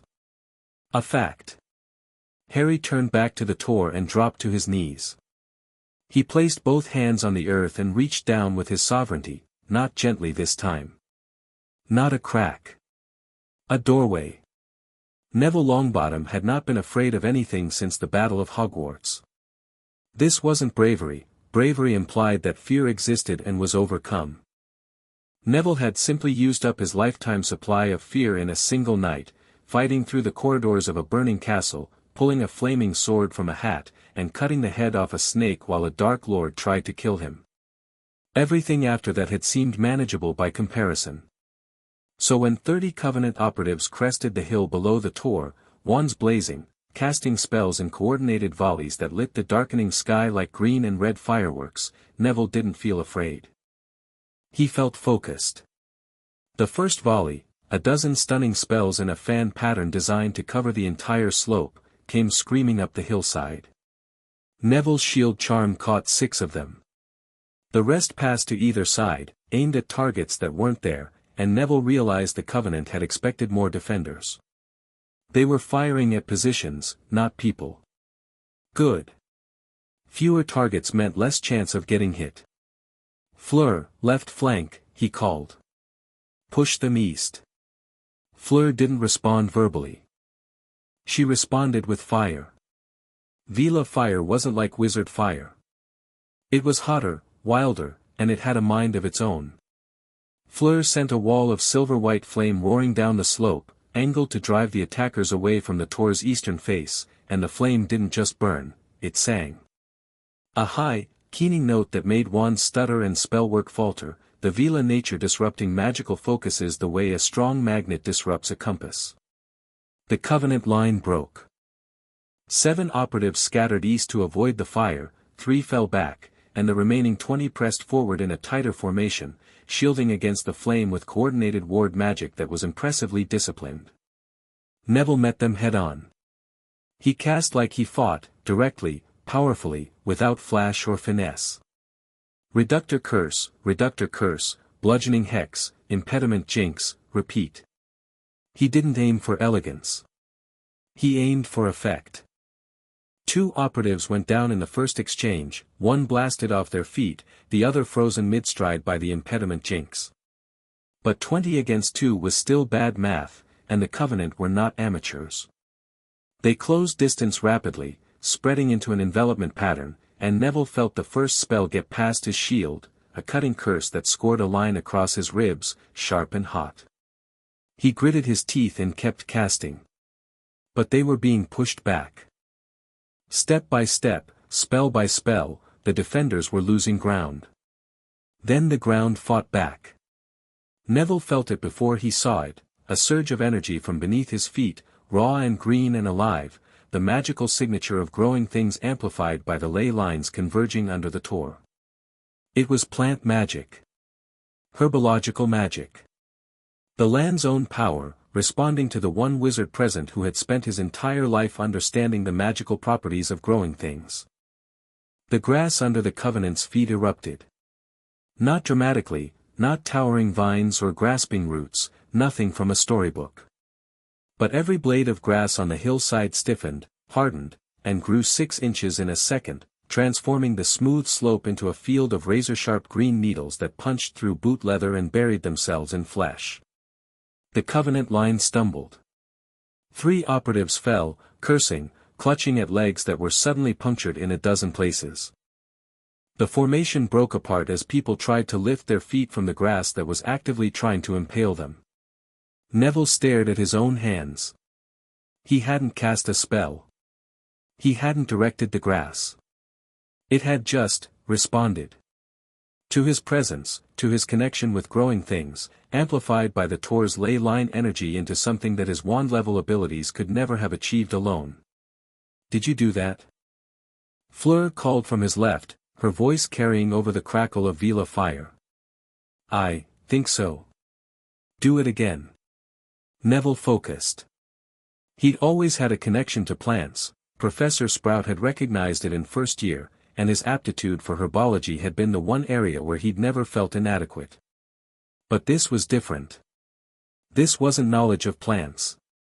This was command of them.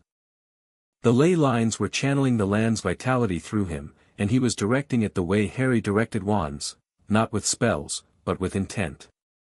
The hawthorn bushes along the tor's base twisted and grew.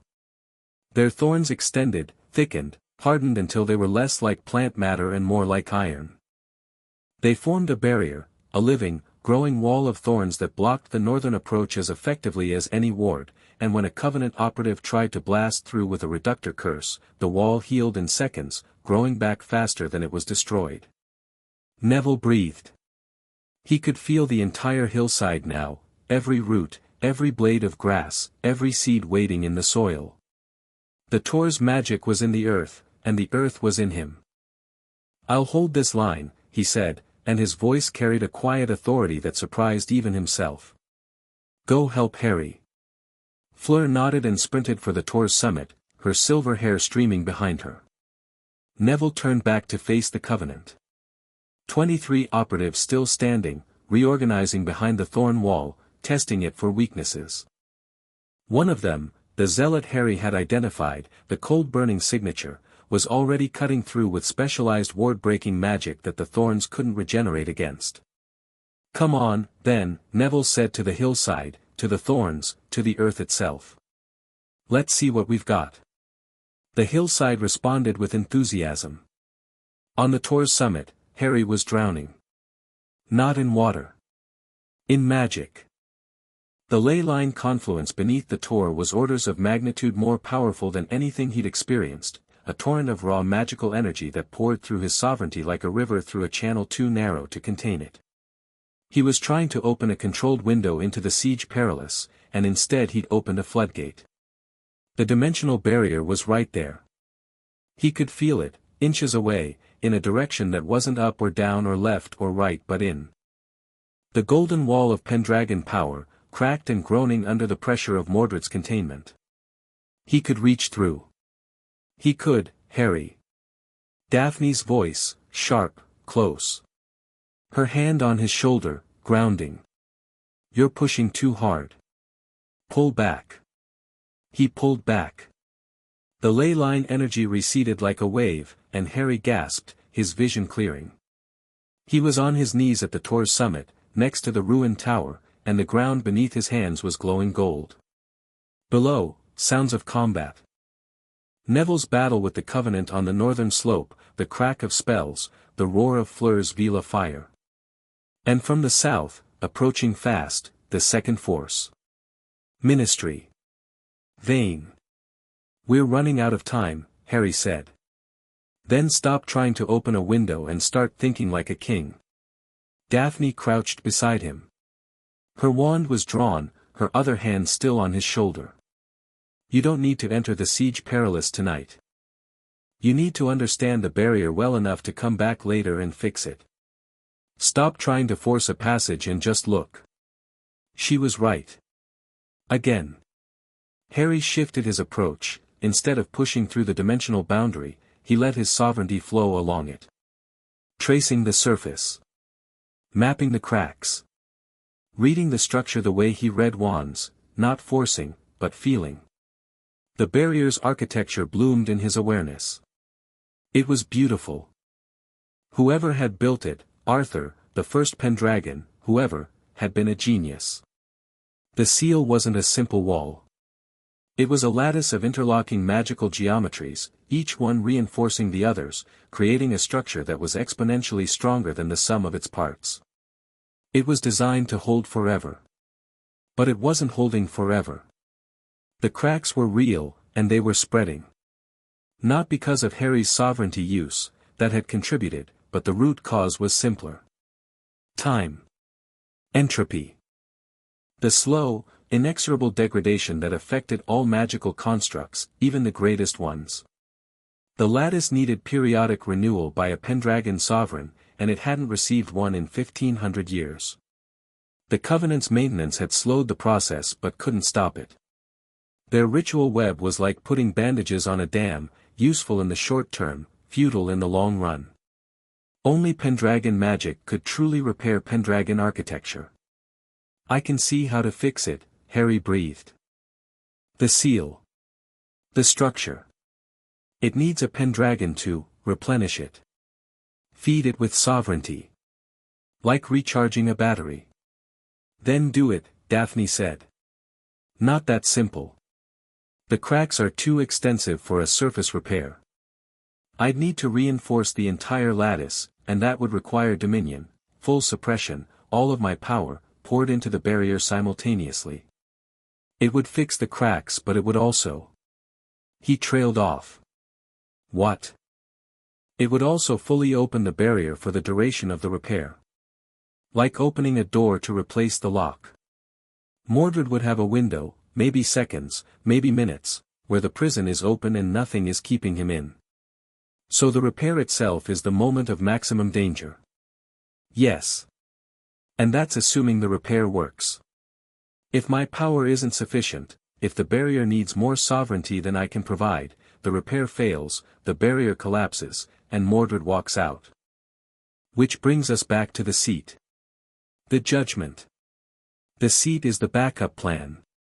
If the barrier can't be repaired, the only option is to sit the Siege Perilous and let the magic judge Mordred directly. Daphne's grip on his shoulder tightened. And if it judges you? Then I'd better be worthy. Before she could respond, the southern slope of the tor erupted with spell fire. Vane's ministry force had arrived. Harry surged to his feet. His sense snapped to full awareness, cataloging the new force, 25 wand authority operatives, well-trained, moving in a standard ministry tactical formation. And at the center of the formation, wand drawn, directing operations with clipped hand signals, Cyrus Vane. Vane's ancestral hair wand burned cold and precise in Harry's awareness. The man was furious, his wand's emotional signature was a controlled blaze of professional outrage. He'd followed Harry to Glastonbury, probably expecting to find him conspiring with dark forces or destabilizing the dimensional barrier. Instead, he'd arrived at a battlefield. The wand authority hit the Covenant's eastern flank, the 7 operatives who'd been scattered by Fleur's fire, now regrouping on the tor's lower slopes. The two forces collided in a burst of spell fire that lit the hillside like day, and for several chaotic seconds, 3 different factions were fighting on 3 different faces of Glastonbury Tor. Harry looked at Daphne. Stay here. Guard the summit. What are you going to do? Something stupid. He turned and ran down the southern slope toward the ministry formation, toward Vane. The wand authority operatives saw him coming and 3 of them fired, stunning spells, the ministry standard non-lethal response. Harry didn't dodge. He reached for each spell with his command, grabbed them in mid-flight, and redirected them sideways into the hillside where they detonated harmlessly. The operatives froze. They'd seen a man deflect 3 spells without raising his wand. Vayne! Harry shouted. Stop firing.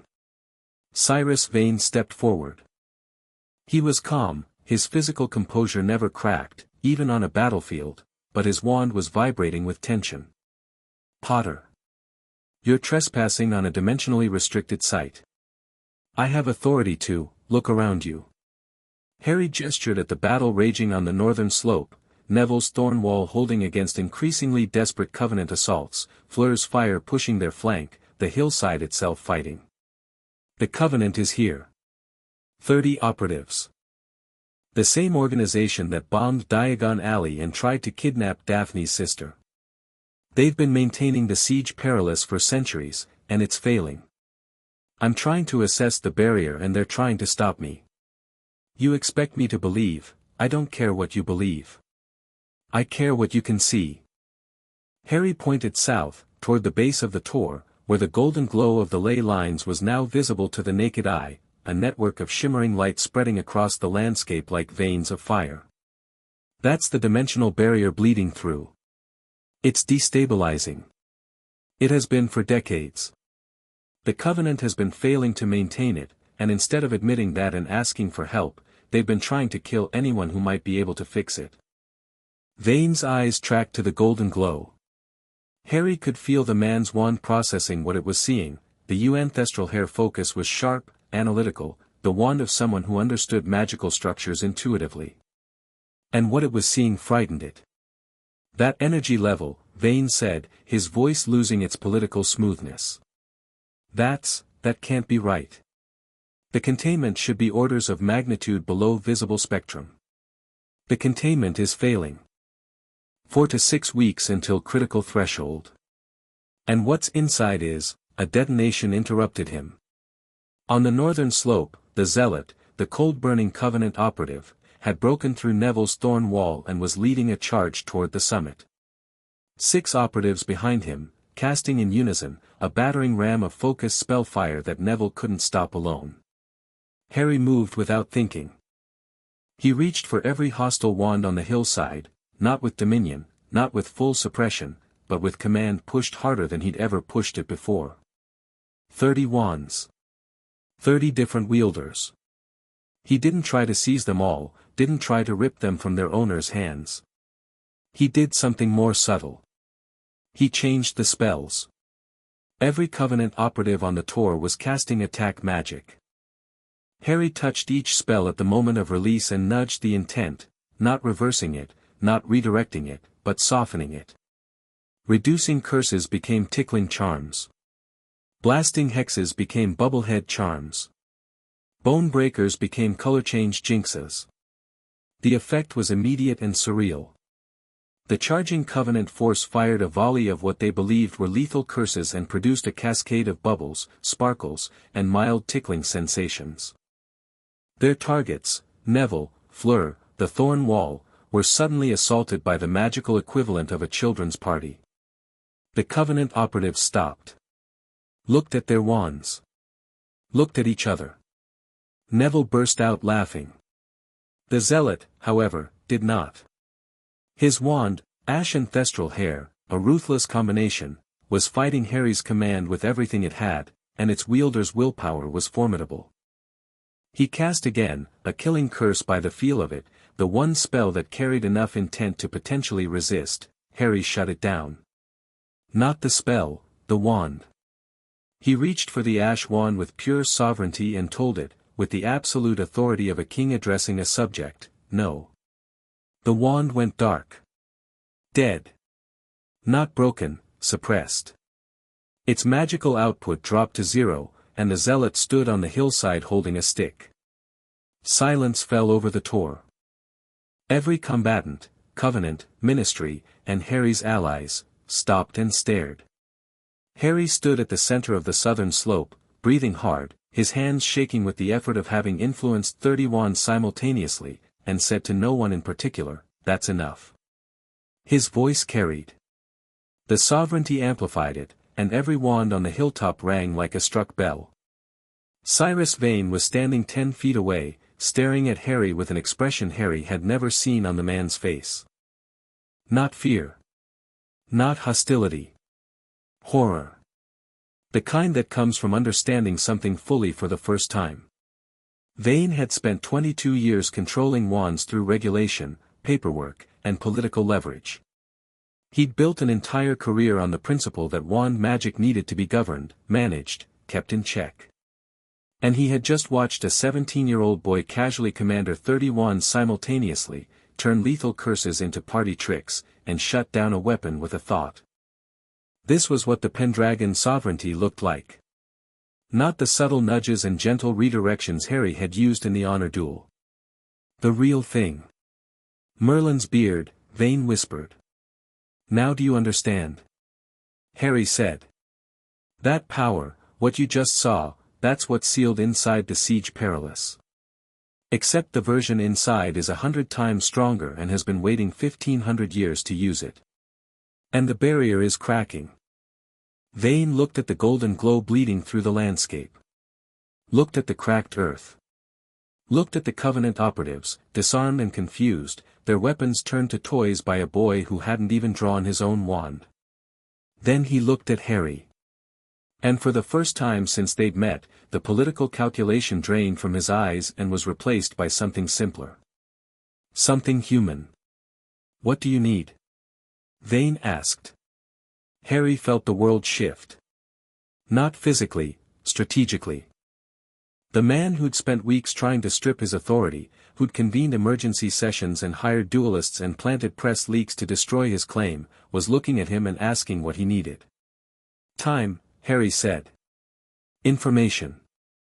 And for you to stop fighting me long enough to fight the actual threat. Vane nodded once. Sharp, decisive, the nod of a bureaucrat who'd identified the relevant paperwork and was ready to process it. The Wand Authority's dimensional monitoring capabilities are at your disposal, Vane said. As are our combat assets, for defensive purposes. I'll need a full briefing on the Siege Perilous, the Covenant, and whatever is inside that barrier. You'll get it. And Potter? Vane's voice hardened. If you ever turn my operative spells into party favors again, we'll have words. Noted. The battle was over. The Covenant retreated, melting away into the Somerset countryside with the practiced efficiency of an organization that had been disappearing for 15 centuries. The Zealot was last to go, his suppressed wand reigniting the moment he crossed the ley line boundary, and the look he cast back at Harry over his shoulder was pure, distilled hatred. Harry watched him go and committed the signature to memory. That one was going to be a problem. On the northern slope, Neville's thorn wall was already beginning to recede, the enchanted hawthorn shrinking back to normal size as the ley line energy faded. Neville stood among the thorns, covered in mud and scratches, grinning like a lunatic. I made the ground fight, he said when Harry reached him. The actual ground. It listened to me. That's because you've spent your whole life listening to it, Fleur said, joining them. She was singed along one arm where a Covenant spell had clipped her through the Vila fire, but her eyes were bright with excited understanding. The ley lines amplified your natural connection to plant magic. You are not a wandless caster, Neville, you are something older. The Druids had a word for it. A keeper of the green. I'm going to need a bigger greenhouse. They gathered on the Tor's summit as the last light faded. Harry briefed Vane properly, the Siege Perilous, Mordred, the barrier's degradation, the Covenant's failing maintenance. Vane listened with the intensity of a man rewriting his entire worldview in real time. To his credit, he didn't interrupt, didn't object, and didn't try to reassert authority. He asked precise questions, took notes, and at the end said simply, "This changes everything.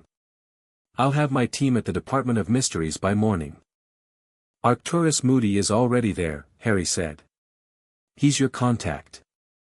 Moody's involved? That paranoid, Vane stopped. Actually, that makes sense. Fine. Moody's my contact. Vane departed with his operatives. The Covenant was gone. The Tor was quiet. Harry sat on the grass next to the ruined tower and stared at the Somerset landscape, where the golden glow had faded to nothing and the ley lines had settled back into invisibility. Daphne sat beside him. Not touching, but close. Present. Vane switched sides, she said. Vane saw the barrier. Saw what's behind it. There's nothing like imminent apocalypse to clarify priorities. Don't be glib. He was your most dangerous political enemy an hour ago. Now he's your ally. Do you trust him? I trust that he's scared. And I trust that he's smart enough to know that fighting me is less useful than helping me. Harry looked at her. In the twilight, she was all sharp angles and tired eyes and the faint, stubborn set of her jaw that meant she was thinking 3 moves ahead even when she was exhausted. I trust you. Daphne looked at him. The mask was thin tonight, paper thin, barely there. She wasn't who she'd been 3 months ago, the Ice Queen with the perfect posture and the political calculations. Something had changed. Something was changing. I trust you too, she said. Which is inconvenient, because trust makes you vulnerable, and I've spent my entire life being invulnerable. How's that working out? Terribly. She leaned her head against his shoulder. Brief. Light. The contact lasted 3 seconds. Then she straightened, reassembled, and was Daphne Greengrass again, composed, sharp, ready for the next battle. We should get back. There's planning to do. There's always planning to do. Welcome to politics. They operate home. Harry stood in the kitchen of Grimmauld Place, surrounded by maps and charts and the ghost of Mordred's voice, and thought about what the next 6 weeks would bring. A barrier to fix. A prisoner to judge. Allies to coordinate. Enemies to face. And somewhere in the middle of it, a woman who'd pulled him back from the edge and a friend who'd made the earth itself fight on their side and a paranoid unspeakable who sent cryptic birthday cards and a bureaucrat who'd looked at the end of the world and asked what he could do to help. Not alone. That was the key. Arthur had tried to do it alone, and Arthur had died. Harry wouldn't make the same mistake. His wand pulsed in his pocket. The scabbard hummed at his hip. And far to the south, the Siege Perilous groaned in its sleep, counting the weeks until everything came undone. Chapter 4 and Chapter 5, The Cracks Between Worlds. The world started going wrong on a Thursday. It began small. A flock of owls in Hogsmeade flew in perfect geometric patterns, hexagonal formations, like a living honeycomb, for 6 hours before dropping dead from exhaustion. A section of the Forbidden Forest near Hogwarts grew 40 feet overnight, trees shooting upward like launched arrows, their bark twisted into shapes that looked uncomfortably like screaming faces. In London, 3 separate muggle-repelling charms failed simultaneously along Diagon Alley's perimeter, and a family from Islington spent 20 confused minutes staring at the leaky cauldron before an obliviation team arrived. Harry felt all of it. Every anomaly registered in his sovereignty like a wrong note in a symphony, a discordance in the magical field that was subtle at first and then, over the course of 3 days, impossible to ignore. The ley lines across southern England were behaving erratically, surging and ebbing in patterns that Fleur described as feverish. The Earth's magical substrate was stressed, destabilized, responding to a pressure from below that was growing by the hour. Mordred was pushing. Not trying to escape, not yet. But projecting. Extending his influence through the cracks in the barrier the way roots extend through cracks in concrete, slowly, persistently, with the patient certainty that time was on his side. His corrupted sovereignty leaked through the dimensional fractures and touched the world's magical field, and everywhere it touched, things went sideways. Dark creatures were the first to respond. Dementors, still technically under Ministry control since the war, grew restless at their Azkaban posts. 3 broke containment and drifted south before being recaptured. Thestrals at Hogwarts became aggressive, not attacking, but territorial, patrolling the forest's edge in packs, their empty eyes fixed on the southern horizon. And the Acromantulas in the Forbidden Forest, leaderless since Aragog's death, began building. Webs the size of houses, spanning between the enchanted trees, forming structures of mathematical precision that no spider should have been capable of designing. The magical creatures knew something was coming. They'd always known before humans did. Arcturus confirmed it with numbers. The barrier is at 87% integrity and dropping, he told Harry during their daily briefing at Grimmauld Place, his voice flat with the particular calm of someone delivering catastrophic news as routine. Mordred isn't just pressing against the seal, he's resonating with it. Using the cracks to project his sovereignty into our reality in micropulses.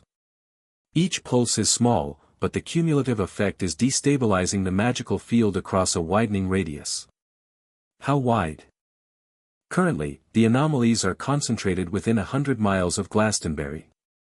By next week, at this rate, they'll reach London. By the week after that, all of Britain. Harry stood at the kitchen window, looking out at grey Islington and feeling the vast, thrumming wrongness that underlay the city's magical signature. It was like listening to an orchestra where one instrument was slowly, inexorably playing louder than the rest, drowning out the natural harmony with a single sustained note of corrupted power. "He's not trying to break out," Harry said. "He's trying to make the world break in. If the magical field destabilizes enough, the barrier loses its anchor point. The dimensional fold collapses from the outside, and Mordred doesn't need to push through, the prison just dissolves around him." Arcturus looked at him. "That's not in any of my models. It's not a model. I can feel it. The sovereignty tells me what he's doing because he's using the same magic I have. Like recognizing your own handwriting. How long until the anchor point fails?" Harry closed his eyes and reached out with his sense, not toward wands but toward the deep structure of the magical field itself, the invisible architecture of ley lines and energy flows that underpinned all of Wizarding Britain. He could feel the stress points. The places where Mordred's projected sovereignty was eating into the foundation like acid. 3 weeks, Harry said. Maybe less. The room was quiet. "Then we need to move faster," Daphne said from the table, where she'd been updating her political maps with the new reality. "Everything we've been building, the Wizengamot coalition, the alliance with Vane, the intelligence on the Covenant, it all becomes irrelevant if the barrier fails before we're ready." "What we need," Neville said from the doorway, where he'd been listening while cleaning dirt from under his fingernails, he'd spent the morning at the Tor, testing the limits of his ley line connection, "is everyone. Not just us. Everyone." Building the alliance took 5 days. 5 days of frantic diplomacy, uncomfortable conversations, and the kind of compromise that left everyone slightly unhappy but functional, which, Daphne pointed out, was the definition of successful politics. The inner circle was solid. Harry, Daphne, Neville, Fleur, and Arcturus formed the core, each bringing capabilities that the others lacked. Harry's sovereignty and combat power. Daphne's political network and strategic mind. Neville's emerging druidic connection to the land. Fleur's knowledge of Avalon-era magic and Vila abilities. Arcturus's dimensional expertise and Department of Mysteries resources. Vane was the first outer ring. True to his word, he'd thrown the Wand Authority's capabilities behind Harry, dimensional monitoring equipment, combat-trained operatives, and most valuably, his encyclopedic knowledge of wand magic. Vane might have spent his career trying to control wands through regulation, but that meant he understood how magical focuses worked at a level that most wizards never considered. He could analyze the barrier's wand resonance patterns, identify Mordred's projected sovereignty signatures, and predict where the next anomalies would appear with uncanny precision. Working with Vane was strange. The man was exactly as sharp, controlled, and calculating as he'd been when he was trying to destroy Harry's claim. He simply pointed those qualities in a new direction. During briefings, he sat with his back straight and his wand flat on the table, ancestral hair, still cold, still precise, but now cooperative, and asked questions that cut through confusion like surgical instruments. "The barrier repair," Vane said during their second joint session. "You said it requires dominion. Full suppression. How wide is the suppression zone? I don't know, Harry admitted. I've never used Dominion. The closest I came was on the tour, and that was command at high intensity, not full suppression. Then we need to know. If Dominion suppresses wands across a wide area, every wizard in range loses their magical capability for the duration. That's not just tactically dangerous, it's potentially lethal for anyone relying on life-sustaining magic. Saint Mungo's patients on healing wards. People mid-apparition. Children whose accidental magic is the only thing keeping them alive during magical surges. Harry hadn't thought of that. The implications were horrifying. We'll need to plan for it, Daphne said. Evacuation zones. Medical contingencies. Communication systems that don't rely on magic. Muggle technology, Arcturus suggested. Radios. Unreliable in high magic areas, but they'd function during a suppression event. The planning was complex, detailed, and exhausting. But it was also clarifying. Every hour spent working through logistics was an hour Harry didn't spend listening to the whisper at the back of his skull. Mordred's influence was still there, dampened by Daphne's greengrass mine protection wards, but present, and it shifted tactics when direct emotional manipulation failed. Instead of sympathy and understanding, it now projected doubt. Not about Harry's mission, but about his allies. The greengrass girl is using you. She wants your power to protect her family. When the crisis is over, she'll recalculate. Vane hasn't changed. He's just changed targets. He'll turn on you the moment he thinks he can control the situation without you. The Covenant woman was right. No Pendragon has ever wielded this power without destroying themselves. Arthur died. The ones before him died. What makes you different? Harry recognized the pattern. It was the same approach Voldemort had used through the Horcrux connection, the slow drip of poison, designed to erode trust and isolate the target.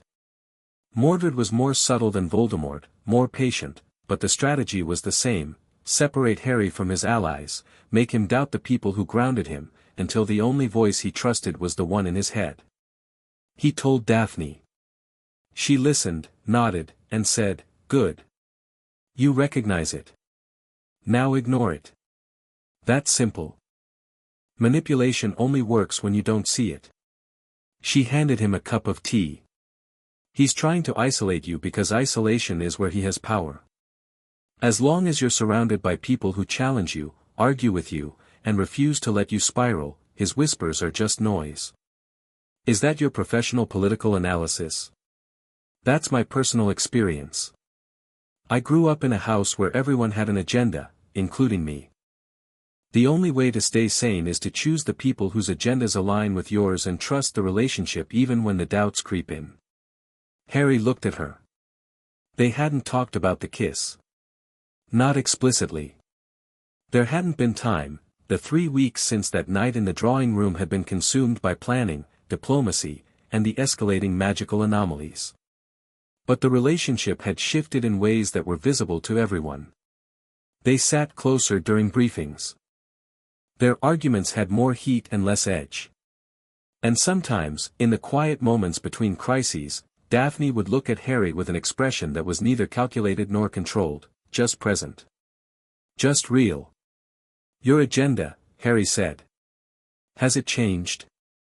My agenda has always been the same. Protect my family. Build something worth protecting.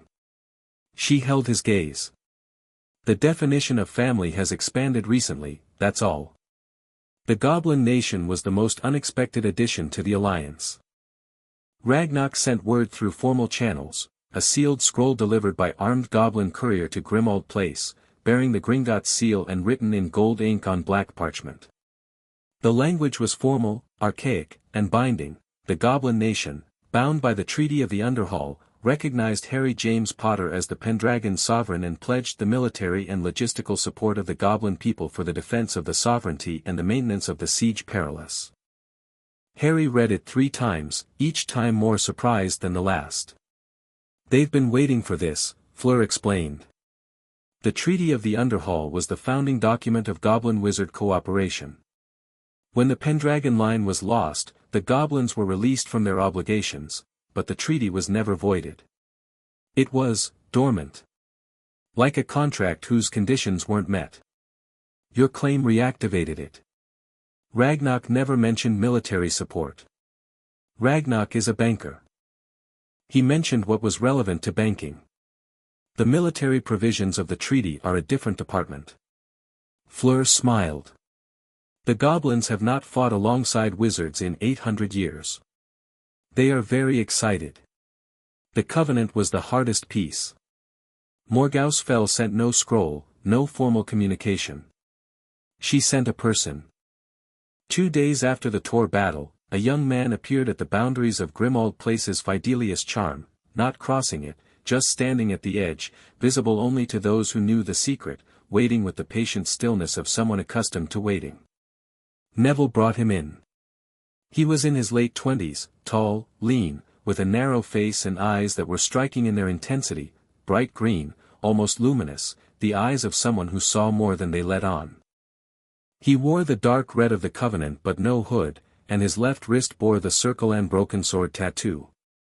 "My name is Galeth," he said. His voice was quiet, precise, the voice of someone who weighed every word before speaking it. "Ser Galeth, if you prefer the old forms. I'm Lady Fell's lieutenant. She sent me as an intermediary. She tried to kill me 2 weeks ago," Harry pointed out. "She tried to stop you 2 weeks ago. Killing you was one possible outcome, not the objective." Galeth sat in the chair Neville offered with the careful grace of someone trained in both courtesy and combat. "Lady Fell has reconsidered her position. The Tor incident, the barrier's visible deterioration, the ley line anomalies, the scope of the entity's projected influence, has convinced her that containment through Covenant maintenance is no longer viable. She is prepared to cooperate. On what terms? She joins the Alliance with her full resources, 28 operatives, centuries of accumulated knowledge about the Siege Perilous, and the ritual maintenance framework that has been slowing the barrier's degradation. In return, she requires a seat at the table. Equal voice in strategic decisions. And a guarantee that if the barrier is repaired and the entity recontained, the Covenant will be granted formal oversight authority to ensure no future destabilization." Daphne, who had been listening with narrowed eyes, spoke up. "She wants to go from shadow organization to legitimate institution. The crisis is her opportunity to come out of the dark." Galeth inclined his head. "Lady Fell is a pragmatist. As, I believe, are you, Lady Greengrass. I'm not a lady yet. My father holds the title. Your father is a cautious man who sends his daughter to fight his battles. The title is yours in everything but name." Galetha's green eyes moved to Harry. "Do we have an accord?" Harry looked at Daphne. She gave the smallest nod, not enthusiastic, but practical. They needed the Covenant's knowledge. They couldn't afford to fight on 2 fronts. "Tell Morgause she has a seat at the table." But the Covenant operatives who bombed Diagon Alley and targeted Astoria answer for it when this is over. Non-negotiable. Agreed. Those actions were taken by a faction within the Covenant that Lady Fell does not fully control. Something flickered across Galetha's face, too fast to read. "There are elements within our order who believe containment is the only solution, regardless of the cost. Lady Fell opposes them. But opposition and control are different things. Is that a warning?" "It is context." Galeth stood. "I will relay your terms. Expect Lady Fell's formal response within the day." He left. Harry watched him go and felt a prickle at the base of his skull, not Mordred's influence, but something closer to instinct. The gut-level awareness that something wasn't right. Not with Galetha's words, which had been careful and consistent. With his wand. Galetha's wand was hazel and phoenix feather, a combination that suggested adaptability and loyalty. But there was something else in its signature, a second resonance, faint, buried beneath the primary, like a whisper underneath a conversation. Harry couldn't identify it, but it felt wrong. Discordant. Like a chord with a hidden note that didn't belong. He filed it away. There were too many moving pieces to chase every instinct. Morgause accepted the terms. The alliance was assembled. They met at the Department of Mysteries 3 days before the projected barrier failure. The full War Council, gathered in a chamber that Arcturus had commandeered through a combination of official authority and creative intimidation. The room was warded 6 ways from Sunday, shielded against every form of magical surveillance, and had the particular atmosphere of a space where very serious people discussed very terrible things. Harry sat at the head of the table. Not because he wanted to, he'd have happily sat anywhere, but because Daphne had placed his chair there and given him a look that said you are the Pendragon sovereign and you will sit where a sovereign sits. Around the table, Daphne at his right, Neville at his left, Fleur across from him with her Avalon research spread in organized stacks. Arcturus in the corner with his instruments, monitoring the barrier in real time. Vane, stiff and professional, his wand authority attaché beside him with folders of contingency plans. And Morgause fell, ancient and iron-eyed, with Galeth standing behind her like a shadow. It was the strangest war council in magical Britain's history. A 17-year-old king, a Slytherin political operative, a trainee Auror, a Vela cursebreaker, a paranoid unspeakable, a regulatory bureaucrat and a 200-year-old shadow warrior. The barrier is at 79% and dropping, Arcturus reported. Mordred's projected influence has reached the outskirts of London. Anomalies are increasing in frequency and severity. This morning, a section of Hogwarts wards bowed to an external authority for approximately 30 seconds before reasserting. Bowed to whom? McGonagall would have been notified, Harry assumed. To the projected sovereignty. Mordred's influence was strong enough, briefly, to override the castle's ward structure. The wards recovered, but the precedent is alarming. Hogwarts protections are the strongest in Britain. If they're vulnerable, nothing is safe. Timeline to barrier failure. 9 days at current rates. Possibly 7 if the degradation continues to accelerate. Harry looked around the table. We have 2 options. 1. I attempt to repair the barrier using Dominion. This requires full sovereignty suppression, which means every wand in a wide radius goes dark during the process.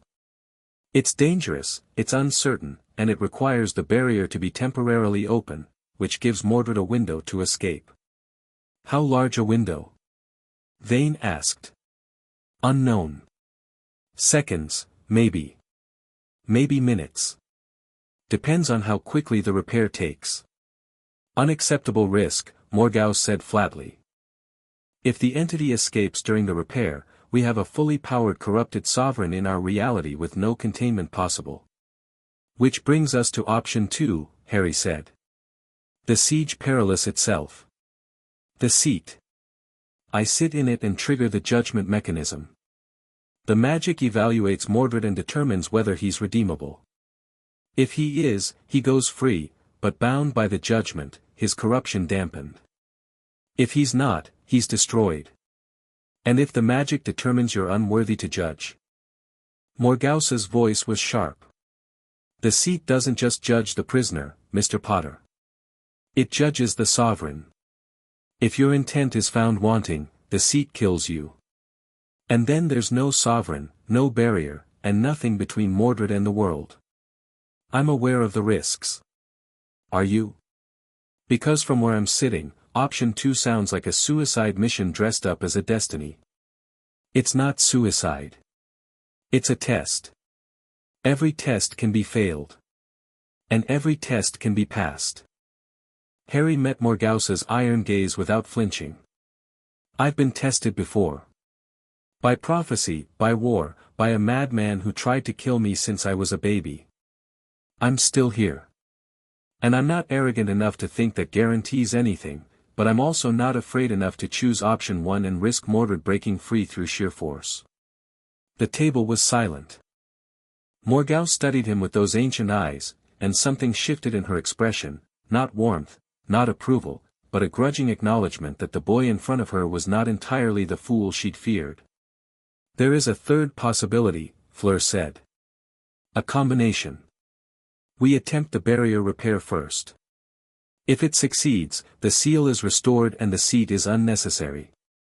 If it fails, if Mordred begins to escape during the repair, Harry transitions to the seat as a failsafe. That requires Harry to use Dominion and then immediately sit the siege perilous," Neville said. "Back to back. The physical and magical strain would be extreme," Fleur agreed. "But survivable, I believe. The scabbard protects against mortal harm. It was designed for exactly this, sustaining the sovereign through impossible effort." Harry touched the scabbard at his hip. It pulsed in response, warm and fierce, as if confirming Fleur's assessment. "We plan for both," Harry decided. "Barrier repair as primary. Seat as contingency. Neville, you anchor the ley lines. Your connection to the land can stabilize the magical field during Dominion. Fleur, you manage the dimensional interface. Guide me through the barrier repair using your knowledge of the Avalon architecture. Arcturus, real-time monitoring. Vane, evacuation and medical contingencies for the suppression zone." "And me?" Daphne asked. "You coordinate. All of it. Everyone reports to you. If I'm inside the barrier or sitting the seat, I can't direct operations. You're my voice." Daphne nodded. No argument, no false modesty. She knew she was the right person for the job. "Morgause," Harry turned to the old woman. "Your covenant maintains the ritual web. During the repair attempt, I need that web at maximum output. Every ounce of containment magic you can generate, holding the barrier stable while I work. You want us to aid the very process we've spent 15 centuries preventing. I want you to help me do what you can't do alone. The maintenance is failing, Lady Fell. You said so yourself. The only question is whether you let me try to fix it or you watch it collapse." Morgause was quiet for a long moment. Then she turned to Galeth and spoke rapidly in a language Harry didn't recognize, older than English, older than Latin, something guttural and resonant that the Covenant had apparently preserved from the 5th century. Galeth responded in the same tongue. His face was neutral, his voice even, but Harry caught the faintest flicker in his wand signature, that discordant buried note, pulsing stronger for just a moment before subsiding. "The Covenant will provide maximum ritual support," Morgause said. "Galeth will coordinate our operatives at the Tor." "Thank you. Don't thank me yet. We haven't survived this." Morgause stood, ancient and unbent, and looked at Harry with an expression he couldn't decipher. "My ancestors betrayed Arthur because they believed the sovereignty was too dangerous to exist. I've spent 2 centuries believing they were right. I hope, Mr. Potter, that you prove me wrong." She left with Galeth. The War Council dispersed. Neville departed for the Tor to continue strengthening his ley line connection. Fleur went to Gringotts for final research. Vane returned to the Ministry to activate evacuation protocols. Harry sat alone at the table for a moment, feeling the weight of what was coming. Then the instruments in Arcturus's corner screamed. The alarm wasn't a spell, it was a sound, a physical vibration produced by dimensional monitoring equipment that had been calibrated to detect barrier fluctuations. It was the sound of a seismograph needle going off the scale. Arcturus was at the instruments in seconds, his face draining of color as he read the outputs. The barrier just dropped to 71%. Instantaneous. Not gradual decline, a sudden collapse of an entire lattice section. Which section? The northeast quadrant. The section maintained by. Arcturus trailed off. His eyes went wide. The section maintained by the Covenant's primary ritual anchor. Harry was on his feet. Sabotage. Has to be. Structural failure at that scale doesn't happen naturally. Someone deliberately weakened the Covenant's ritual web in that quadrant. Arcturus pulled readings, cross-referencing timestamps. It happened during the War Council. While we were in this room. While the Covenant's senior leadership was here, unable to monitor their own systems. The cold in Harry's chest crystallized into certainty. The discordant note in Galatha's wand. The careful words, the neutral face, the second resonance hiding beneath the surface. Galath, Harry said. Arcturus looked at him. Galath did this. He's the mole. The faction within the Covenant that believes containment is the only option, the Zealots. He's one of them. Maybe their leader. Harry was already moving toward the door, pulling his wand, expanding his sense. He was in this room. He heard every detail of our plan. And while Morgause was agreeing to help us, he was signaling his people to sabotage the ritual web.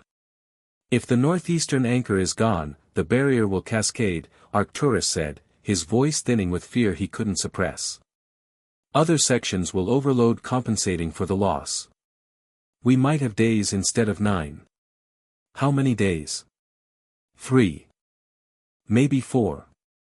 Harry reached for Galatha's wand signature. He knew it, hazel and phoenix feather, with that buried discordant note. He scanned London, pushing his sense outward, searching. Nothing. Galath had masked his wand. Not with the standard concealment the Covenant used, something deeper, something that felt oily and wrong. Like the discordant note had swallowed the primary signature entirely. Harry pushed harder. Past London, southward, toward the Mendips, toward the Covenant's tunnel network. Still nothing. Galath had prepared for this. He'd known Harry would search for him and had taken precautions that went beyond normal operational security. But Harry didn't need to find Galatha's wand. He needed to find the sabotage. He apparat to the Tor. Neville was already there, standing at the summit with his hands pressed to the earth, his face tight with concentration and alarm. He looked up when Harry appeared.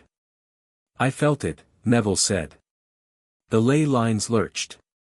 Like something snapped underground. Harry, the northeastern anchor, was sabotaged. Galath. Harry knelt beside Neville and placed his own hands on the earth, reaching down with his sovereignty. He found the damage immediately, a gaping hole in the Covenant's ritual web, the magical equivalent of a load-bearing wall removed from a building. The remaining web was groaning under redistributed stress, sections flickering and fading as they tried to compensate for the loss. Can you stabilize it?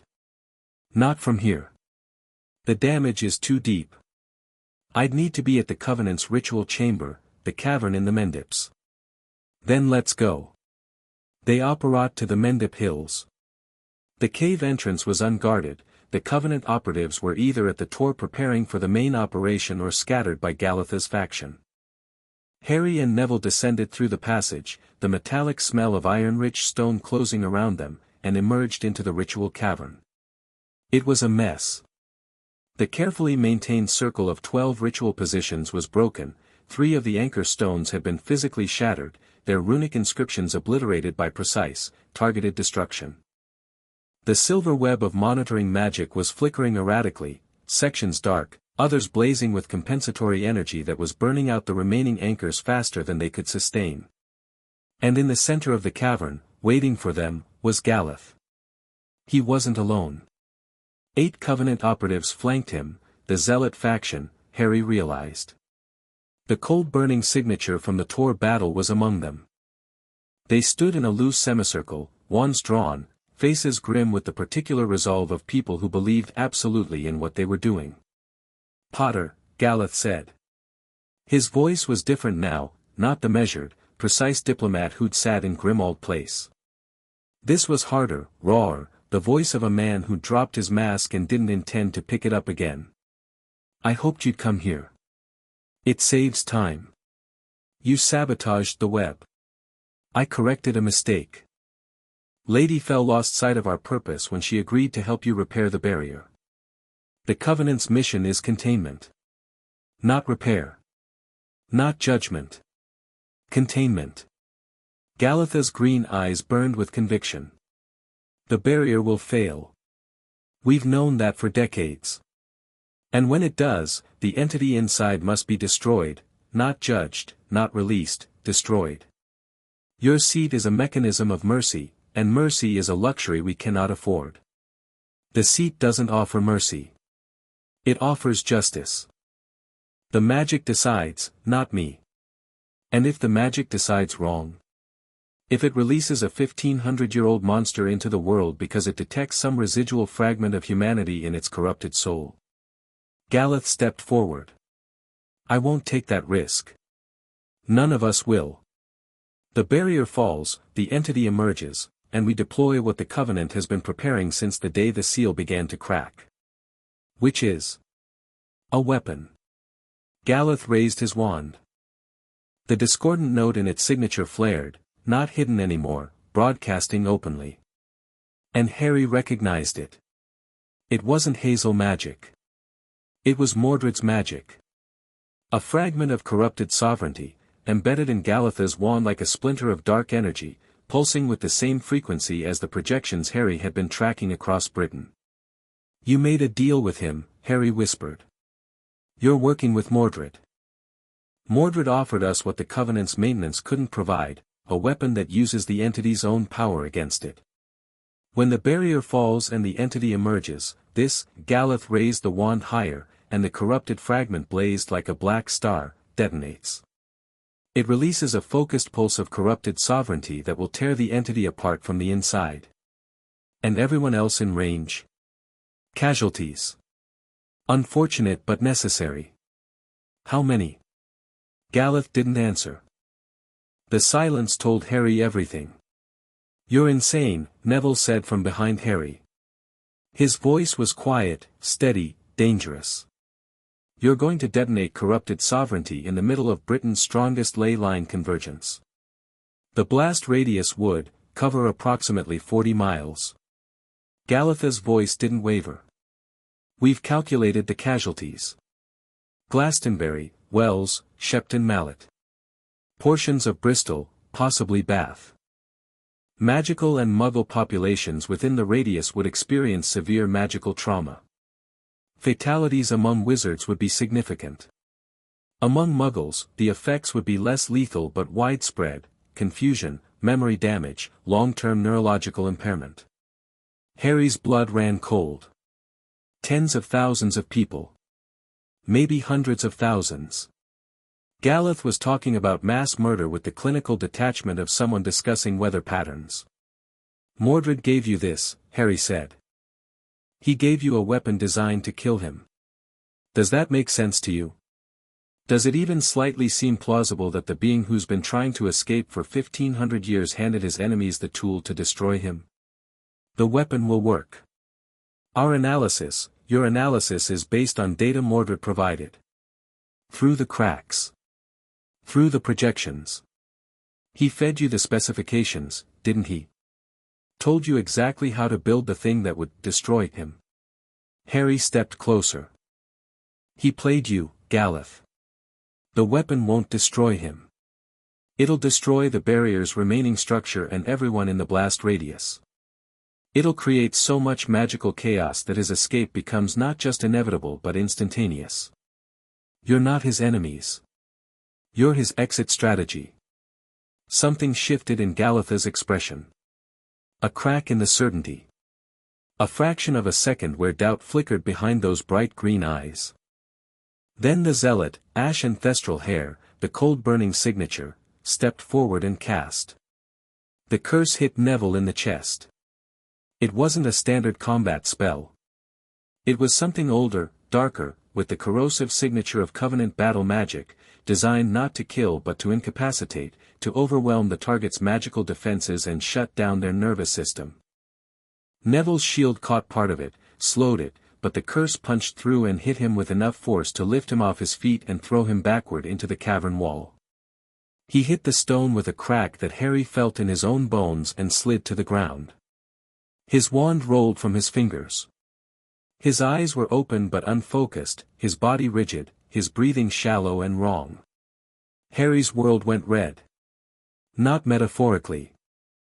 The edges of his vision actually reddened as the sovereignty surged through him in response to his rage, a tidal wave of power that demanded release, demanded that he shut down every wand in the cavern, every wand in the Mendips, every wand in Britain, crushed them all to silence because someone had hurt his friend and the king's justice demanded, Harry. Daphne's voice. In his ear. Not physically present, through the enchanted parchment they'd been using for covert communication, a two-way charm that transmitted whispered words across any distance. She'd felt the surge. Of course she had. Even from London, the spike in his sovereignty usage had been detectable. Harry, listen to me. What happened? Neville's down. His voice was a growl. The sovereignty was screaming in his blood, demanding dominion, and every wand in the cavern was trembling, not just the enemy wands, all of them, including Neville's abandoned Cherry-Ann unicorn hair focus on the floor. They hit him with some kind of, is he alive? Yes. Breathing. But, then he needs a healer, not a massacre. Daphne's voice was steel-wrapped in calm. You suppress every wand in Britain right now, and Mordred walks free tonight. Think. The red receded. Not because the anger faded, it didn't.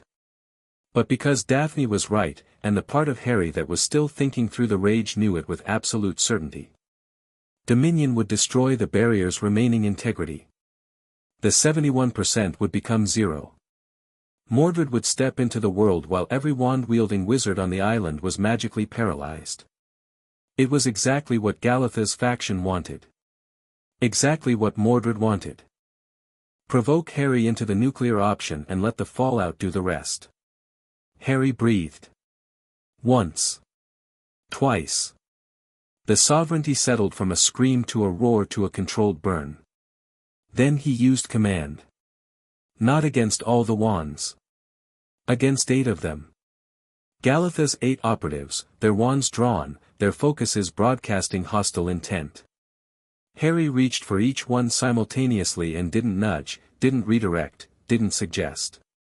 He commanded. With the full authority of the Pendragon sovereignty, the absolute certainty of a king addressing his subjects, he told 8 wands, sleep. 8 wands went dark. 8 operatives stood holding dead wood.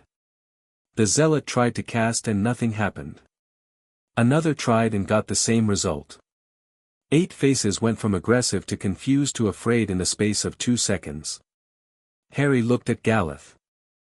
The man was still holding his corrupted wand, the one with Mordred's fragment, which was resisting Harry's command, buzzing with dark energy that fought against the sovereignty the way a wasp fights against a window.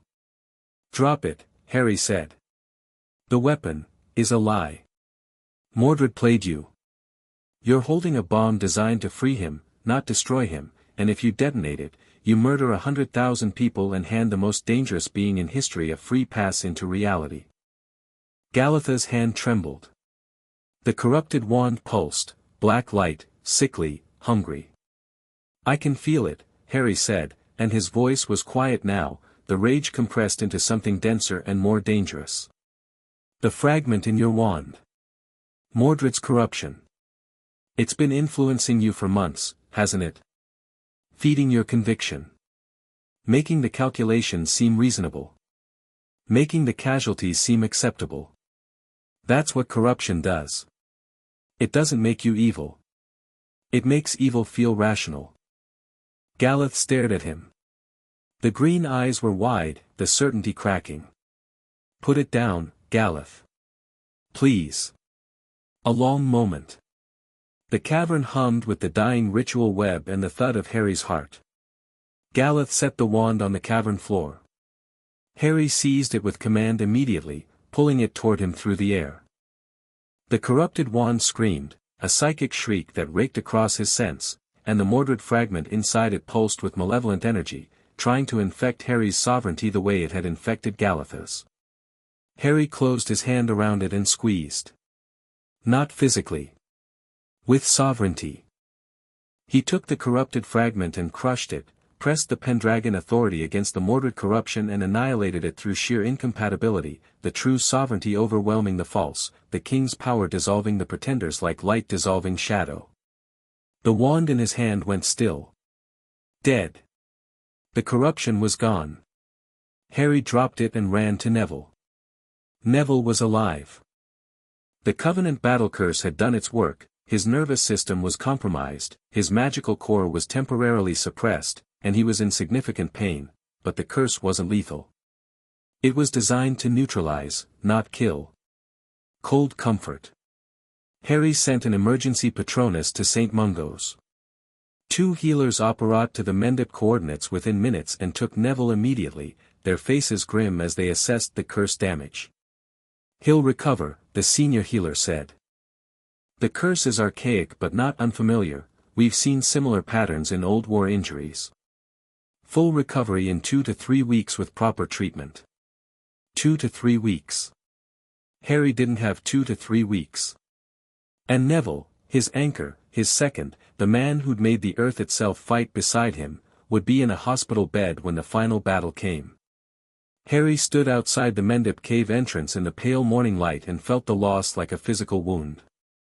Not grief, Neville was alive, would recover. But the tactical gap was enormous.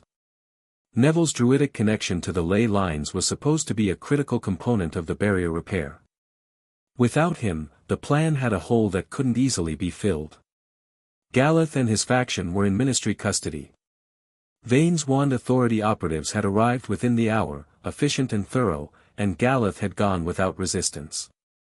The conviction had drained from his eyes, replaced by something hollow and confused, the aftermath of months of Mordred's subtle corruption being suddenly and violently stripped away. Harry hadn't felt satisfaction. He'd felt sick. Morgause arrived at the cave within 2 hours, surveyed the damage to her ritual web, and aged visibly.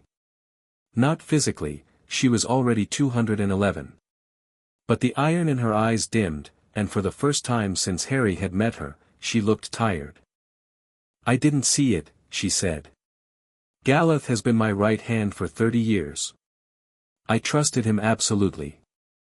Mordred's corruption is subtle. It doesn't announce itself. I should have detected it. I should have been watching." Morgause looked at the shattered anchor stones. "The ritual web can be partially restored. Not fully, 3 of the 12 anchors are destroyed, and recreating them takes months we don't have. But I can stabilize the remaining 9 and slow the barrier's decline." "How much time does that buy us?" "Days. Perhaps a week." She met his eyes. "We're past the point of delay, Mr. Potter. Whatever you're going to do it soon." Harry nodded. He felt the barrier through his sovereignty, 71% and falling, the northeastern gap like a wound in the structure, Mordred's projections pouring through the breach with increased intensity. The anomalies would spread faster now. The magical field would destabilize faster. The countdown had accelerated. 3 days. Maybe 4. He went to St. Mungo's first. Neville was in a private room on the 4th floor, propped up on pillows, looking pale but alert. His wand was on the bedside table, and Harry could feel it broadcasting worry, the cherry and unicorn hair's steady, loyal concern for its wizard. "How bad?" Harry asked, sitting in the visitor's chair. "Bad enough that I won't be running any marathons this week. Good enough that I can still complain about the food." Neville tried to grin. It was thin. "I heard about Galeth. Mordred's corruption. Embedded in his wand for months. Maybe longer. He believed he was protecting the world. The worst ones always do." Neville shifted against the pillows, wincing. "Harry, I'm sorry. The ley line anchoring, that was supposed to be my job. I'll manage." "Will you?" Harry didn't answer immediately. The truth was, he didn't know. The plan had been built around specific capabilities, his sovereignty, Neville's druidic connection, Fleur's Avalon knowledge, the Covenant's ritual web. Losing Neville and 3 of the 12 ritual anchors simultaneously was like pulling 2 legs off a 4-legged table. "Fleur thinks she can partially compensate for the druidic anchoring through the Vila ley line connection," Harry said. "It's not the same, she can channel the land's energy, but she can't direct it the way you can. She'll be operating blind where you'd be operating by feel. Then you'll need to guide her through the sovereignty. You can feel what the ley lines are doing, share that with her in real time, like a conductor sharing sheet music with an orchestra. Harry blinked. I've never tried sharing sovereignty perception with someone. First time for everything. Neville reached out and gripped Harry's wrist. His hand was weaker than usual, the curse damage evident in the tremor of his fingers, but the grip was firm with intent. You're going to win this, Harry. Not because you're the most powerful or the most prepared. Because you're the most stubborn bastard I've ever met, and you have people who love you enough to tell you when you're being an idiot. Is that your way of calling me an idiot? That's my way of saying go home, sleep, eat something, and let Daphne talk sense into you before you march off to sit on a magic chair that might kill you. Neville released his wrist. And Harry? Tell her. Whatever you haven't said. Tell her before you go. Harry looked at his friend. Battered, cursed, lying in a hospital bed because he'd stood at Harry's side when the fighting started. And still thinking about Harry's emotional well-being. You're a good man, Neville. I know. Now go away. The healer said I need rest and you're stressing my wand out. Harry glanced at the bedside table. Neville's wand was indeed vibrating with agitation, its unicorn core broadcasting protective distress. Harry reached over and touched it gently with one finger. The vibration stilled. The wand went warm and calm, reassured by the sovereignty's touch. Take care of him, Harry said to the wand. It pulsed once. A promise. He went home. He ate. He showered. He did all the mechanical things that needed doing, moving through Grimmauld Place on autopilot while his mind ran scenarios and calculations and the sovereignty hummed with the constant background radiation of a world going slowly wrong. Daphne was there. She'd been there all day, coordinating the alliance through Owl Post, enchanted parchments, and a fluke connection to the ministry that Vane had established. She'd managed the fallout from Galitha's betrayal, reassured wavering allies, adjusted timelines, and kept every spinning plate in the air while Harry was underground and Neville was in hospital. She'd done it all from his kitchen table with a cup of cold tea and the absolute refusal to be anything less than completely effective. At 11 that night, with the owls sent and the plans finalized and the last fluke call ended, she sat down on the drawing room sofa and let out a breath that she'd apparently been holding for 12 hours. Harry sat beside her. Not close, not far. The middle distance they'd been occupying since the kiss, the space between what they were and what they might be if the world gave them enough time. 3 days, Harry said. I know. Neville's out. The ritual web is compromised. Mordred's projections are accelerating. And I have to either repair a dimensional barrier using a power I've never fully deployed or sit on a magic throne that might erase me from existence. He paused. How was your day? Daphne looked at him. And then she laughed. A real laugh, not the controlled, measured sound she used in political settings, but something unguarded, raw, slightly hysterical. The laugh of someone who'd been holding everything together with sheer will and had finally reached the point where the absurdity became funny. My day, she said, still laughing, involved coordinating a military alliance between goblins, humans, and an ancient shadow cult, while my boyfriend prepared to fight a 1500-year-old sorcerer for the fate of magical Britain. So, fairly standard. Boyfriend? We kissed on your drawing room floor 2.5 weeks ago and I've been sleeping in your guest room for the last 9 days. If that doesn't qualify for the term, I don't know what does. She stopped laughing, but the warmth remained. Unless you'd prefer strategic romantic affiliate. I can work with that. Boyfriend is fine. Good. Silence. The kind that's comfortable, charged, full of things that could be said and don't need to be because the silence says them better. Neville told me to tell you things, Harry said. Neville is wise. What things? Harry looked at her. Daphne Greengrass. Ice Queen. Political chess master. The woman who'd walked into his war uninvited, dismantled his isolation with pure stubbornness, and pulled him back from the edge with nothing but honesty and the refusal to pretend everything was fine. "I'm terrified," he said. "Not of dying. I've done that. I'm terrified of not being enough and having everyone I care about pay the price. I'm terrified that I'll sit in that throne and the magic will look at everything I am and decide it's not sufficient. And I'm terrified that if I don't come back, you'll blame yourself for not stopping me." Daphne's expression didn't change. But her eyes, those pale blue eyes that saw everything, calculated everything, controlled everything, went bright. Just for a second. Just long enough. "I won't blame myself," she said. "I'll blame you. And then I'll spend the rest of my life making sure the world you died trying to protect is worth the cost." That's morbid. That's practical. She reached over and took his hand. Not gently, firmly. The way you grip a rope when you're dangling over a cliff. "You're going to come back, Harry. Not because destiny says so or because you're the Pendragon sovereign or because the scabbard protects against mortal harm. Because I am not finished with you. I didn't survive a war and a neutrality stigma and 3 months of political knife fighting to find someone worth fighting alongside, only to lose him to a magic chair. When you put it like that, I'm putting it exactly like that. You come back. That's not a request." Harry squeezed her hand. Felt the Pendragon heartstring wand at her wrist pulse in sync with her heartbeat, fierce and loyal and absolutely unwilling to accept any outcome it didn't approve of. "Okay," he said. "I come back. Okay." They sat together in the drawing room of Grimmauld Place, in the quiet before the storm, hand in hand, and didn't talk about the end of the world.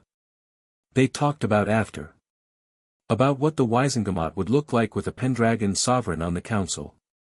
About Neville's inevitable career as a professor. About Fleur's Avalon Research Institute and Arcturus's mysterious birthday cards. About whether Daphne would move to a proper office or continue running a political empire from Harry's kitchen. Small things. Future things. The kinds of plans that only mattered if you survived to keep them. They fell asleep on the sofa sometime after midnight. Daphne's head on his shoulder, Harry's arm around her, the scabbard glowing softly at his hip, the wand warm on the table, and the steady pulse of the Siege Perilous counting the hours in the dark. 3 days. 2 people on a sofa, refusing to let go. Chapter 5 and Chapter 6, The Siege Perilous. The barrier fell on a Sunday. Harry felt it happen before the instruments confirmed it, a deep, structural shudder that ran through his sovereignty like a bell struck with a hammer, resonating in his bones, his teeth, the roots of his hair. He was standing in the kitchen of Grimmauld Place at 6 in the morning, holding a cup of tea that he'd made out of habit and hadn't drunk, when the shudder hit and the cup slipped from his fingers and shattered on the floor. Every wand in London screamed. Not figuratively.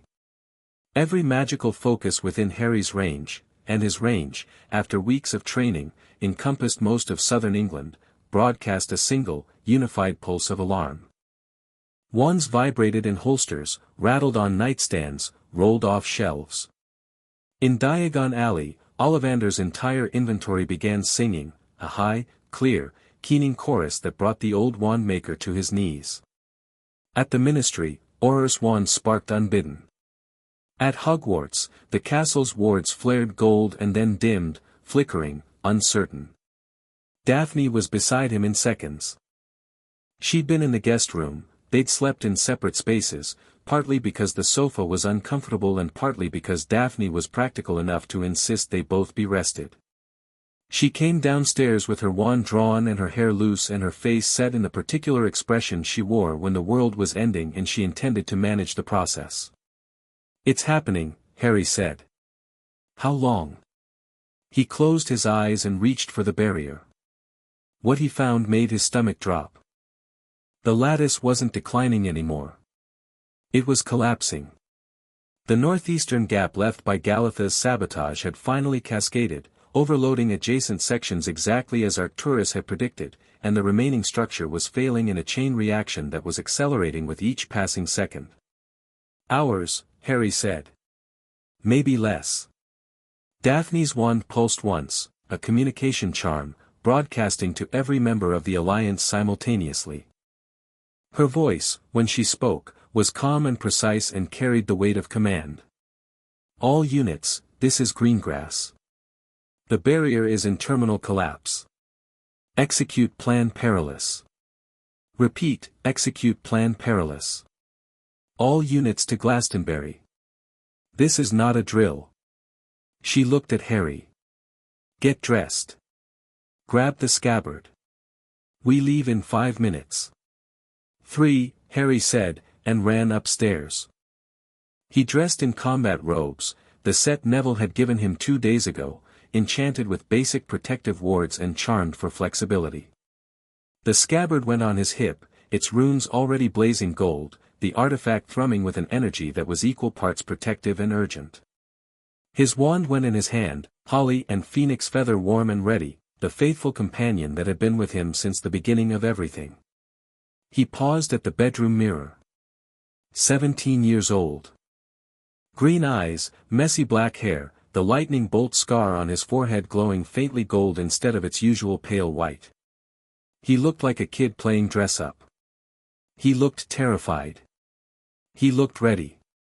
Harry went downstairs, took Daphne's hand, and apparat to Glastonbury.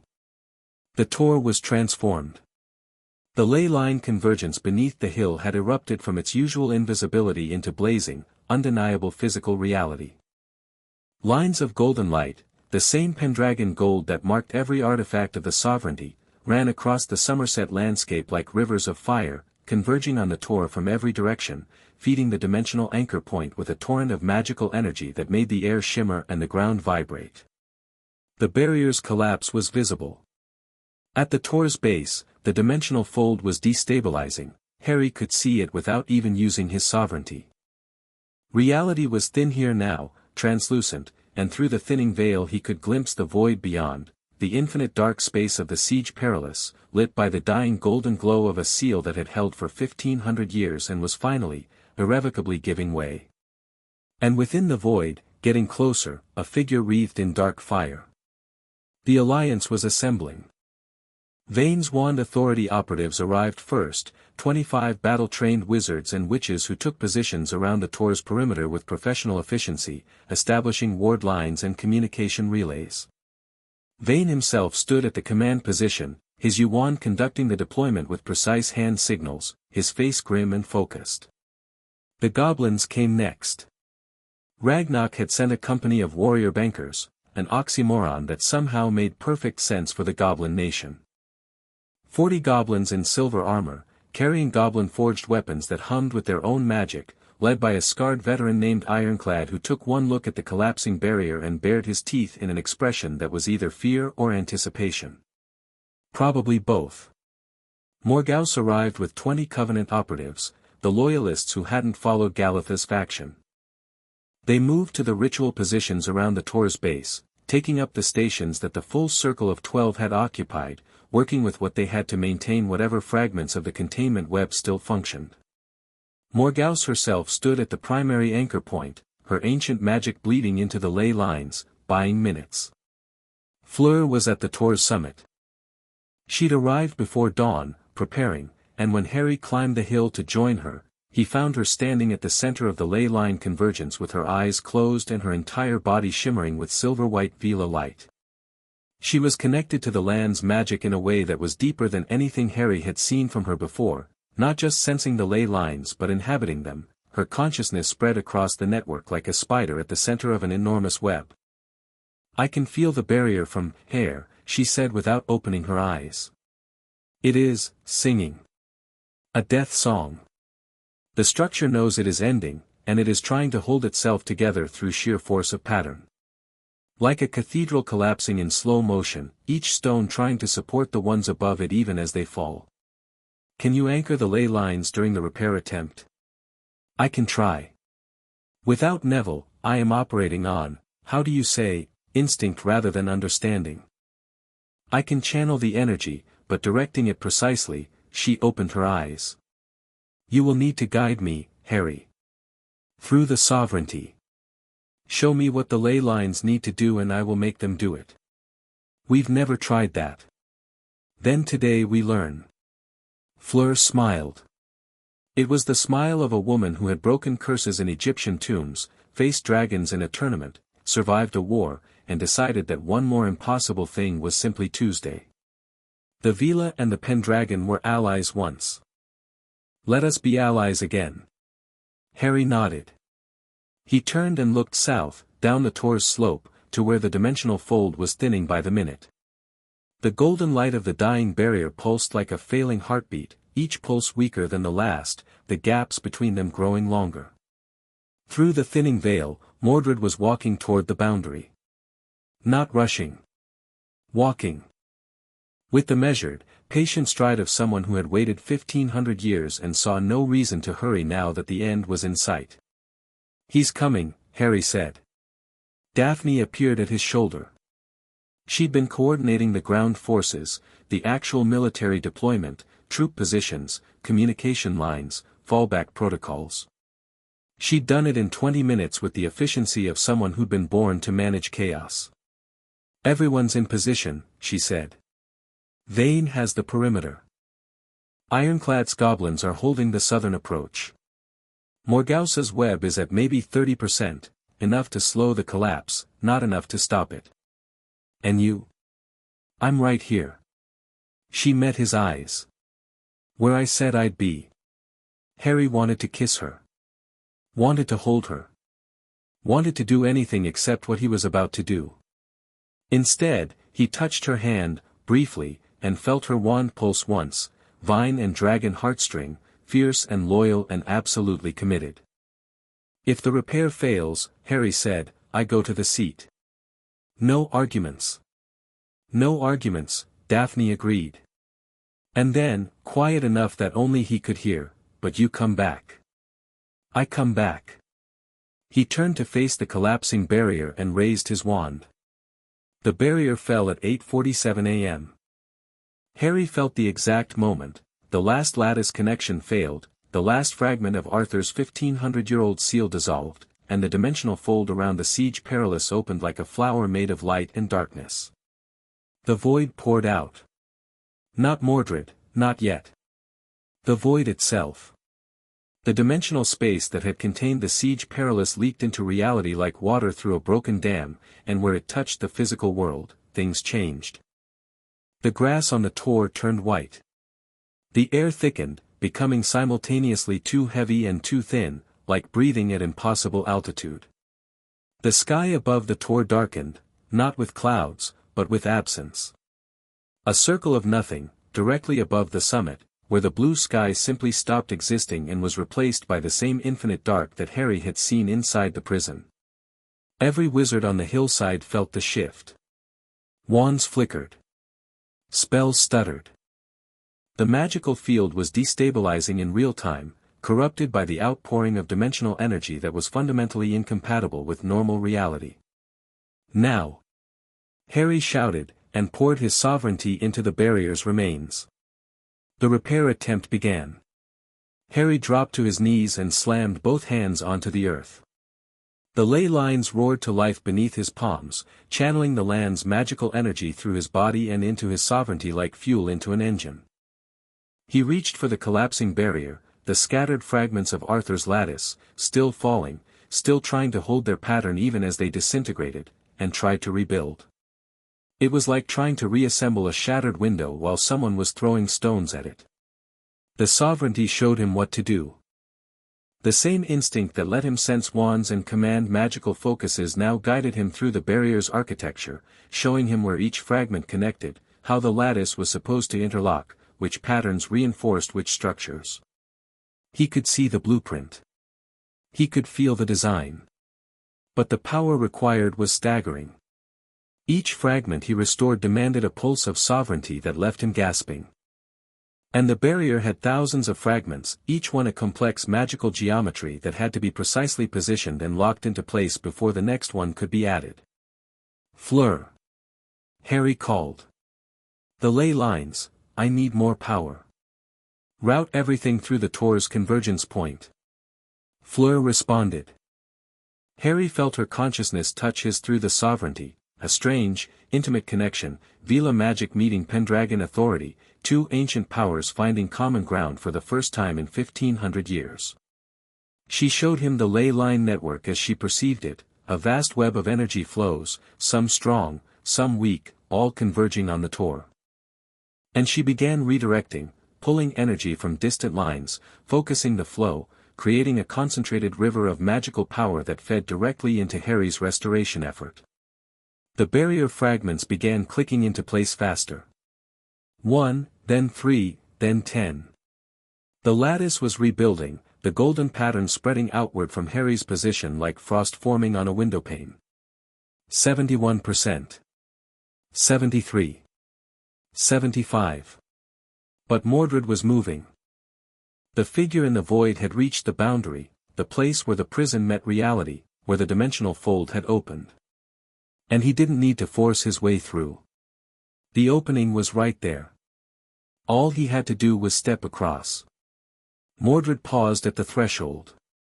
Harry, deep in the repair, felt it, the presence, the corrupted sovereignty, vast and patient and amused, standing at the edge of freedom and taking a moment to appreciate it.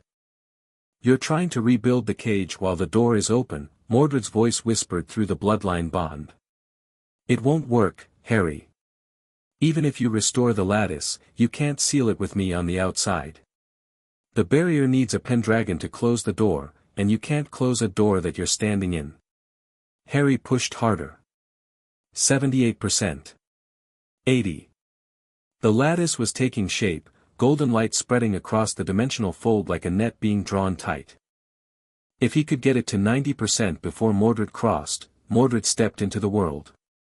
The impact was physical. A shockwave of corrupted magical energy that rolled outward from the Tor's base like a detonation, flattening grass, cracking stone, and hitting every wizard in range with a pulse of raw, overwhelming power that made wands scream and shields buckle. The wand authority's perimeter wards shattered. The goblin line buckled. Morgausa's ritual web, already fragmentary, collapsed entirely. And every wand within a mile of Glastonbury Tor bowed. Harry felt it. Every single wand, his allies, his enemies, the goblin's weapons, even Fleur's focus, trembled and oriented toward the figure now standing at the base of the Tor. Not voluntarily. Not through choice. Through raw, corrupted authority. Mordred's sovereignty was a bludgeon where Harry's was a hand. It didn't ask, didn't suggest, didn't command. It demanded, and the wands obeyed. Every wand except Harry's. Holly and Phoenix feather stayed true. Warm and steady in Harry's hand, vibrating with defiance, the loyal companion that had resisted the pull of its brother wand and the imperious of the elder wand and now resisted the corrupted authority of an ancient king. It didn't bow. It didn't tremble. It sang. A single, clear note that cut through the chaos like a blade. And in response, the wands that had bowed began to straighten. One by one, fighting Mordred's pull, responding to the counter-authority of the true sovereignty, the wands of Harry's allies reasserted their bonds to their wielders. Daphne's vine wand blazed with dragon heartstring fury. Vane's yew wand went cold and sharp and deliberate. The goblin weapons, forged to resist magical domination, shook off the corruption and gleamed with silver defiance. The battle began. Mordred walked up the Tor like he owned it. Because, in a sense, he did, or believed he did. He was Pendragon. The corrupted version, the dark mirror, but Pendragon blood ran in his veins and the land recognized it, even as it recoiled. He looked exactly as Harry had seen him through the barrier, young, angular, darkly handsome, wearing bronze and leather armor covered in runic inscriptions that writhed and shifted like living things. His eyes were gold and black, swirling with corrupted sovereignty, and the air around him distorted, reality itself flinching away from the sheer volume of magical power he radiated. He was magnificent. Terrible and magnificent, the way a thunderstorm is magnificent, or a wildfire, or a tsunami. The kind of beauty that destroys everything it touches. Harry. Mordred called up the slope, his voice carrying effortlessly over the sounds of battle that were already erupting around the tor's perimeter. "We don't have to do this the hard way." Harry stood. The repair attempt was at 82%, not enough. Nowhere near enough. The barrier was rebuilding, but the door was open and the prisoner was through it, and every second he spent on repair was a second Mordred spent free in the world, his corrupted sovereignty spreading like a plague through the magical field. "I know you can hear me," Mordred continued, walking steadily upward. Below him, the battle raged, his mere presence was the weapon. The corrupted sovereignty projections he'd been sending for weeks now had a source, a focal point, and they intensified 100-fold. Dark creatures materialized from the ley line energy, spectral knights, twisted echoes of Arthur's Round Table, armored in shadow and wielding weapons of pure corrupted magic. Magical beasts on the Somerset levels went berserk, their instincts overwhelmed by the alien power flooding the field. The Alliance fought on 3 fronts simultaneously. Vane and the Wand Authority held the eastern approach. The spectral knights came in waves, silent, relentless, their shadow weapons passing through standard shields like mist. Vane adapted instantly. He'd spent his career studying how magical focuses interacted, and he realized before anyone else that the spectral knights weren't independent entities, they were extensions of Mordred's wand sovereignty, magical constructs channeled through the corrupted authority the way spells were channeled through wands. "Target the resonance frequency," Vane shouted to his operatives. "They're projections, not summons. Match the frequency and they collapse." He was right. The Wand Authority operatives, trained in the technical minutiae of wand magic in ways that combat wizards never were, began casting spells specifically tuned to disrupt the corrupted sovereignty's frequency. It worked. Spectral knights flickered and dissolved when hit with the right harmonic, their shadow substance unraveling like poorly cast illusions. But there were dozens of them, and more forming every second, and the authority line was thinning. Ironclad and the goblins held the southern approach, the direct path up from where Mordred had emerged. Goblin-forged weapons had a specific advantage: they were resistant to magical domination by design. Goblin smithing techniques, developed over millennia, included protections against exactly this kind of external wand authority. The goblin line held where the wizard line would have buckled, silver armor and silver blades cutting through spectral knights with an efficiency that came from a species that had spent its history fighting wizards who thought they were better. "Hold the line!" Ironclad roared, his voice carrying across the slope. "He's one wizard with delusions of grandeur. We've fought worse."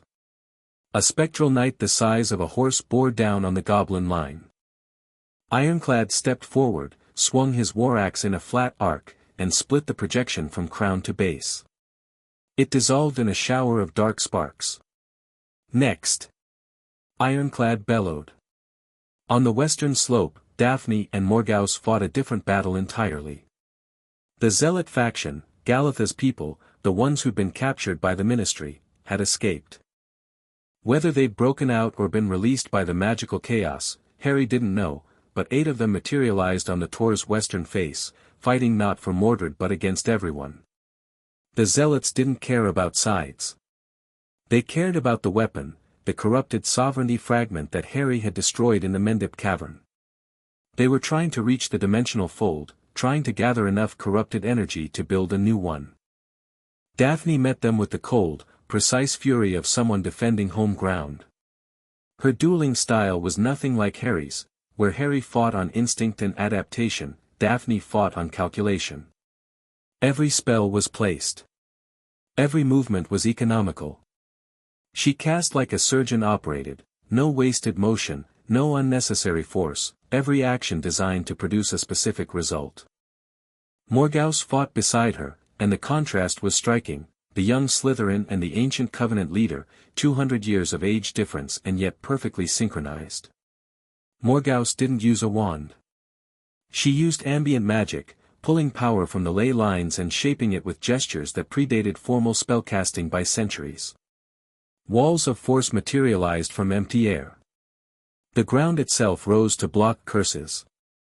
Wind whipped into concentrated blasts that sent zealots tumbling down the hillside. You fight well, Morgause said to Daphne between exchanges, her ancient voice carrying a note of surprise. My grandmother was a Slytherin dueling champion, Daphne replied, cutting down a zealot's shield with a spell that Harry didn't recognize. She believed every lady should know how to protect what's hers. Wise woman. Terrifying woman. There's a difference. Fleur held the summit.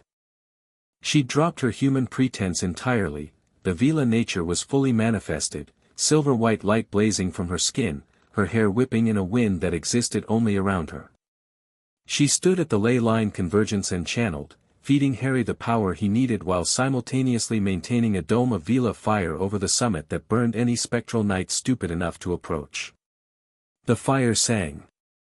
That high, keening note that disrupted magical focuses, and it disrupted Mordred's projections more effectively than anything else on the battlefield. The corrupted sovereignty was, at its core, a magical focus phenomenon, and Vila fire was its natural antithesis, primal, pre-wand, immune to the authority that governed crafted focuses. But the fire had limits.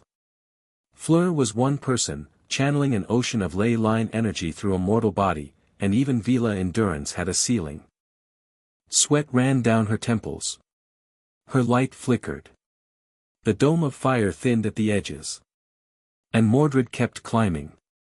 The spectral army, the corrupted projections, the magical chaos, it was all secondary. Window dressing. Mordred's real weapon was himself, his physical presence, his corrupted sovereignty, and his steady, inexorable approach toward the summit where Harry stood. Harry watched him come. Every step Mordred took sent a tremor through the magical field. Every breath he drew pulled corrupted energy from the ley lines. He walked through the battle like a man walking through rain, aware of it, untouched by it, focused on the destination. You can stop this, Mordred called, 50 meters below the summit. Sit the seat. Let the magic judge me. Give us both what we want. What you want is freedom. What I want is resolution. 1500 years, Harry. 1500 years of darkness and silence and the slow, maddening knowledge that the world is turning without me. I have served my sentence. Whatever crime I committed at Camlin, and I committed many, I have paid for it 1,000 times over. The corruption is still in you. Yes. And it will remain whether I'm imprisoned or free. The question is whether it's controlled or unleashed. Mordred stopped. 30 meters below the summit, at the point where the ley lines were strongest and the dimensional fold was closest to reality. Sit the seat, Harry. Let the magic decide. If I'm redeemable, I walk free, and I spend what remains of my existence trying to earn that redemption. If I'm not, I'm destroyed, and the threat ends permanently. Either way, it's better than this. He gestured at the battle. The spectral knights, the screaming wands, the injured and the fighting and the chaos. I don't want to hurt these people, Mordred said, and the terrible thing was that Harry's sovereignty told him it was true. The corrupted authority was raging, demanding domination, but beneath it, buried deep, a genuine reluctance. A man at war with his own nature. But I can't control it much longer. The corruption is feeding on the ley line energy. The longer I stand here, the stronger it gets. And when it overwhelms me, when I stop being Mordred and become the thing that Mordred carries, his eyes flickered. Gold to black. Longer this time. The charm, the eloquence, the self-awareness, it all vanished for 2 seconds, and what remained was hunger. Pure, bottomless, all-consuming hunger for power and dominance and the absolute subjugation of every magical being on the planet. Then the gold returned. Mordred gasped. His hands clenched. Soon, he said, his voice strained. Minutes, not hours. Harry, please. Harry looked at Fleur. She was flagging, the ley line channel was burning through her faster than she could sustain. He looked at the battle raging on 3 fronts, Vane's line thinning, the goblins holding but taking casualties, Daphne and Morgause wearing down against the zealot faction. He looked at the barrier repair, 82%, stalled, because he couldn't pour sovereignty into both the repair and combat support simultaneously. And he looked at Mordred. At the man who might be lying. Who might be telling the truth. Who was, beyond any doubt, seconds away from losing control of a power that could flatten everything in a 40-mile radius. The repair wasn't going to work. Not in time. Not with Mordred already free and the corruption accelerating and the battle draining resources faster than they could be replenished. Option 2. Harry reached through the sovereignty to every ally on the field, not speaking, not commanding, just touching. A pulse of awareness that said, "I'm going in. Hold the line." Daphne felt it. She looked up the slope at him, across 50 meters of chaos and screaming magic, and he saw her face. Not fear. Not protest. Understanding. She'd known this was coming. She'd planned for it. "Go," she mouthed. Harry walked down the slope toward Mordred. The corrupted sovereign watched him approach. The gold and black eyes tracked his every step. The spectral army paused, all of them, simultaneously, turning their shadow faces toward Harry as if drawn by a magnet. "You're going to sit the seat," Mordred said. "Yes. You understand what happens if it finds you wanting? I get erased. You go free. The world probably ends. Not probably. Certainly. If you fail, the corruption takes me completely, and I become something that no alliance of wizards and goblins and Vila can stop. Then I'd better not fail." Mordred studied him. For a long, suspended moment, the battle faded to background noise. Two Pendragons, standing on a hillside in Somerset, the last of a bloodline that had shaped the magical world and nearly destroyed it. "You're braver than Arthur," Mordred said softly. "He never would have walked toward me like this. He would have prepared. Planned. Fortified. He would have made the logical choice, the strategic choice. You're walking into the judgment with nothing but stubbornness and the hope that you're good enough. Hope's gotten me this far." Mordred smiled. Not the charming smile, not the manipulative smile. Something smaller and sadder. "I hope it's enough." Harry reached the dimensional fold. The gateway between reality and the Siege Perilous was fully open now, a tear in the fabric of the world, edges ragged with golden light, the void beyond vast and dark and humming with power. Somewhere in that void, invisible but present, the seat waited. He stepped through. The void was different from the outside. When Harry had observed it through the barrier crack, it had seemed empty, an infinite darkness defined only by the golden walls. But from the inside, standing in the space where Mordred had been imprisoned for 15 centuries, Harry could feel its true nature. The Siege Perilous wasn't empty. It was full. Full of magic, raw, unprocessed, undifferentiated magical energy that predated wands and spells and every structured form of sorcery that wizards had ever developed. It was the magic beneath magic, the primal force that the ley lines drew from, that wand cores channeled, that every magical creature was born with. The foundation of everything. And at the center of the void, radiating that primal magic the way a star radiates light, sat the seat. It was a chair. Just a chair. Stone, simple, unadorned. No runes, no inscriptions, no golden light. Just a throne carved from gray rock, sitting alone in the infinite dark, waiting with the patience of something that had existed since before patience was a concept. Harry walked toward it. Each step was harder than the last, not because of resistance, but because of weight. The closer he got to the seat, the heavier he became. Not physically. Existentially. Every step loaded him with more of himself, memories, choices, consequences. Every lie he'd told. Every truth he'd spoken. Every person he'd saved and every person he'd failed to save. The weight of a life lived in crisis, accumulating with each step like snow accumulating on a mountainside. By the time he reached the seat, he was carrying everything he'd ever been. He sat down. The judgment was not what he expected. He'd imagined a test. A trial.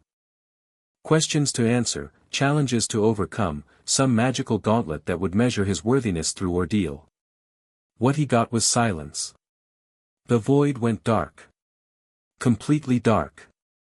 Even the distant golden glow of the dying barrier vanished. Harry sat on the stone chair in absolute blackness and felt the primal magic close around him like water closing over a diver. Then the magic asked him a question. Not in words. Not in images or visions or any form that his human senses could process. It asked in the language of blood and bone and the deep structure of magical reality, and his sovereignty translated, "What is a king for?" Harry didn't think about the answer. The seat wasn't interested in thoughts. It was reading him at a level below thought, below instinct, below personality, below everything that made him Harry Potter and reaching for the bedrock of what made him human. And what it found was this: a boy in a cupboard under the stairs, hungry and alone, who decided without deciding that no one else should feel this way. A child on a train, offered friendship by the first person who'd ever treated him as worth knowing, who chose loyalty before he understood what loyalty cost. A 12-year-old in a chamber, facing a monster with nothing but a hat and a bird, not because he was brave but because someone needed help and he was there. A 14-year-old who grabbed a dead friend's body and brought it home, because leaving him behind was unthinkable even when staying was suicide. A 15-year-old who taught other kids to fight, not because he was the best but because he was willing to try. A 16-year-old who followed a mentor's impossible instructions without understanding, because trust had to mean something even when it hurt. A 17-year-old who walked into a forest to die, not because he wanted to, not because a prophecy said he should, but because the alternative was letting other people die for him, and he could not, fundamentally, structurally, at the deepest level of what he was, accept that trade. What is a king for? Not to rule. Not to command. Not to conquer or subjugate or impose order on a chaotic world. A king is for standing between the darkness and the people it wants to eat. A king is for carrying the weight so that others don't have to. A king is for the moments when everything is lost and someone needs to walk forward anyway, not because they're special but because they're there and the job needs doing and no one else is going to do it. The scabbard, not the sword. The shield, not the weapon. The duty, not the power. That's what a king is for. The seat judged him. Golden light. Not the flickering, dying gold of the failing barrier. Not the corrupted gold and black of Mordred's twisted sovereignty. Pure, absolute, blinding gold, the color of magic itself, the primal light that existed before suns and stars and everything that came after. It poured through Harry. It wasn't pleasant. It was the least pleasant thing he'd ever experienced, including dying, because dying had been a moment and this was an eternity compressed into a second. The light scoured him, burned through every cell, every thought, every memory, testing and retesting, pushing against the structure of who he was to see if it would hold. It held. The golden light accepted him, and then it showed him Mordred. Not the physical Mordred standing on the hillside outside. The real Mordred, the one that existed beneath the corruption, beneath the 15 centuries of rage and isolation, beneath the hunger that had nearly consumed an ancient king. The boy who'd been born to a mother who used him as a weapon. The young man who discovered a power he didn't understand and been given no one to teach him how to use it. The prince who'd loved his father and hated him in equal measure, because Arthur was everything Mordred wanted to be and everything he'd been denied the chance to become. The soldier who'd gone to war not for conquest but for recognition, to be seen, to be acknowledged, to be told that he mattered by the one person whose opinion he valued. The man who'd lost control.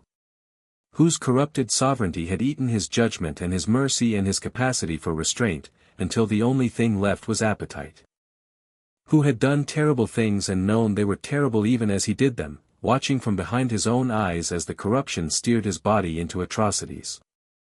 Who had been imprisoned by his father not as punishment but as salvation, and who had spent 1500 years in the dark, fighting the corruption for every moment of lucidity, holding on to the fragments of himself with a tenacity that was, the seed acknowledged, genuinely heroic. Was Mordred redeemable? The seat showed Harry the answer. Not a yes or a no, the primal magic didn't deal in binaries. It showed him a probability. A branching path. A future where Mordred was free and the corruption was dampened and the man beneath it worked, day by day, to rebuild what the darkness had destroyed. A future where he fell back. A future where he succeeded. 1,000 futures, spinning outward from this moment like threads from a loom. And the through line, the common thread in every future where Mordred found redemption, he needed someone to show him what a king was for. He needed Harry. Not as a jailer. Not as a judge. As the thing Mordred had never had, a Pendragon who used the sovereignty to serve instead of rule, to protect instead of dominate. A living example of what the power was supposed to be. An anchor. The seat asked Harry if he was willing. Not to free Mordred unconditionally. Not to trust him blindly. But to take responsibility for him. To be the sovereign who kept watch. To accept the risk that Mordred might fall back into corruption, and to commit to standing between him and the world if he did. It was the hardest question Harry had ever been asked. Harder than walking into the forest, because at least that had been about his own life. This was about everyone else's. If he accepted and Mordred betrayed the redemption, the cost would be measured in other people's suffering. But if he refused, if he chose destruction, the safe option, the guaranteed removal of the threat, then he was choosing to erase a person. A person who was sick, not evil. A person who'd been fighting for his own soul for 1,500 years and hadn't given up. Harry thought about Dumbledore. About the old man who'd believed in redemption so completely that he'd died for it, whose faith in people had been his greatest strength and his fatal weakness. Dumbledore would have chosen mercy. Would have accepted the risk. Would have believed. Harry thought about himself. About the boy in the cupboard. About the years of being hated for what he was, punished for existing, denied the basic dignity of being treated as human. About how easy it would have been to become something cruel. About how close he'd come, sometimes, in his darkest moments, to choosing anger over love. He'd been given chances. Over and over, people had given him chances, Hagrid, Dumbledore, Ron, Hermione, the Weasleys, Sirius, Lupin, Neville, Daphne. People who saw something worth saving and chose to save it. How could he deny that same chance to someone else? I accept, Harry told the seat. Not in words. In blood and bone and the deep certainty of a king who knew what he was for. The golden light exploded outward. On the hillside of Glastonbury Tor, the world transformed. The golden light erupted from the dimensional fold like a sunrise happening all at once, a wall of pure, primal magic that rolled across the landscape in an expanding sphere, touching everything, changing everything. Where it passed, the spectral nights dissolved. The corrupted projections evaporated. The twisted ley lines straightened, their chaotic energy smoothing into clean, flowing currents. The dark circle in the sky above the Tor sealed, blue sky rushing in to fill the void. Every wand in the sphere's path sang. Not the alarmed scream of the barrier's collapse or the coerced bow of Mordred's corruption. A song. Clear, harmonic, unified. The wands of Vane's operatives and the weapons of Ironclad's goblins and the enchanted focuses of Morgause's covenant and the personal wands of every wizard and witch within 50 miles, all singing the same note at the same time. A note of recognition. Of alignment. Of acknowledgement that the sovereignty had passed its test and the king was returning. Mordred was on his knees. The golden light hit him with the force of a judgment and the precision of a surgeon. It didn't destroy him.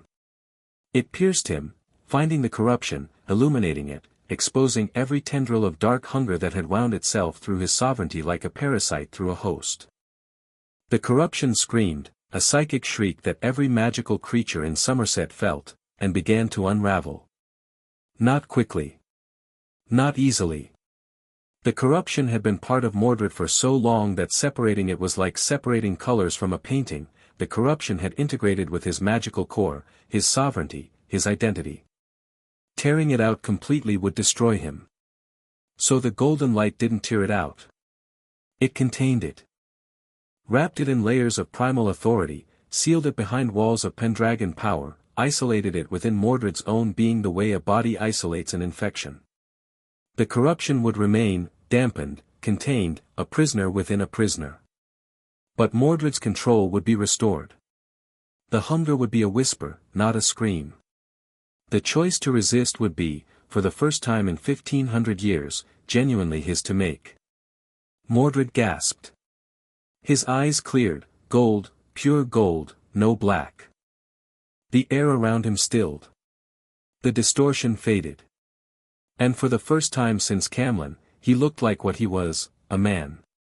Tired, worn, ancient in experience but young in body. A man who'd been given a second chance and was only beginning to understand what it meant. Harry stepped out of the dimensional fold. The void was closing behind him, the siege perilous sealing itself, the dimensional pocket collapsing inward now that its prisoner was free and its judgment was complete. The seat, wherever it existed, went silent. Its purpose fulfilled. But something was different. Harry could feel it, a change in his sovereignty, a subtraction. The full spectrum of his power, sense, command, dominion, was still there, but dominion felt distant. Muted. As if it had been placed behind a wall he could feel but not reach. The seat's price. The judgment hadn't just freed Mordred, it had sealed dominion. The nuclear option, the ability to suppress all wands, the power that had made Harry the most dangerous person alive, it was gone. Locked within the siege perilous, the price of the judgment. Harry had traded his greatest weapon for Mordred's chance at redemption. He walked across the hillside to where Mordred knelt. The battle was over. The spectral army was gone. The corrupted projections had dissolved. The zealot faction, those who hadn't been killed or captured, had fled. The Alliance forces stood scattered across the Tor's slopes, wands still drawn, watching in stunned silence as the golden light faded and the morning returned to something resembling normal. Mordred looked up at Harry. The gold eyes were clear, human, haunted. He looked like a man who'd just woken from a nightmare that lasted a millennium and a half and was still sorting out which parts were real. "It's gone," Mordred said. His voice cracked. "The hunger. I can still feel it, buried, locked away, but it's not screaming anymore. For the first time since." He stopped. Swallowed. "Since before Camlan." "It's contained," Harry said. "Not removed. You'll have to fight it every day. Every day is better than every second." Mordred closed his eyes. When he opened them, they were wet. "You chose redemption. For me. The seat gave you the option to destroy me, the safe option, the guaranteed option, and you chose the risk. I chose what a king is for." Mordred stared at him. And then, slowly, the ancient Pendragon bowed his head. Not the shallow, political bow of a courtier or the forced obeisance of a subject. The genuine, unreserved bow of a man acknowledging someone who had earned his respect through an act of courage he couldn't match.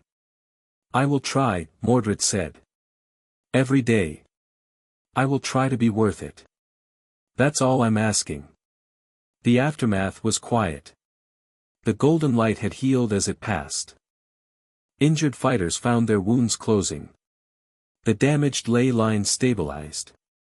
Even the white grass on the Tor began greening, the land recovering from the dimensional intrusion with the resilience of a living thing shaking off a fever. Daphne reached Harry first. She came up the slope at a dead sprint, abandoning every pretense of composure and dignity, and hit him with a hug that nearly knocked him off his feet.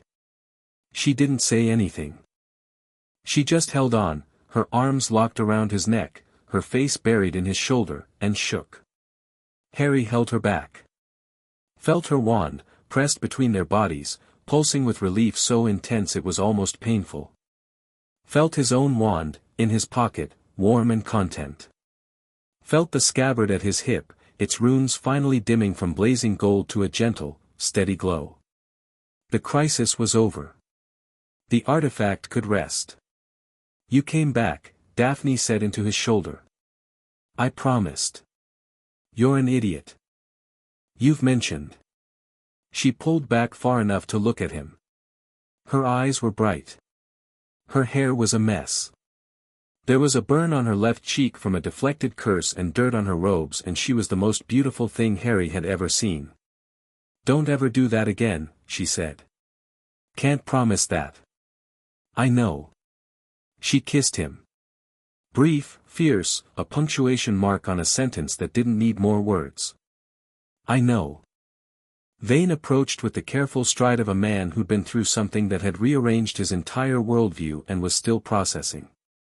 His wand was holstered, his robes were singed, and he had a cut above his left eye that he hadn't bothered to heal. "Potter," Vane said. He looked at Mordred, who was still kneeling on the hillside, staring at his own hands with the dazed expression of a man rediscovering sensation. That's Mordred. He's on parole. It's complicated. Everything about you is complicated." Vane looked at the sealed dimensional fold, the stabilized ley lines, the restored sky. The barrier?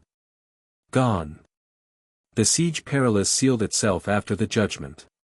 There's no prison anymore. Just. Harry gestured at Mordred. Rehabilitation. You're going to rehabilitate an ancient, corrupted sovereign who nearly destroyed Britain. I'm going to try. Vane stared at him for a long moment. Then he shook his head and, improbably, laughed. It was the first time Harry had ever heard Cyrus Vane laugh, and it was a strange, rusty sound, like a machine that hadn't been used in a very long time. "You know," Vane said, "when I first learned about the Pendragon sovereignty, I was terrified. The idea that one person could command every wand in Britain, it was the worst thing I could imagine. A dictator with absolute magical authority. And now? Now I've watched you trade that authority for a stranger's chance at redemption." Vane's expression was complex: respect, disbelief, something that might have been admiration. "You sacrificed dominion. The most powerful ability in the history of magic, and you gave it up." "I didn't need it." "No." Vane looked at the Alliance forces, goblins, wizards, Avila, a 200-year-old shadow warrior. "You didn't. You built something that doesn't require one person with absolute power. You built a team." He extended his hand. "The wand authority is at your service, Lord Pendragon. For whatever comes next." Harry shook his hand. "Just Harry." "As you wish." "Just Harry." Ironclad stomped up the hill, his goblin armor dented and his war axe notched, but his silver teeth bared in a ferocious grin. "Good fight. We lost 3 wounded, none dead. The shadow things were weak, more show than substance. Tell the Ancient One that if he wants to test goblin steel again, we are ready." Morgause approached last. She looked at Mordred with an expression that contained 2 centuries of vigilance, fear, and purpose, all of it suddenly rendered obsolete. "He's free," she said. "Not a question. He's free. The corruption is contained. The seat judged him redeemable. And you trust the seat? The seat is the primal magic of Britain itself. I trust it more than I trust any person, including myself." Morgause looked at Harry. Then at Mordred. Then at the Tor, where the ley lines glowed softly in the morning light, peaceful for the first time in months. "My ancestors betrayed Arthur because they feared the sovereignty," she said. "I spent 2 centuries maintaining that fear. Perhaps." She paused. It cost her something to say the next words, Harry could tell. 200 years of certainty being reconsidered in real time. Perhaps it's time for something other than fear. She turned and walked down the hill toward her Covenant operatives. Harry watched her go and felt something settle, not resolution, not yet, but the beginning of it. The first step in a very long journey. Fleur descended from the summit, her vela light extinguished, looking human and exhausted and deeply satisfied. She had a burn along one arm and her hair was singed at the tips, but her eyes were bright. "The ley lines are clean," she reported. "All corruption purged. The land is healing. It will take time, months, perhaps years, but the damage is reversible." She looked at Mordred. "And him? Learning to be human again. It'll take time too." Fleur nodded. "I will stay. The Avalon research, the old magic, the connections between species, it matters more now than ever. If Mordred is to be reintegrated, he will need people who understand what he was and what he can become. Thank you, Fleur. Thank you, Harry. For being the king we needed." She kissed his cheek in the French manner and headed down the slope, already pulling out a notebook to record observations. 6 months later. The Wizengamot chamber was packed, which was becoming normal for sessions where Harry Potter was on the agenda. He sat in his designated seat, not the speaker's chair, not any position of elevated authority, just a regular Wizengamot seat with the Pendragon crest on its back and a nameplate that read Lord Potter Pendragon. Not a king. Not a monarch. A member of the legislative body, with one vote and one voice, the same as everyone else. He'd insisted on that, and the Wizengamot had agreed, partly out of democratic principle and partly because the alternative, giving Harry formal sovereign authority, was something nobody was comfortable with, including Harry. Daphne sat beside him. Not in a visitor's gallery or an advisor's chair, in a Wizengamot seat of her own. The Greengrass family had been formally recognized as an allied noble house 2 months after the Battle of Glastonbury, their wartime neutrality re-evaluated in light of Daphne's role in the alliance. She'd taken the seat with the same composed grace she brought to everything, and within a week she was already outmaneuvering half the chamber. She was brilliant at it. Her alliances shifted and adapted with the fluid precision of a chess grandmaster, and her ability to find common ground between opposing factions was becoming legendary. The other members treated her with a mixture of respect and wariness, which was exactly how Daphne preferred to be treated. She caught Harry looking at her and raised an eyebrow. He grinned. She rolled her eyes and went back to reviewing the session agenda, but the corner of her mouth twitched in a way that only he ever saw. Neville was at Hogwarts. He'd recovered from the Covenant curse within 3 weeks, as the healers had predicted, and had immediately accepted McGonagall's offer to join the staff as an assistant professor of herbology. He was technically too young and underqualified, but after the tour, after the hillside had fought for him, after the ley lines had channeled through his magic and revealed a connection to the land that went deeper than any formal education, nobody seriously argued the point. He was good at it. The students loved him because he was young enough to remember what it felt like to be bad at everything and patient enough to help them get better. And his greenhouse had become something extraordinary, a living connection to the ley line network, where plants grew according to the land's own rhythms and magical herbs bloomed out of season in response to needs that Neville could feel but not always explain. He still got dirt under his fingernails. Some things were constant. Fleur and Bill had established the Avalon Research Institute in a converted farmhouse near Glastonbury.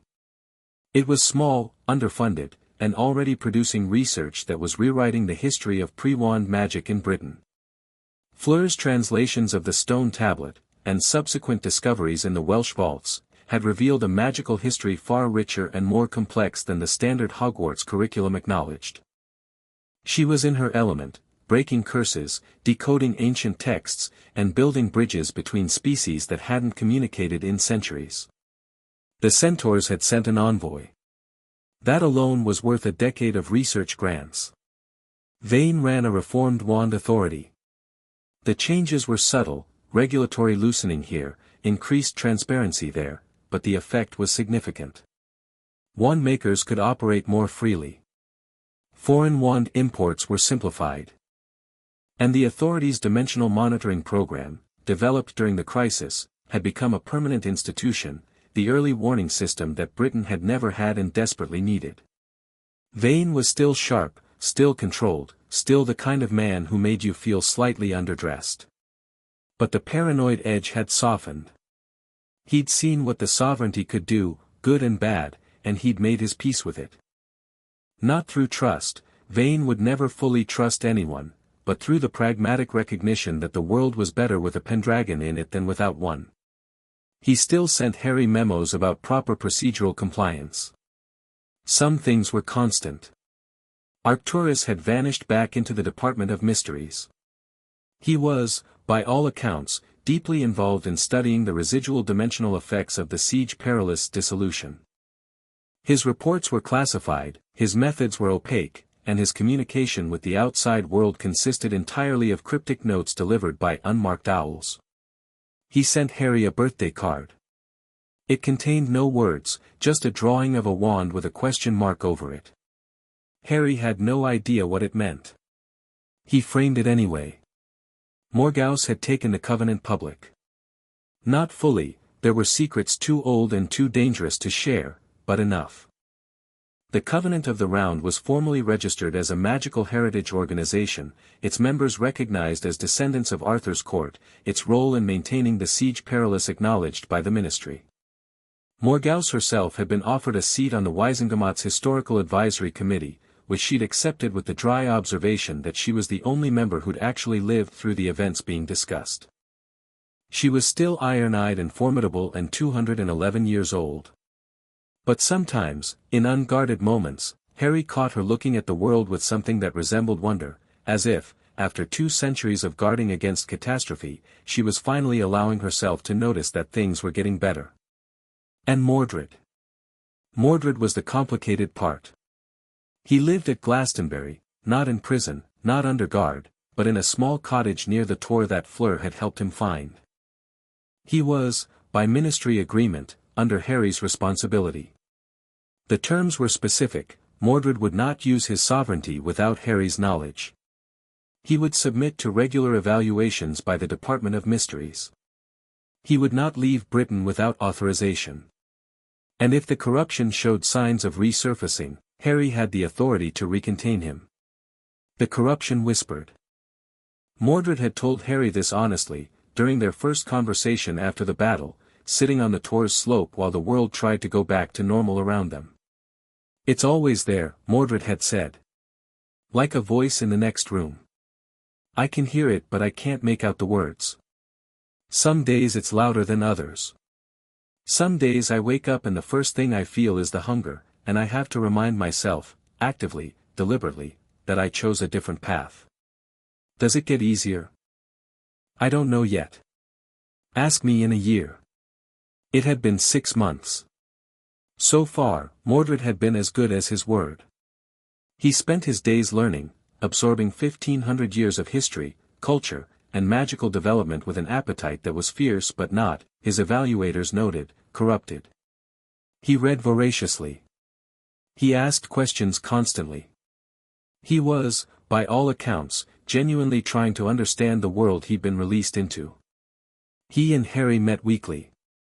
The conversations were strange: 2 Pendragons, one ancient and one young, trying to find common ground across a chasm of time and trauma. They didn't always agree. Mordred's instincts were still authoritarian, still predisposed to solutions that involved control and dominance, and Harry had to push back regularly. But the pushing was productive. Mordred listened. Reconsidered. Changed his mind when the argument was good enough. He wasn't fixed. He might never be fixed. But he was trying, and Harry had learned enough about redemption to know that trying was the whole point. The Gringotts session droned on. Today's agenda was routine: trade regulations, magical creature rights, Hermione's influence was everywhere, educational reform proposals. Harry listened with half his attention and felt wands with the other half. He could still do that. Sense and command remained, the seat had only taken dominion. He could feel every wand in the chamber, their woods and cores, their emotional states, their wielders' moods. He could nudge, suggest, guide. He just couldn't dominate. He was okay with that. More than okay. The loss of dominion felt less like an amputation and more like setting down a weapon he'd never wanted to carry. The most powerful ability in the history of magic, and Harry had traded it for something better: the chance to build a world that didn't need it. The session reached a particularly tedious stretch, a dispute about cauldron thickness regulations that had been going on for weeks, and Daphne leaned over and whispered, "You know, for a king who gave up his throne, you still have terrible posture." Harry grinned. Straightened up in his seat. Felt the scabbard at his hip, warm and steady. Felt his wand in his pocket, content and loyal. Felt the quiet, constant hum of every wand in Britain, not screaming, not singing, just existing. A country full of magical people, going about their lives, unaware that a 17-year-old boy had traded the power to control them all for the chance to let them be free. Some things, even Pendragon sovereignty can't fix. But the things that matter, the things that actually, truly matter, were never about power in the first place. They were about the people you choose to stand beside when the darkness comes. And those people, Harry thought, looking at Daphne's sharp profile and feeling Neville's distant warmth at Hogwarts and Fleur's silver presence at Glastonbury and the steady, careful pulse of Mordred's contained sovereignty learning to be human again, those people made everything worth it. The session ended. The chamber emptied. Harry walked out into the ministry atrium with Daphne at his side, the scabbard on his hip, and the quiet knowledge that the world was imperfect and fragile and beautiful and worth every sacrifice he'd ever made. Outside, London was grey and ordinary and full of people who didn't know that magic was real. Harry smiled, and the wands of Britain hummed softly in the morning light.